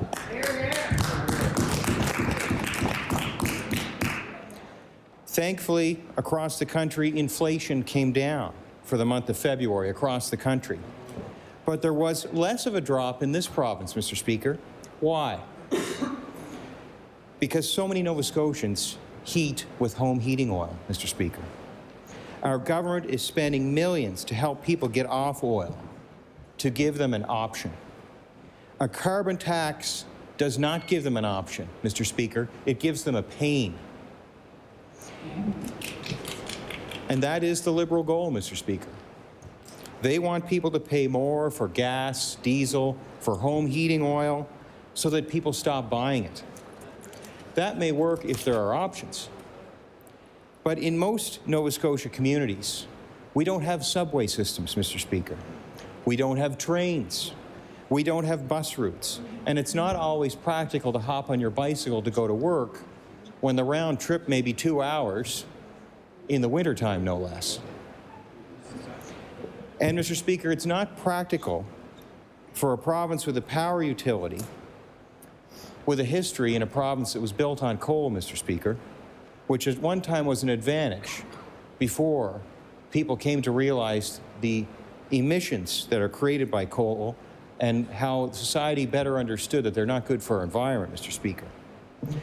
I want to point out that this week we announced $165 million in credits to save Nova Scotians on their power bill from what essentially would have been further Liberal carbon tax.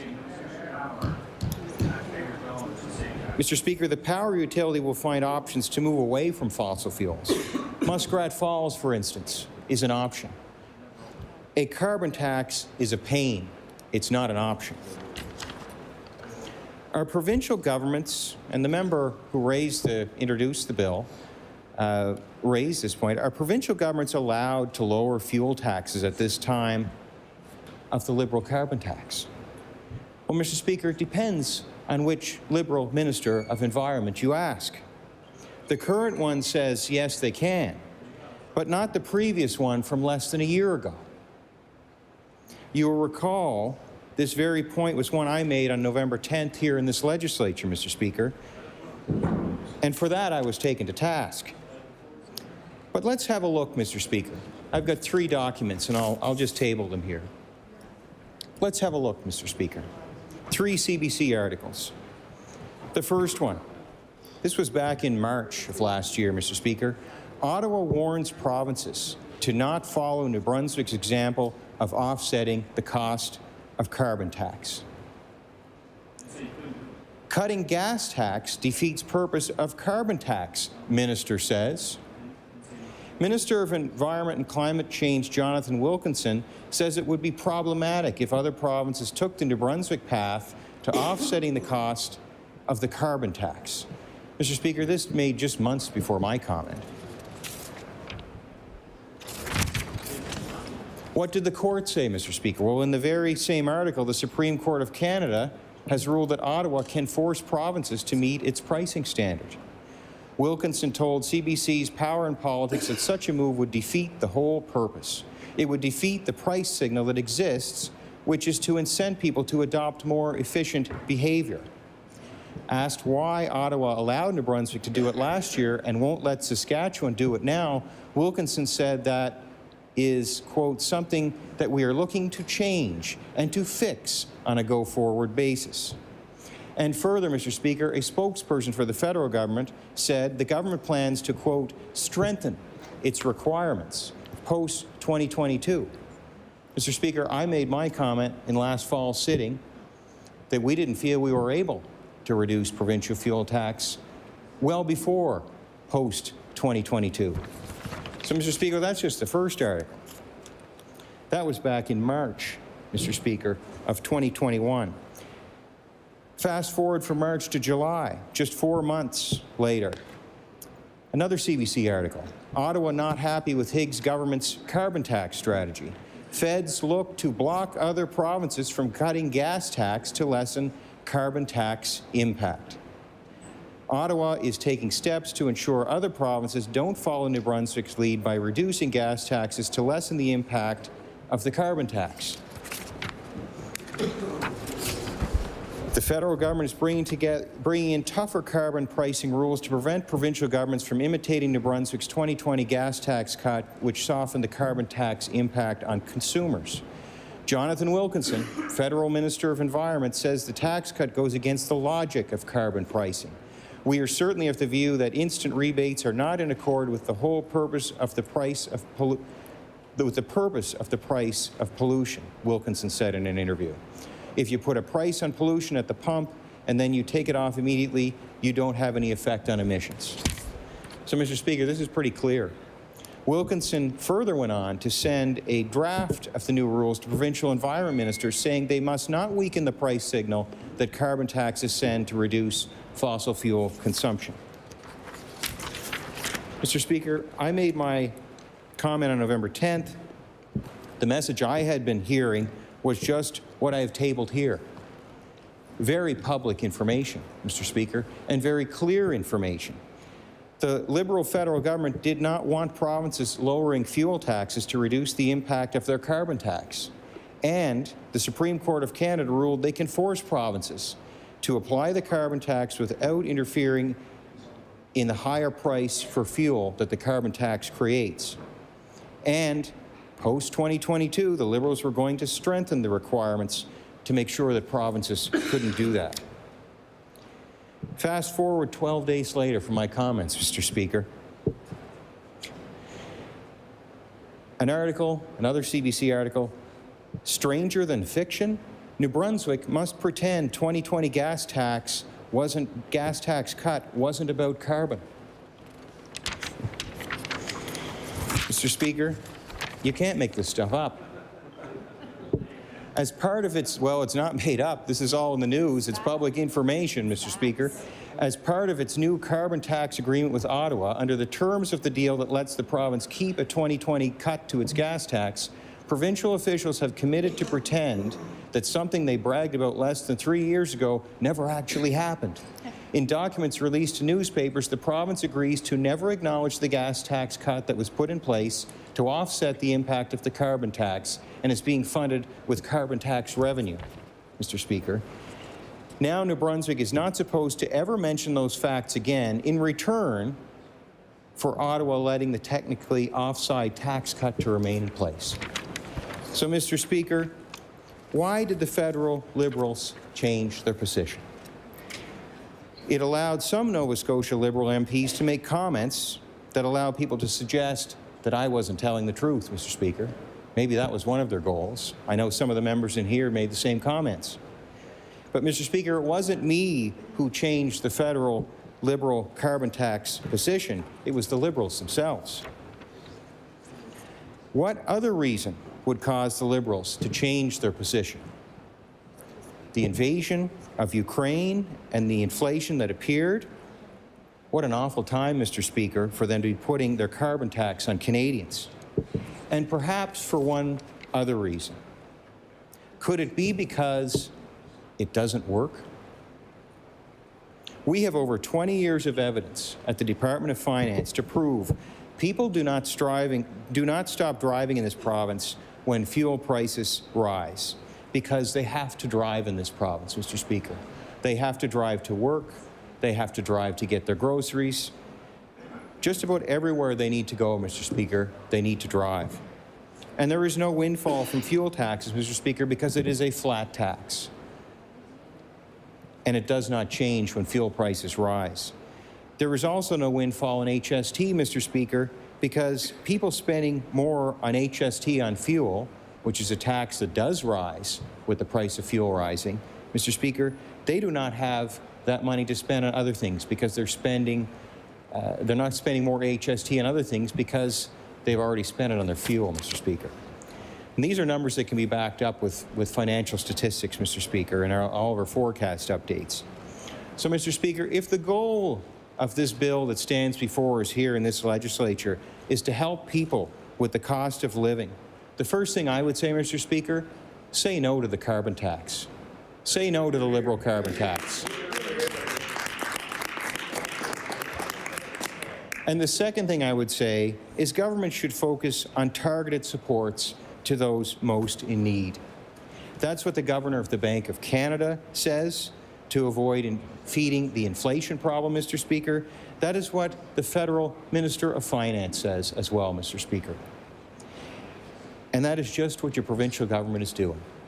And I will just pick two examples, Mr. Speaker. This year, to help Nova Scotians with the cost of living, a $1,000 seniors care grant, Mr. Speaker.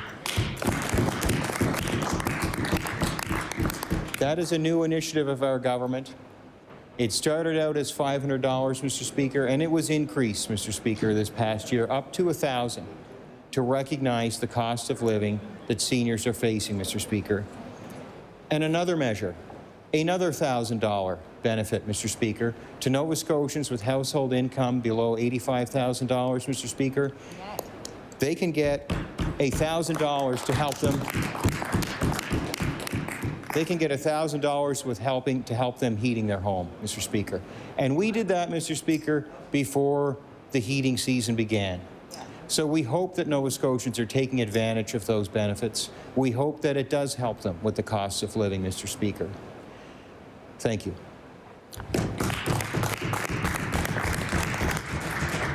I recognize the honourable member for Halifax Atlantic.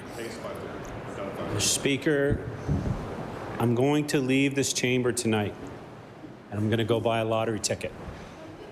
And the reason I'm going to buy a lottery ticket is because I sat here half an hour ago and predicted the future. I predicted exactly what the Minister of Finance would say when he stood up. He checked every box. Blame Ukraine, blame inflation, blame municipalities, blame Trudeau government, blame the Liberal problem, blame the previous government. The truth is, you are now in power. A year ago, almost a year ago today, the minister sat on the was on the Todd Venus show and said in this upcoming budget, they would see movement on a better paycheck guarantee. The minister said that Nova Scotians had a better paycheck guarantee coming within a year. Want to bet your house on it?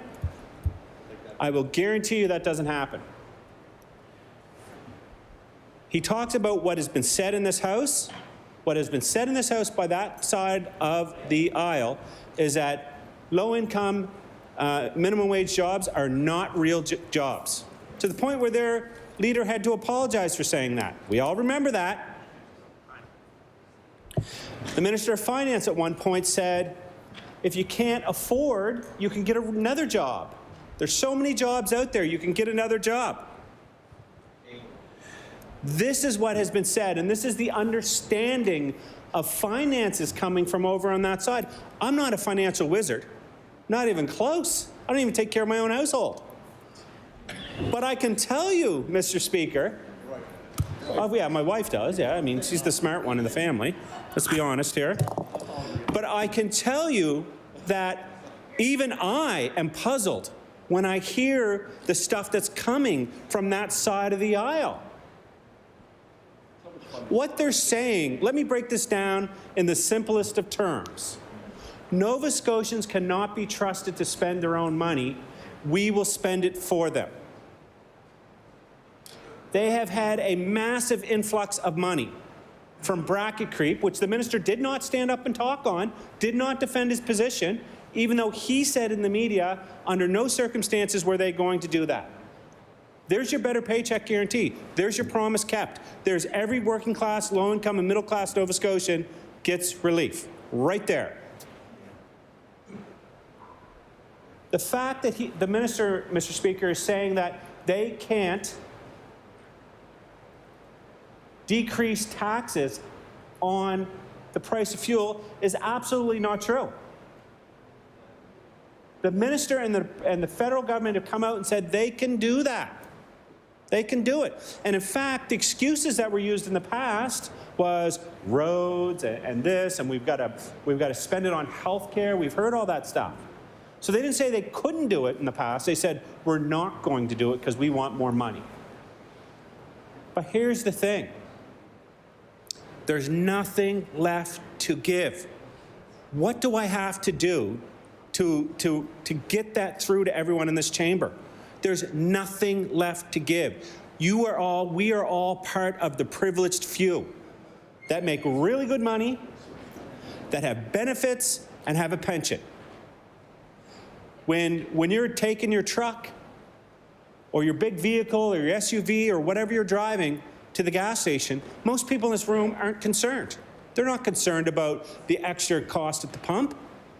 But the average Nova Scotian is. And for the minister to stand here today and blame the federal government shows that they have zero empathy on the subject. And instead of finding solutions, they've decided to point fingers. We know. We warned them. We did their homework for them. We passed them a cap and trade system that was the envy of all Nova Scotia. We know for a fact that they just washed their hands of it and allowed the timelines to expire so they could use it for political purposes. We know that. The federal government came to them on several occasions, practically begging them for solutions, for ideas, put forward a plan, and they refused to do it. Why would a government that's supposedly for the people refuse to put forward a plan that would save Nova Scotians money? Because they wanted to point at the big, bad federal government and reap the benefits of the extra money so they could spend to their agenda. That's exactly what happened. And that's what's consistently happening in this House. No government is perfect. I'll be the first one to stand here and say that. But in the last session, we had a government on that side stand there. We had the Premier of Nova Scotia, the foremost word in this province, supposedly, say, we are protecting taxpayers from increases. We will not see massive increases. We stood on the side of this House and said, you're going to get a fuel adjustment cost. Now, to his credit, the Minister of Natural Resources on several occasions said yes. But the Premier of Nova Scotia stood in this chamber and denied it, and then he went out into the media and denied it. So he was using spin. This is an easy thing. We gave you 2 bills to help everyday Nova Scotians. 2 bills. You know, this government is throwing money around like, I don't know. I've never seen it before in my life. But they will not give it to the people whose money they're spending. This is not your money. Repeat after me. This is not your money. You are the lucky few. You are part of the 1% in this province. The people of Nova Scotia deserve better. They don't deserve a finance minister that stands there and points fingers at everyone else and refuses to take accountability. There are 2 bills on this floor, one being bracket creep and one being fuel adjustment costs. Do the right thing and stand up for the people that elected you. Order, please. The time for debate on the bill has expired. I just want to lightly tell the minister or the member from Halifax Atlantic that he was promoting gambling. He said it twice. Go down to buy a lottery ticket, and you can bet your house on it. So I'm listening. I recognize the House Leader of the Official Opposition. Thank you, Mr. Speaker. That concludes opposition business for the day. I'll now pass it over to the Government House Leader for business tomorrow. The Honourable Government House Leader. When do we do late debate? When do you call late debate? Okay. Thank you, Mr. Speaker. That concludes government business for the day. I move the House to now rise to meet again on Thursday, March 23rd, between the hours of 1 p.m. and 6 p.m. Following the budget address and daily routine, government business will include bills for second reading, bills number 256, 262, 263, 264, and 269.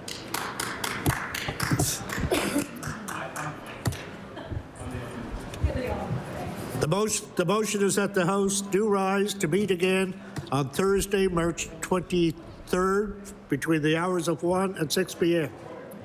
Would those in favour of the motion please indicate aye. Aye. Contrary-minded, nay. The motion is carried. We stand adjourned until 1 p.m. on March 23rd. We've now reached the moment of interruption.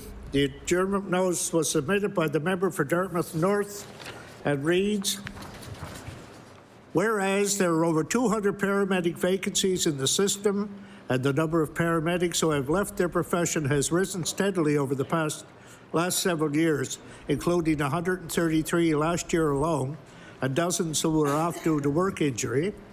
And whereas the starting wages for paramedics in Nova Scotia is substantially lower than other provinces, and the working conditions of paramedics in this province continues to deteriorate with emergency room crowding and closures, physical and psychological injuries, paramedic shortages, and deteriorating access to health care across the system. And whereas paramedics still save lives every day and are integral to the health system as nurses and doctors, therefore be it resolved that this government must immediately provide support that will have the effect of retaining paramedics in our emergency health system. I recognize the Honourable Leader of the New Democratic Party. Thank you, Mr. Speaker, and I'm honored to speak to this issue here on the floor of the legislature. Over the last several months, I've had many conversations with paramedics across the province, and it has become impressed upon me that paramedics as a whole are at a breaking point.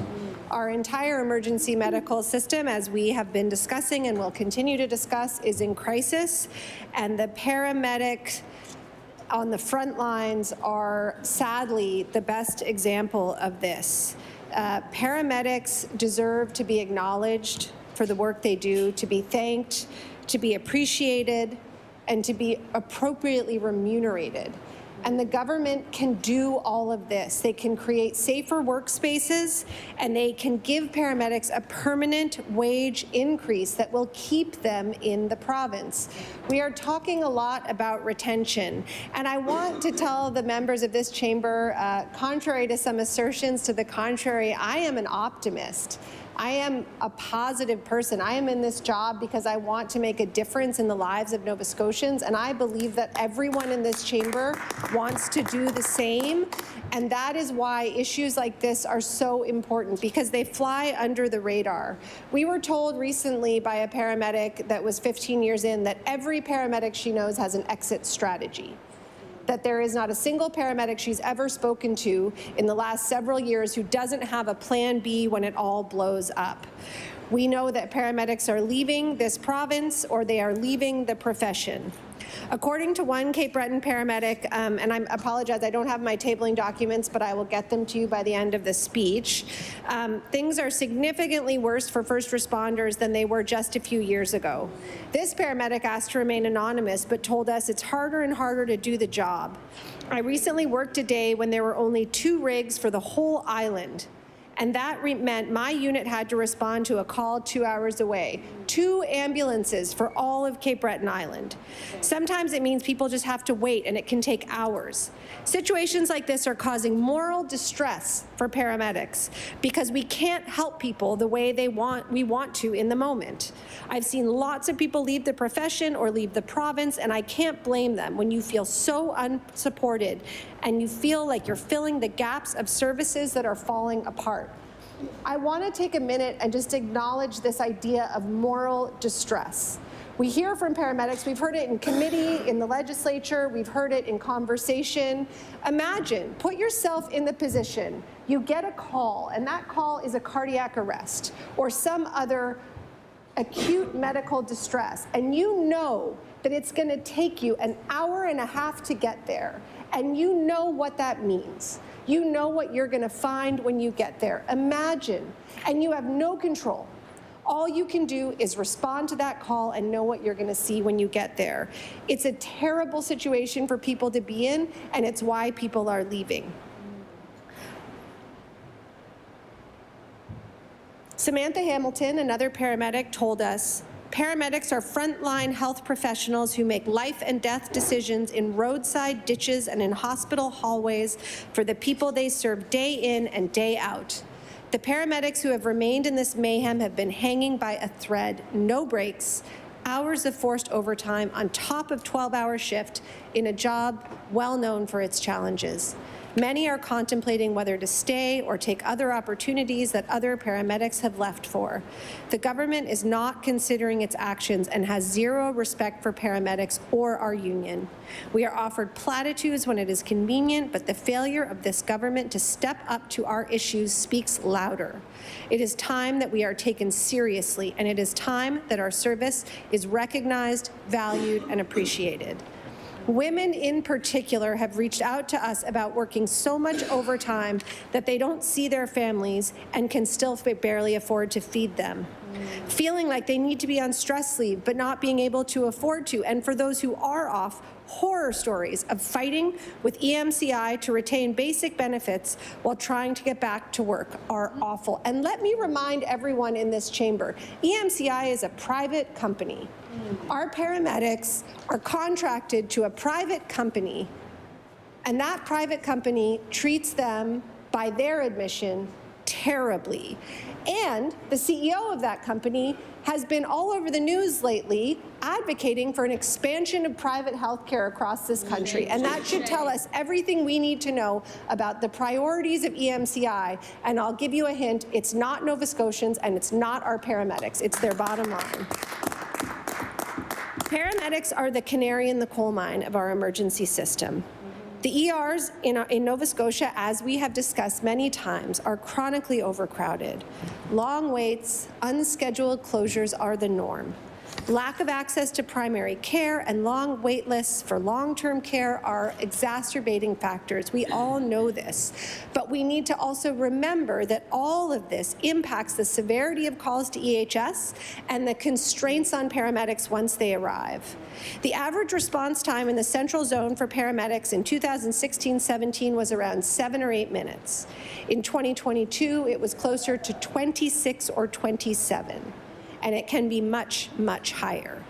There were more code criticals when there are no available ambulances in a zone in Nova Scotia in the first 3 months of 2022 than in all of 2021. And I remember a time not that long ago when we were talking about code critical in this chamber, when it was a big deal when there was a code critical. And now when we talk to paramedics, they tell us we don't even bother to talk about it because it's code critical all the time. That is the status quo right now. The response time right now by paramedics are far beyond safe, they are far beyond desirable, and they are beyond the targets in our contract with EMCI. But the current contract, which was signed by the Liberal government, is worth $165 million a year to EMCI, and they have had to pay $0 in penalties, despite consistently meeting these targets. So we are seriously concerned about the performance of EMCI and the government's ability to manage this contract. Why aren't they paying penalties? Why, if we are going to contract a private company, presumably we think they can do it better, they're failing, why aren't we holding them to account?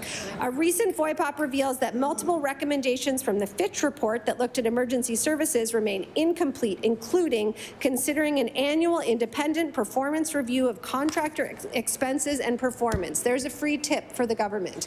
Please do an independent review of EMCI. They are failing at their job. In 2022, there were more than 200 paramedics off work due to injury or illness. That's 20% of the workforce. In the fourth quarter of 2022, there were 255 vacancies. And FOI records also note that EMC is now required to post those vacancies externally as interest from candidates in full-time positions is decreasing. And we don't have to wonder why that is. 133 paramedics resigned in 2022. 133 in 1 year. That is the largest number in 6 years. And we cannot overstate the impact of this on our health system writ large. All of us are going to be in a situation where we have to call an ambulance. And we better be ready when that ambulance doesn't show up if this government isn't going to do something about it. We know that Alison Holtoff's family decided not to call an ambulance. They decided to drive to the ER because they were concerned about how long it would take for an ambulance to get to them. We need to change that. This government says they want to change the narrative. Change the narrative. Do what it takes to retain these paramedics and make this a desirable profession again. Paramedics are underpaid, poorly treated, and are leaving the profession in droves. The wages are too low and the working conditions are bad. This government needs to act now, sit down with paramedics, not wait till the fall when the contract comes up. This government hands out money to various people like it's candy on Halloween. Think of why not paramedics? Without the paramedics, the rest of our system collapses. Do what it takes to make sure that we can keep every single paramedic possible and retain and hire more. Thank you.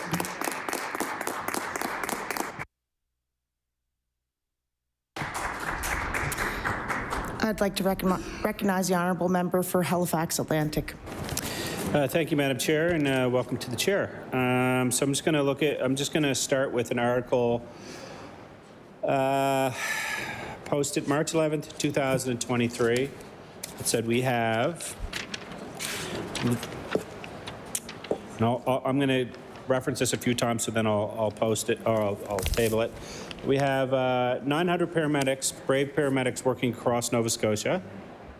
There are currently 186 paramedics off on leave, and the member for Dartmouth South just said that number was 200. We know that 133 paramedics last year quit to go on to something else, an all-time high. And guess what? It's going to be higher this year.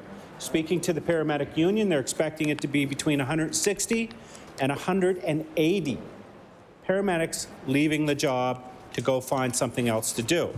And why is that? Well, first of all, they're underpaid. And it reminds me of a little of the CCAs. Very difficult job, underpaid, and this government rushed in, rightfully so, and gave the CCAs a raise outside of the collective bargaining agreement. Our paramedics are done. They're done.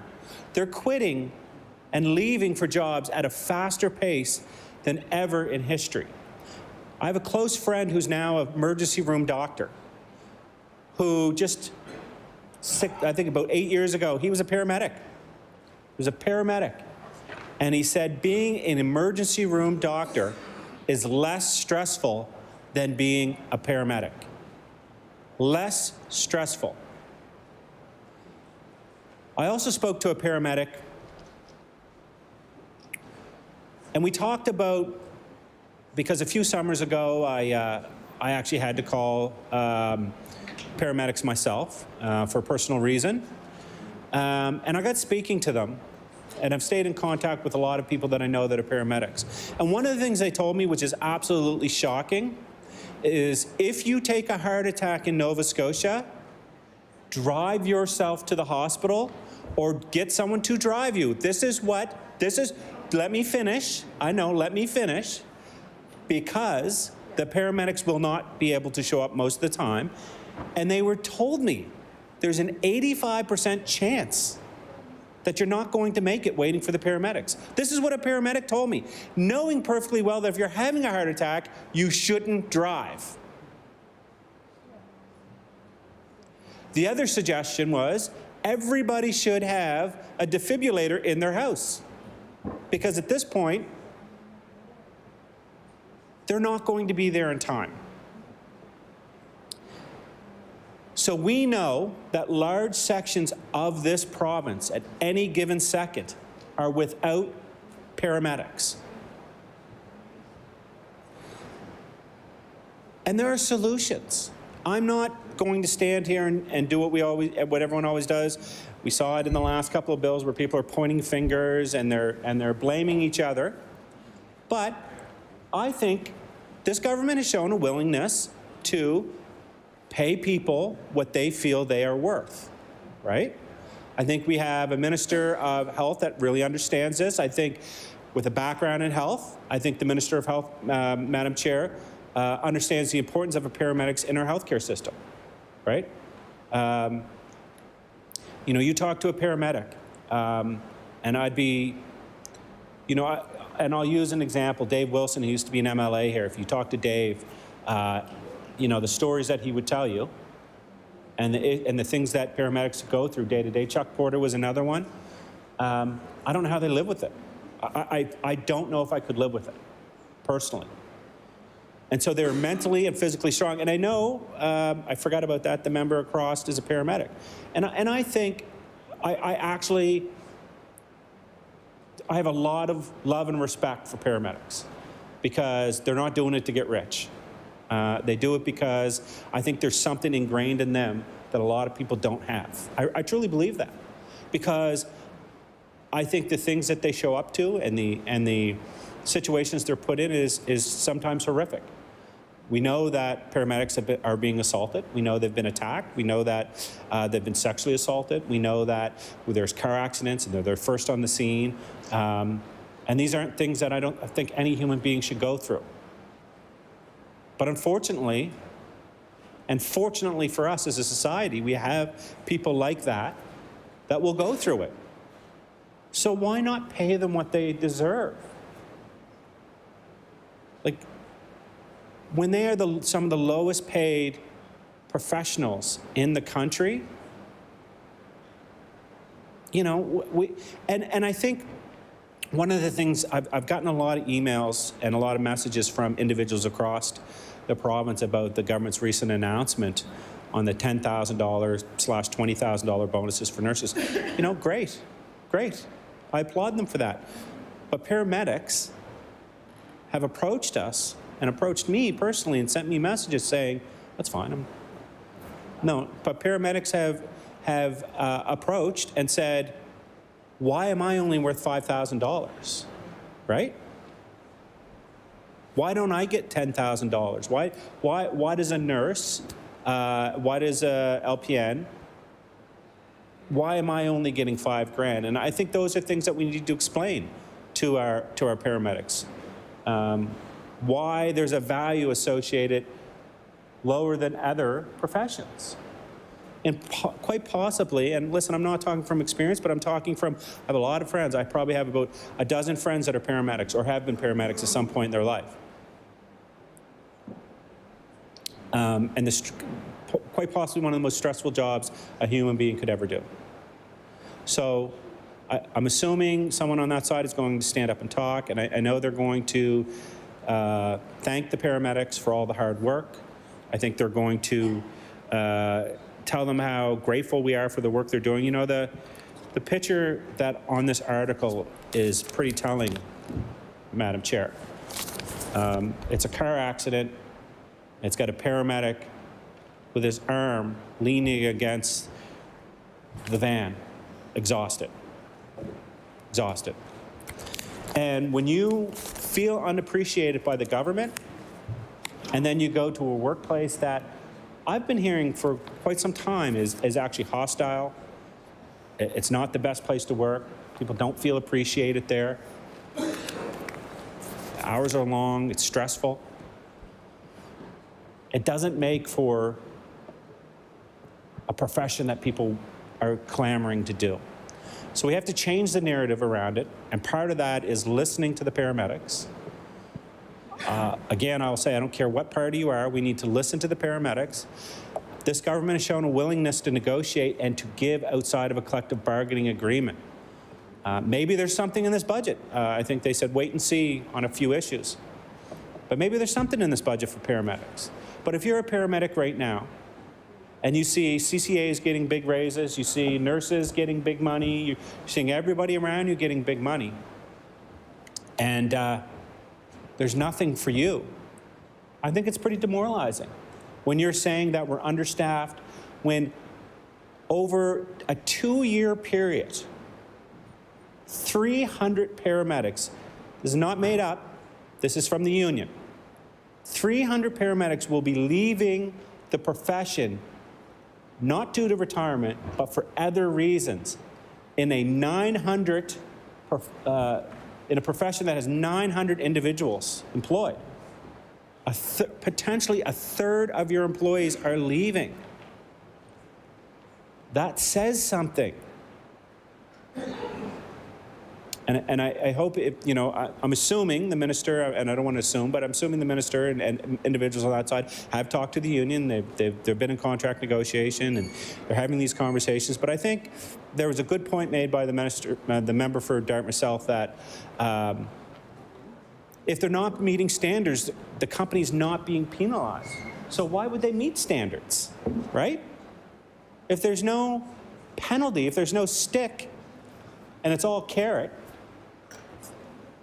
the history will show you that they're not going to do it. So I think we need to have this conversation outside of collective bargaining. And before in the past, we could say this had to fall under collective bargaining. We no longer have to say that because precedent has been set.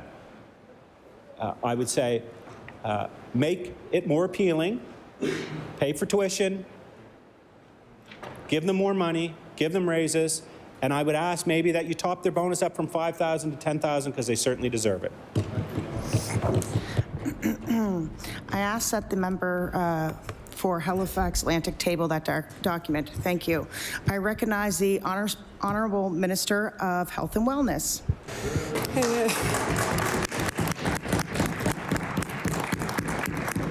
Thank you. Thank you, Madam Chair, Madam Speaker. So I want to begin the very first thing that I want to say is that I want to reassure Nova Scotians in this province that if they call 911, they absolutely will get care immediately from a dispatcher immediately from a physician who's in the comms team. He's there 24, or she's there 24 hours a day, 7 days a week. We are staffed with registered nurses and critical care paramedics, and it is imperative that if you need emergency services in this province, that you call 911 to get the care that you require. So I do want to talk a little bit about paramedics. I've worked with paramedics for 31 years. They are an integral part of our healthcare system. They are, in fact, some of the most skilled paramedics in Nova Scotia that we have in North America, in fact. They are very well trained, and they, you know, this system that we have now is most certainly under incredible strain. It was built at a different time, and we're continuing to transform as we are with other parts of the healthcare system. So I do want to talk a little bit about some of the work that's happened over the number of months to support paramedics. In regards to injuries, we've invested $3.5 million in equipment to support power lifters and stretchers in order to support our paramedics and making sure that they are not prone to musculoskeletal injuries. It's very essential. In terms of psychological injuries, we also need to remember, and I've said it for my entire career, you know, many of us work in a hospital setting, but we don't see what doesn't come in. We don't see what doesn't come in.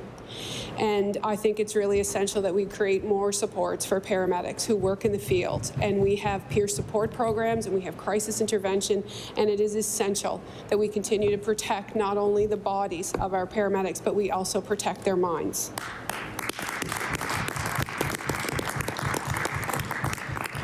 So I do want to talk a little bit about, you know, recently we heard from paramedics. We started this, our government on a tour around the province, and we heard from them a number of things. We heard about the power stretchers and lifters. We also heard that there were benefits that they were paying that were a burden on them in terms of their paycheck. And so in December, Madam Speaker, we covered the cost of benefit for paramedics, which is actually a savings to them of $2,500 per year.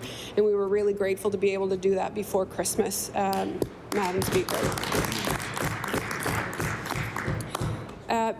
Prior to, we've started now, we've hired 120 transport operators, which has allowed us to essentially separate the transfer system from our emergency response system, and that has been incredibly important in terms of supporting paramedics. And we recently did a community tour, 20 communities, the CEO of the Nova Scotia Health Authority, Deputy Lagasse, and I, and of course there were paramedics in every crowd.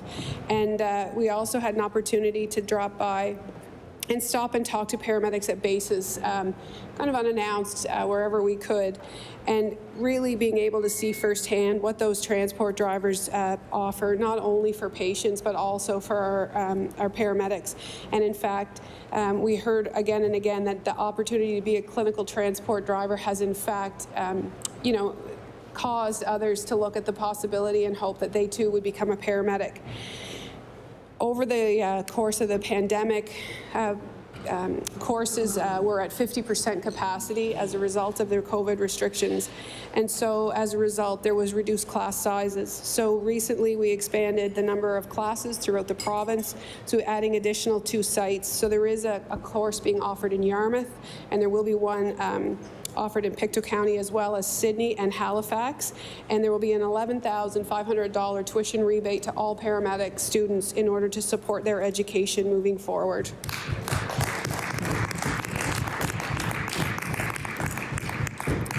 Recognizing, you know, that we need to work directly with paramedics to understand their work environment. One of the things that we initiated was a temporary license for graduating paramedics, putting them immediately on the trucks in order to get work experience right away. Prior to that, there was a lag of up to 6 months where paramedics would languish waiting for their licensing. And so we've allowed now that there's an opportunity for paramedics to be hired and go immediately to the trucks to provide care.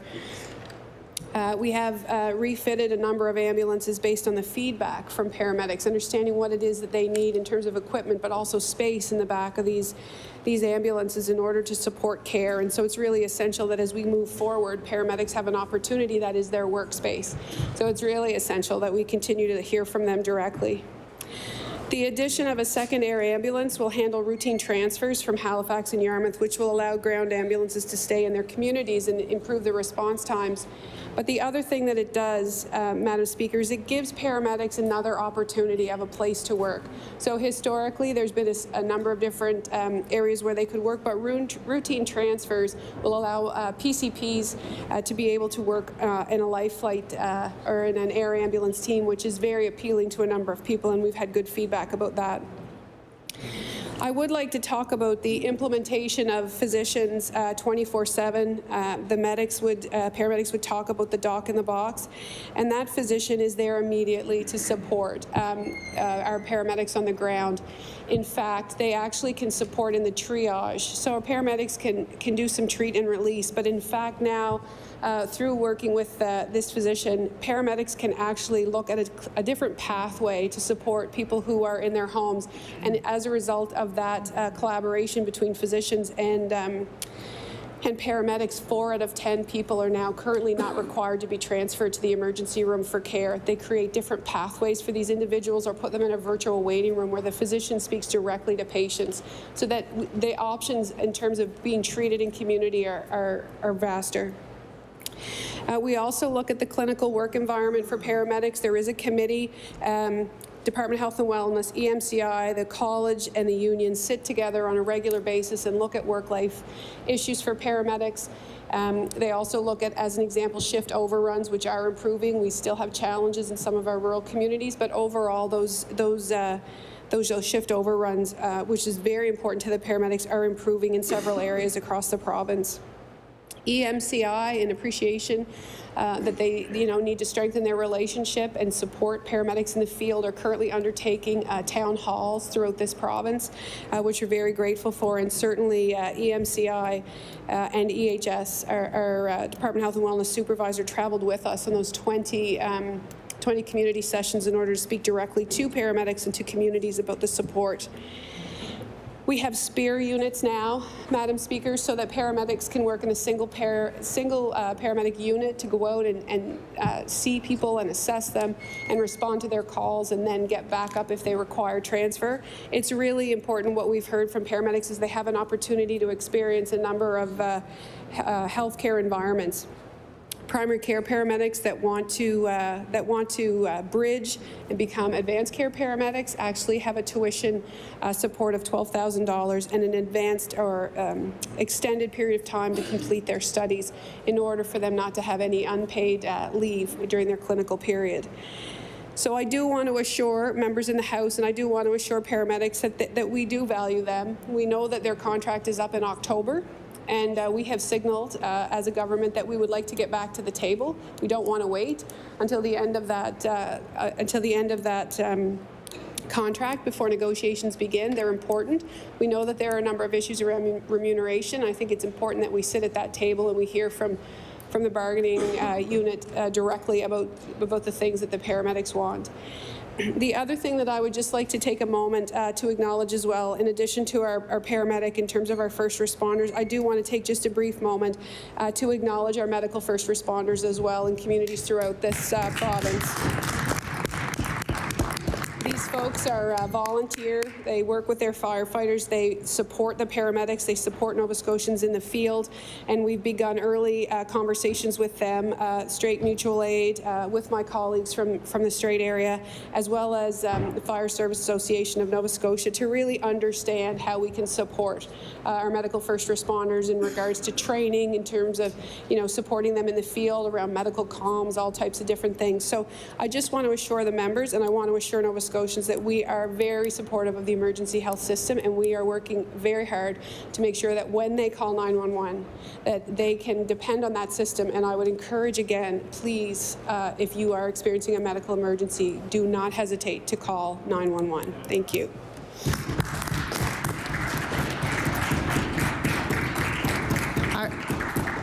I wish to thank all members who participated in the adjournment debate this evening. The House stands adjourned until 1 p.m. tomorrow.